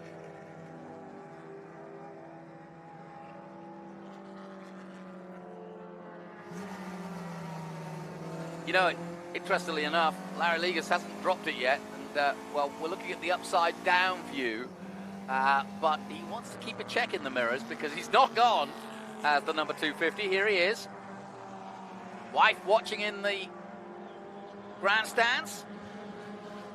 They started dating when they met after he bought this car, and they've been racing in, what, 42 years, he said? They've been racing and enjoying the festivities of the Mitty, and I'm sure many other events as well. I love stories like that. Now back with Greenberg.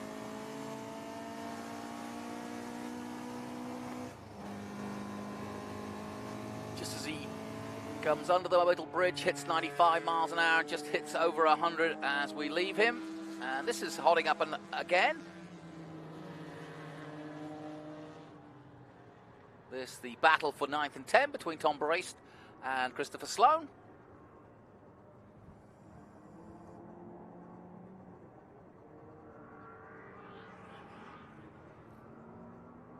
Sloan in the 63 MGB. And here he comes, trying to make a move on the BMW. Now, if he can make the braking as late as possible, he actually will be in a better position on the outside than the BMW. This is what we were talking about with David Miller earlier. See, he's defending well, the BMW, puts himself in the middle of the road, but if the MG stays ahead, there you go, he's got him. And there's not really much the BMW can do because he's lost a lot of power, a lot of torque from being on the inside, because you have to slow down to get round the corner, which loses you overall, and you can see the gap yourself now, what, 2 or 3 lengths in a matter of moments.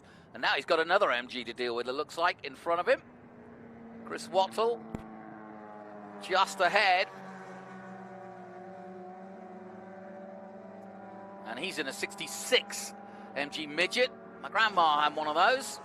Not a lot of room for me and the dogs back in when I was a 5-year-old, but we made do.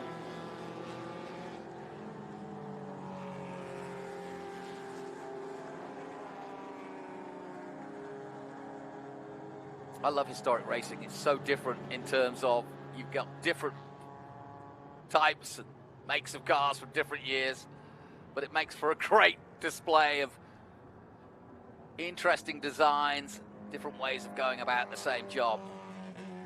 Talking about going about the job, the 66, what a beautiful machine that is. It doesn't get any prettier than that. And that just looks like the thing to be in. Chidner Special from 1959. And that's the beauty of the Mitty. You just never know what you're going to see. But that's nice. Very nice indeed. Sounds nice too.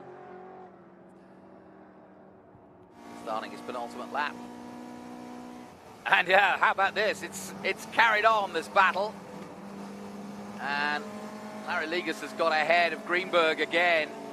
Meanwhile, as they come to the top of the crest, he's going to make another move. And And he takes the position back. Not many overtakes there, but he's got him.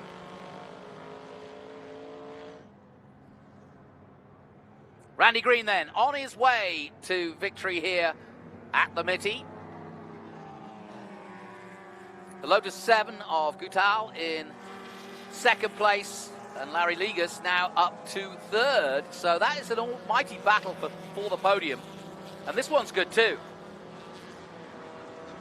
And this may be only for 7th and 8th, but it's hard fought, that's for sure.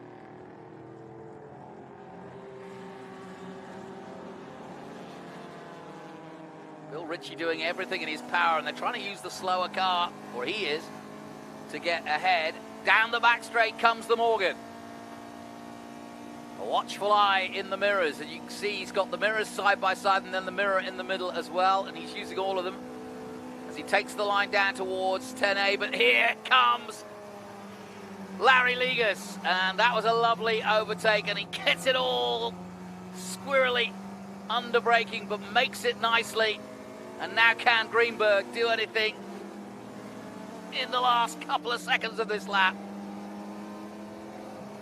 But it's been some great entertainment, that's for sure. Excellent onboards here to enjoy. And here comes your leader. He's on his last lap, dealing with the traffic, and got to keep the concentration here because the cars around him now are a little bit slower. Oh, and you can see it's caused a problem, and it's caused a race for us, because back comes Jean Guttal, almost taking the lead there as they got past the 06 Porsche. Now they come into 6th for the final time. And this race isn't over. Randy Green had a moment there.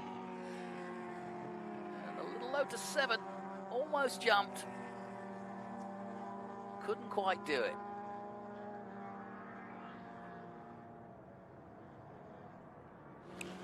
So down the back straight for the last time. And this has been an intriguing battle. Here comes the 45. From 7th place, he's trying to hound Evan Banath into a mistake. He locks up there in the 221. Meanwhile, the leader comes out of 10B and under the bridge for the final time. And it's going to be the Echidna Special from 1959.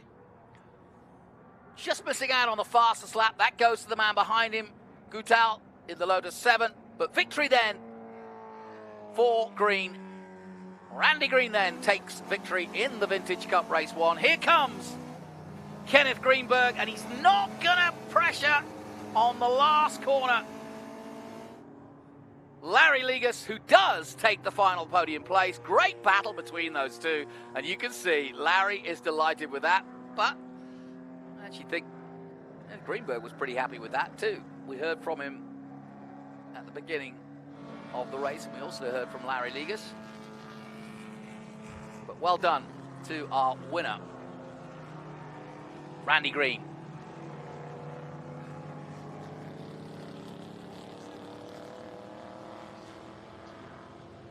Great day of racing, and the Mitty just continues to go from strength to strength.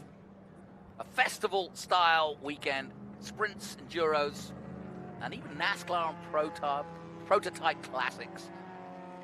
Plenty to see. If you're in the area, car corrals, club gatherings, vendor villages, auctions, parade laps, as well as plenty of action. VintageRacersForRescues.com. You can get yourself a dog or a cat. But talking of cat and mouse, it was just that in a great race with a very eclectic field for our Vintage Cup Group 2.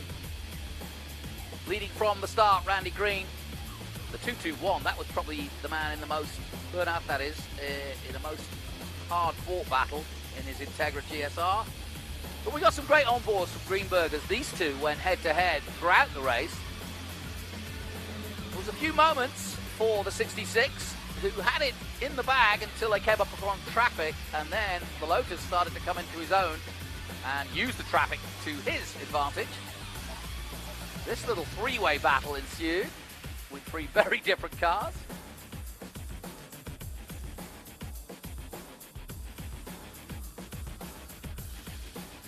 And in the end, it was Randy Green in the achieved that special 1959. This was the moment I was talking about. So they come across the traffic like this, and look at that, head-to-head, wheel-to-wheel, but in the end, it was Randy Green. Confirmation then of the results of our Group 2 Vintage Cup presented by Sasco Sports. Race 1, 8 laps in the books. Randy Green with the win. Jean Goutal in second place in the 1962 Lotus 7. Then Larry Ligas in that Daimler 1961 SP250. And then Kenneth Greenberg in the Morgan Plus 4 from 67. Dennis Althoff in fifth place. Evan Bernath in that Acura Integra. He had the most storied day with his SSD fight with Bill Ritchie in the Honda Civic. And in that mix was Christopher Sloan in the 1963 MGB. Chris Wattle in ninth position in the midget. And then Tom Briest in that 1987 BMW, rounding out the top 10.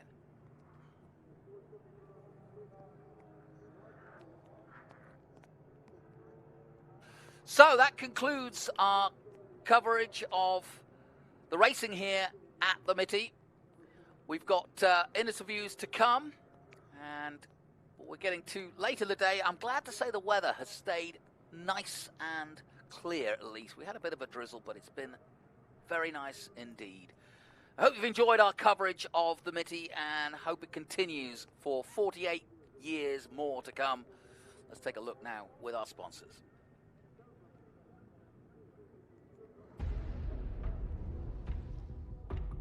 New plan.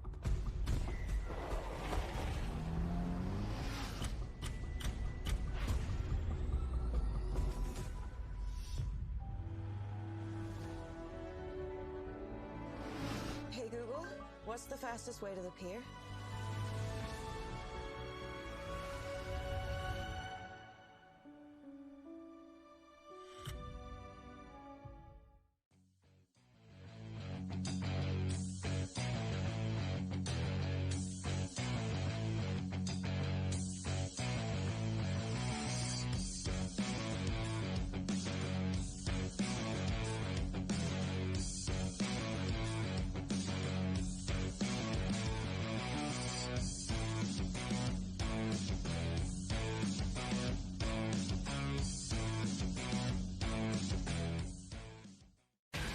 Rev up and get ready for race day with Mission Foods. The world's best racers and tastiest products come together to make every race delicious. Fully loaded tacos, fast wraps, piled high nachos. Whatever you crave, Mission will help you be race ready with easy-to-make recipes that will take your race day to the finish line.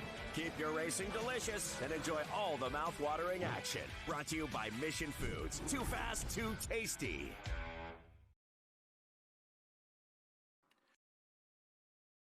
Welcome back to Road Atlanta. It's the Mitty in 2026. It's been a fun day and it's been a fun weekend, and we've seen a really good cross-section of historic prototypes and NASCAR and single-seaters, sports cars, and of course, sports car racing is what HSR is all about. We've had every form of different kind of car throughout the weekend, and it's been a lot of fun. Let's head down once again to Matt Yoakum to our winners interview from our previous race. Well, he started in the front row in Randy Green, a stellar drive. How would you describe that race? It was tight and fierce. Great competition. So I got a helmet on. I got another car to drive. Exactly, and that's the fun part about this. You get a chance to drive a lot of different vehicles over the course of the weekend. That's right. You guys did a great job. Great weather held out. Very happy. Got to thank my crew there. They make it all happen. All right, they're pacing. They're ready to go. Go down there and get your other car. Randy Green, P1. He's going to try to add another ribbon with that fantastic medallion by winning the Mitty to his trophy case. And that is the essence of the Mitty, isn't it? Jump out of one car and into another. Randy Green, well done. Good on you. Wow, what a great day it's been, and I hope you've enjoyed our coverage on Racer TV. I wonder what, back in 1977, Steve Simpson would have thought of what has become of what he started. An amazing history, some 48 years now in the making. It's a huge part of IMSA's legacy. Congratulations to John Noonan, to John Claggett, to all those who put this event on. It's been a real joy to be part of the Mitty for the first time. But I'll leave the final words to Matt Yoakum as he takes us home.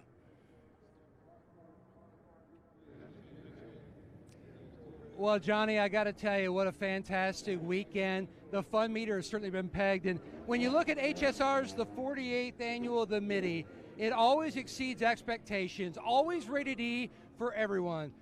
You look at the ages from little fans up into longtime core fans. We've had everybody here this weekend, and what an education it's been with our featured mark Mazda bringing out their heritage collection and all the different cars throughout the paddock from the 50s up to current day. And this is one of those events where every year you always mark it down that I need to go next year. Trust me, if you haven't been, you need to go, because this event is a family reunion. Thanks for everyone that's helped us out through the course of the weekend to bring to you our love and our passion for the car culture, especially the sports car world. For everyone here at HSR, I'm Matt Yoakum, and on behalf of Johnny, thanks for watching, and we'll see you next time at the track.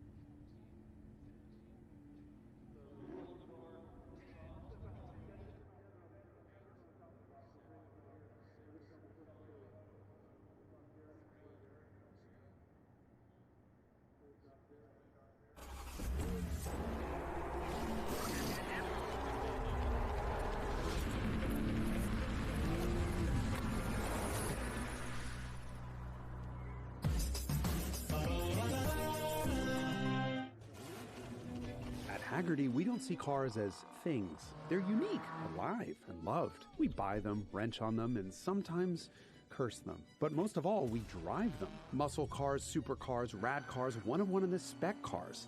Coupes, convertibles, compacts, liftbacks, fastbacks, and hatchbacks. We love them all because cars are for driving, and Haggerty is for drivers.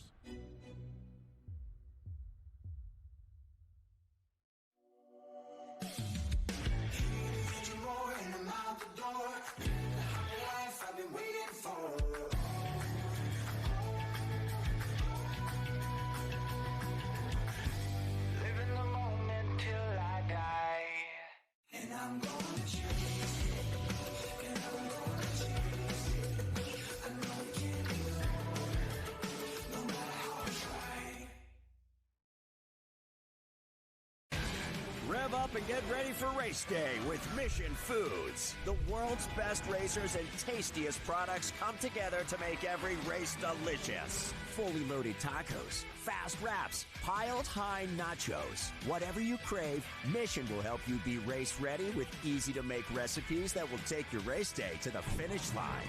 Keep your racing delicious and enjoy all the mouth-watering action. Brought to you by Mission Foods. Too fast, too tasty.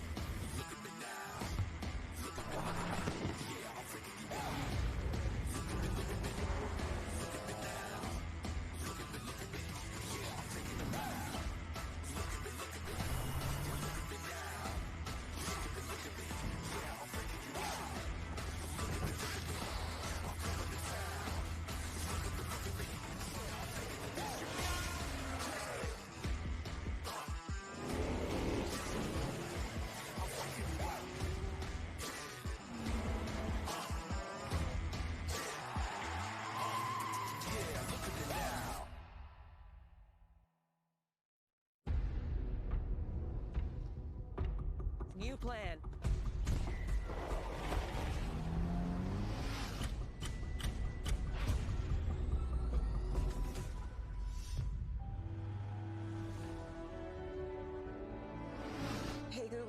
What's the fastest way to the pier?